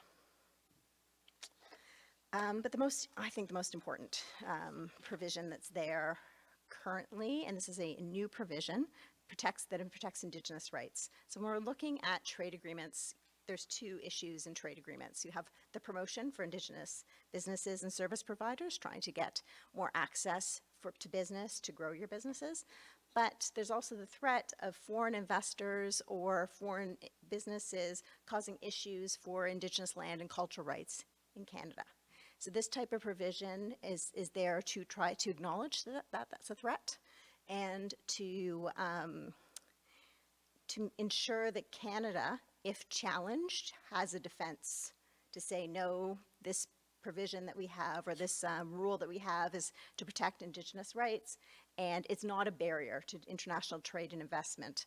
So this language is very important, and it's really used as a defensive mechanism, so it's an exception. This is new. We've seen this type of provision before in agreements that New Zealand has entered into. So they have something called the Waitangi exception for the Maori, but no other country was specifically protecting Indigenous peoples in their international trade agreement until this provision. I would note that Canada, in its Canadian Free Trade Agreement, has a very similar provision. So Canada was acknowledging that, and there they use the terminology Aboriginal, so Aboriginal rights must be protected within Canada. But it's the first time we see it internationally. And what's interesting about this provision is that it doesn't just apply to Canada. It applies to Canada, the US, and Mexico. So it's a comprehensive provision for all Indigenous peoples. Canada has added a footnote, so I have that there, which explains what Canada means when they're talking about legal obligations to Indigenous peoples. And they say that includes those recognized and affirmed by Section 35 of the Constitution Act, those set out in self-government agreements, and those set out in self-government agreements, because Section 35 already covers treaties and land agreements that are akin to treaties. So what's interesting about the Canadian footnote is the word including. So even though Canada has listed what they feel is their obligations to Indigenous peoples, the word including means that that can be expanded, and that looks to new legislation such as the Indigenous Languages Act that was just introduced, Bill 262 if it's passed, CC 262. The law is expanding on Indigenous rights that are recognized by Canada, and that can be bound up in the word including. So it's not a close-ended list.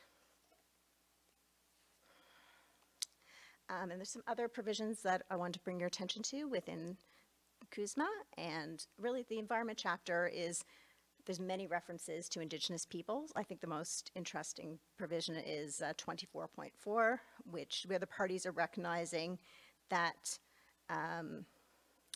the important role the environment plays in economic, social, and cultural well-being of Indigenous peoples and local communities, and acknowledges the importance of engaging with such groups in a long-term conservation of our environment. This is the one time within the new agreement where there's a talk about engagement with Indigenous peoples when it comes to trade, so I think it's a useful provision. There are other provisions in this new agreement that don't specifically reference Indigenous peoples, but will be useful and I think are important, and that is the elimination of perverse subsidies for overfishing. So that is trying to take better control of overfishing subsidies that are happening and more conservation towards fishing. There's a provision for protection of freshwater resources. There's an acknowledgement that the new agreement does not create any rights over natural water resources of a party. So that's always very important. There also here, there's a specific reference in the investment chapter on corporate social responsibility that references Indigenous peoples. I would note that it is much too weak, that when you're talking about investment and business relationships in Indigenous peoples, you should be talking about FPIC, free prior informed consent, and business and human rights, not just mentioning corporate social responsibility. I think that's too weak, something for Canada to work on. And this, I think, is also very important. There's going to be a phase out of investor-state dispute resolution as between Canada and the US. I don't have enough time today to go into great detail about ISDS. I'm sure some of you have heard about these types of provisions that do threaten Canada's regulatory ability to protect the environment, health, and safety. There's been a lot of lawsuits, especially with American investors, and it is a potential threat to Indigenous rights, but it's going to be phased out. So within 3 years of CUSMA coming into force, there won't be any ISDS between Canada and the US. This is a really positive move. So will it be ratified? Who knows? Like it really seems to be a game down south with President Trump and the Democratic Congress. Whether or not this will be passed, there's a lot of interest in the US. Canada is moving forward as if it will be passed, and my understanding is legislation will be introduced in March to ratify CUSMA in Canada. So it'll start moving on that path once the bill is introduced. But I think the bill probably won't be passed if it doesn't look like it'll get passed in the States. So start reading your news. It'll be there daily soon. But as I mentioned earlier in the presentation, there was not an Indigenous peoples chapter in this new agreement. So it's still very important to continue to push for an Indigenous Peoples chapter because there are things that are missing from CUSMA that could have enhanced the opportunity for Indigenous peoples. And one thing that's not there is the rights recognition at the international levels. There's no reference to the UN Declaration on the Rights of Indigenous Peoples in CUSMA.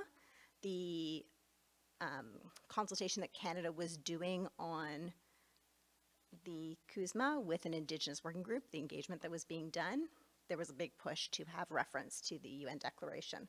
So that's something that's still being pushed. There's no direct participation of Indigenous peoples in the agreement. And that is also something that this Indigenous working group was pushing for, having a committee, an Indigenous Peoples Committee, so that Indigenous peoples themselves could send representatives in order to facilitate conversations. So not having a committee that's going to discuss Indigenous peoples, but having a committee with Indigenous peoples to discuss how their business is being impacted by these agreements. So that's something that needs some improvement as well. There's also no reference to promotion of trade amongst Indigenous peoples, so internation trade and even intra-nation trade across borders. And then what else is missing is there is no reference to protection of Indigenous knowledge, although the CUSMA in itself really doesn't reference Indigenous traditional knowledge at all. I'm of two minds of this. Is it better to start referencing it in trade agreements, or is it best to just push for Indigenous traditional knowledge protection in domestic legislation? I haven't yet landed on which is the best, but being silent on it in CUSMA may be a good thing. But if you're going to be mentioning it, there better be protections. And there's also no reference, and I think this is a real weakness in CUSMA, not just for Indigenous peoples, but just in general, of the Sustainable Development Goals and Agenda 2030. How are we meeting these Sustainable Development Goals if our trade agreements aren't about sustainable development? So I've been told, yes, this will be my last slide. So what are the next steps for international trade? Canada is also negotiating agreements right now with the Pacific Alliance and Mercosur. And they're also exploring free trade agreements with ASEAN and China. China's not looking too good at the moment. And also they are engaging on investment agreements, so which they call FIPAs, to make them more progressive, and they're specifically seeking input from Indigenous peoples on the FIPAs. If you want more information about that, please come see me and Judy after this presentation. We can link you in. So the process for an Indigenous peoples chapter is ongoing, especially with Mercosur. There's really some serious conversations about having an Indigenous peoples chapter in that agreement, and the importance of moving from having groups that are engaging with the federal government to having a seat at the table and having Indigenous negotiators actually negotiating these agreements. So that's another way of, the movement is slowly happening. So now there's a group that's engaging, but there's a hope in the future that we can start seeing First Nations who are there at the table actually working with Canada to negotiate these agreements to make sure that they benefit First Nations. So still some work to be done. Thank you.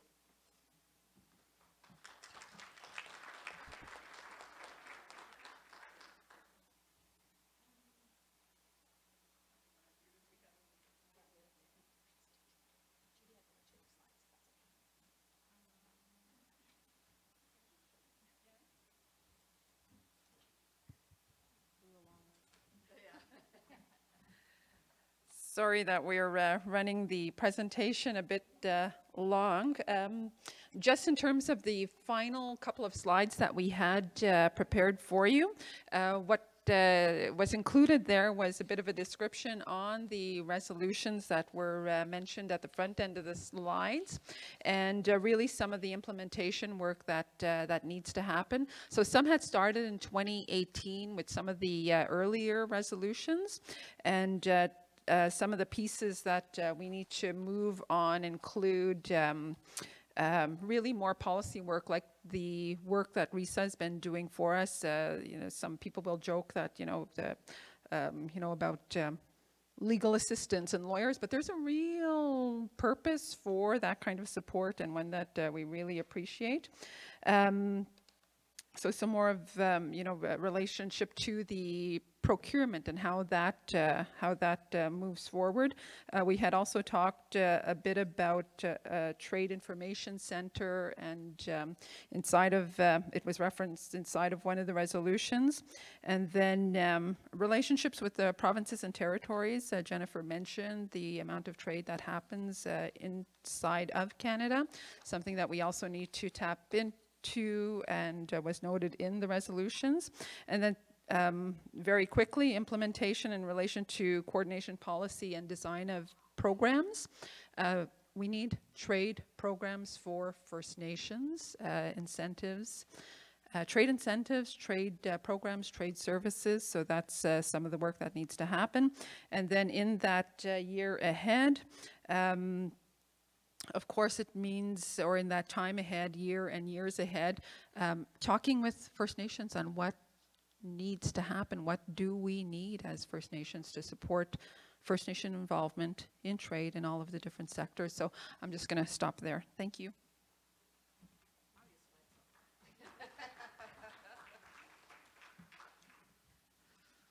I'm going to do mine very quickly. If you can find the presentation. I work with Global Affairs Canada, which is the Canadian government that has embassies and consulates around the world. They've been doing trade missions for a very long time. They work with all sectors of the economy. So whatever business you're in and you want to go international, they have an office in Vancouver and across Canada with sector specialists. So we have 100, I got to do the slides. I, used to having other people do slides. So we have 160 offices and 1,390 trade commissioners. A lot of them are local hires, so that makes it easy because they know the language and the culture, and they can find you a buyer, a qualified buyer, much more quickly.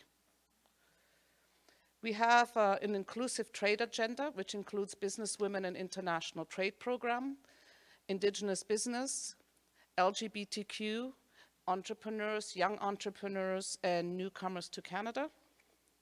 The Business Women in International Trade supports Canadian women-owned businesses as they pursue international opportunities. Besides websites and newsletters, the organize women trade missions to the US and beyond to help women-owned business. So if you are a women-owned business, get on that website, canada.ca/BWIT. You'll get constant information sent to you, and you can see what other people are doing. So even if you're not quite ready yet, just by following that website, you get ideas and you see what's going on and get you to the next level. These are some more newsletters, websites, and I can give you all that information in LinkedIn. There's linked.in/BWIT-FACI, which is the French word for that. Again, you can get information on LinkedIn. I can give you all this information later. You can come over and take pictures of it. We also work with, engage with key national and provincial territorial Indigenous organizations to support Indigenous business.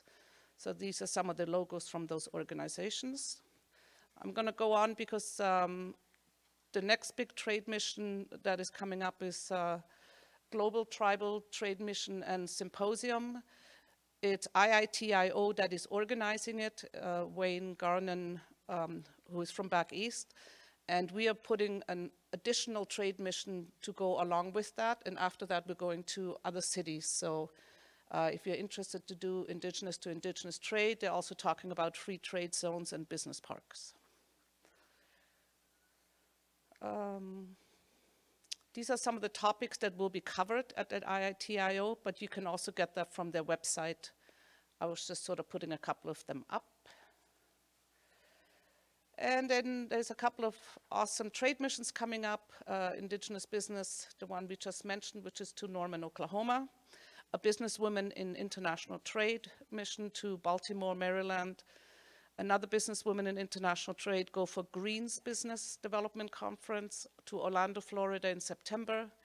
And as Carol Ann has mentioned, there's the Indigenous Business World, Indigenous Business Forum in Vancouver, and I hope you all put your name in for the draw. It'll be an amazing event and held in Vancouver and organized by an Indigenous organization out of Winnipeg.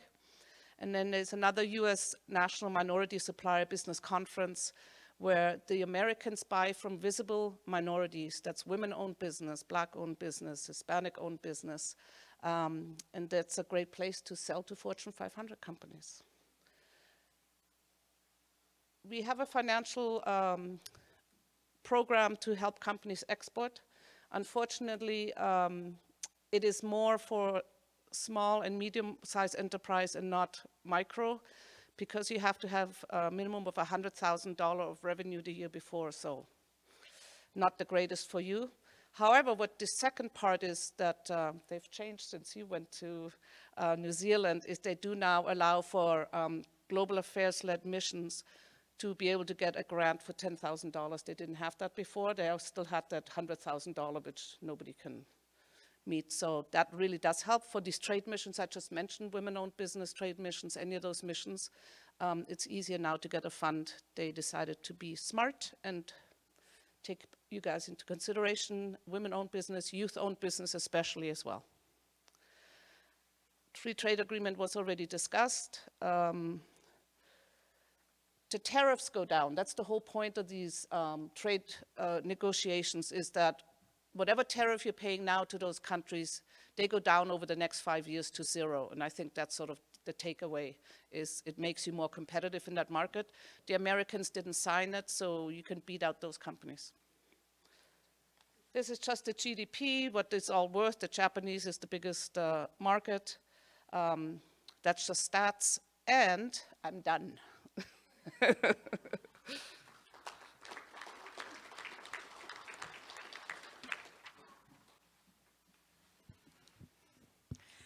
Thank you for that. I don't know if anyone else's brain is like this right now, but that was definitely important to be able to hear of this growing context of Indigenous inclusion and this growing potential for inclusion of Indigenous businesses globally as well as across this country. So is there any questions from the floor? Yes, Michelle. My whole purpose is to ask questions in this forum. So what I didn't hear about was the brand, the Canadian brand, and how that brand can help export stuff into international markets. It can help export across. So the BC brand for BC is something that we export across the provinces. However, when we're talking international trade, we need to talk about the brand, Canada, and how that can help support Indigenous businesses. So I'd like to hear a little bit more about that. One of my businesses, everything we pick, we ship, and it's all based on the Canadian brand. But First Nations need to know how important that brand is and what part that brand plays in international trade.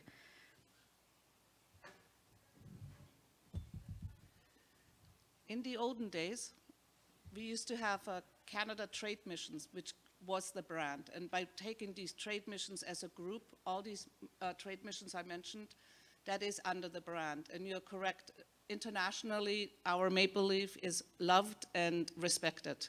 And you're definitely right. I just didn't have a lot of time to go into all the details. But we did at CIAL, it's an agri-food show. We had Canadian Indigenous exhibitors, about 10, 15 in Montreal. And that Indigenous section blew everybody away because it had a distinct look. Everybody was, they had performances, and it really set that whole section apart from all the other exhibitors from other countries. So there's a lot to be said about brand, yes, I agree.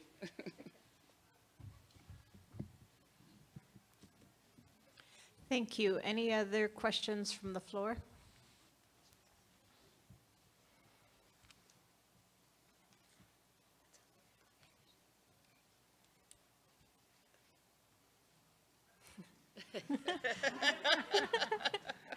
Hey, just kidding. Awesome. Is that another question? They're lining up. Okay, thank you. As the panelists, as you leave the stage, we'll have a gift for you, and we appreciate some of you came quite far to participate, and we also recognize that you stayed throughout the whole forum and how important that is to understand this growth in Indigenous business. Thank you.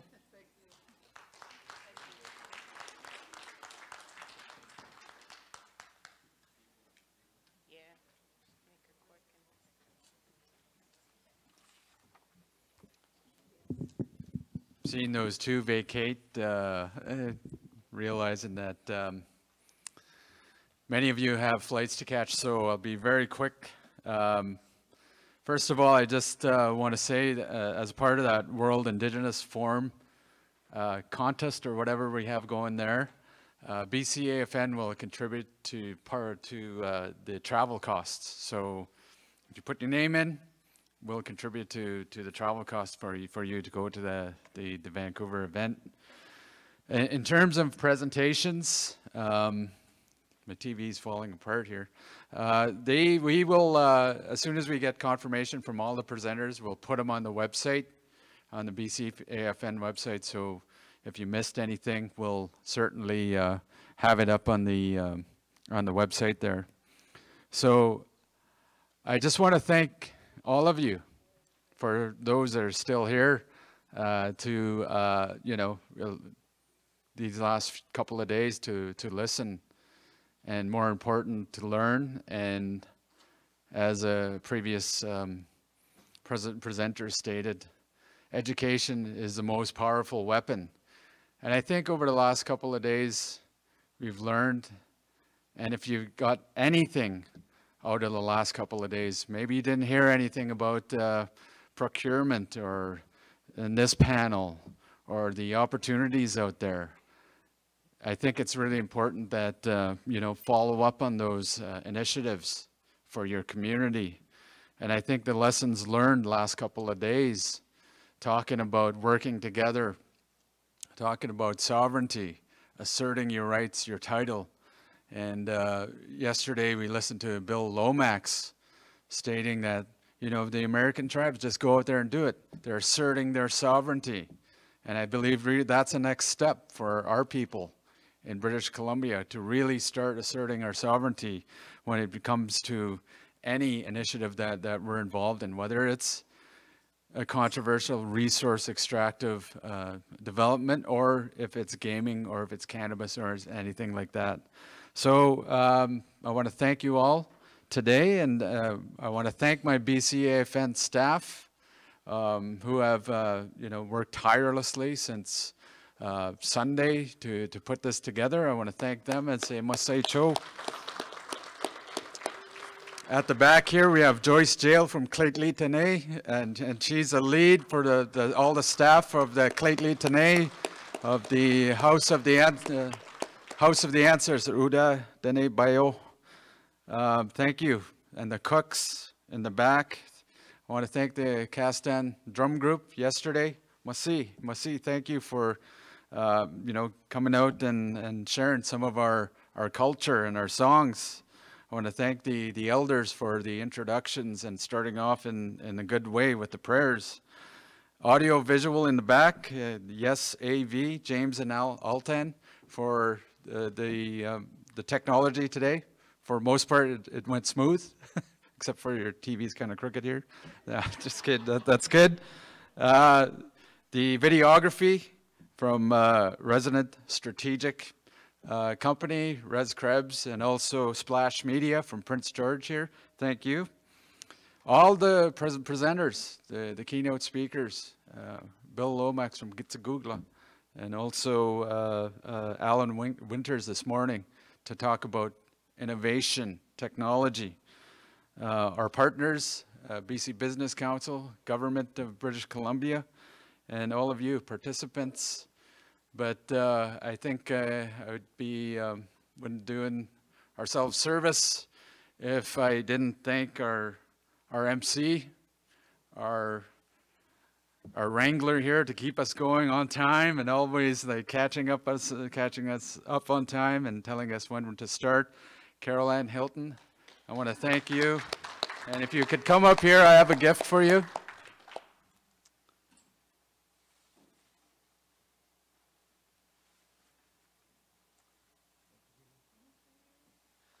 So with that, we do have the BCAFN meeting, Special Chiefs meeting. I believe it's March, correct me if I'm wrong, 6th, 7th? March 7th, 8th. In Merritt.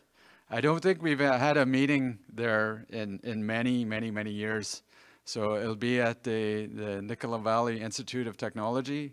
And I don't believe it has been any of these regional meetings at that institute. So with these special chiefs assemblies, we try to go to different places. A few years back when Regional Chief Shane Godfredson was in this office, he went up to Nisga'a Territory. Last year we had it here in Prince George, Claytley, which for many years, they never had a regional meeting in Claytley, Tenay, Prince George. So we're going to go down to Merritt, have a meeting there. And I hope to see some of the leaders there and chiefs, and we talk about some of the things that we talked about today. And I think, you know, today too, I'm also especially reminded, I see my cousin here, and we talked about the really important subject matter of Indigenous women and the most vulnerable people in our society. You know, this week we're talking about child welfare legislation. And today, you know, the panels that we had today with women empowering themselves, taking up that space, and really the youth, to help the youth, internships. I think that's really important for our most vulnerable in our society, to empower them and allow them that space and allow them to really take their rightful place in society. I think that's really important to acknowledge today. One of the most things that I remember for today. So as a part of you know, the examples that we've seen of women entrepreneurs, you know, filling that space, seeing an opportunity and seizing it. And I think in many respects that's what we have to do as communities, seeing an opportunity and seizing it and filling that space, asserting our sovereignty, our rights and our title to what's rightfully ours as Indigenous people for the future generations. So Masai Soresni, Masai, thank you. Thank you all for coming the last 2 days. This just anecdotally, this has turned out a lot better than I thought it was going to be, because quite simply with the challenges for traveling on the highways or the delays in the airports, it's very difficult to come to places like Prince George, and you have for a reason, and I thank you for that. So thank you. Masai Cho.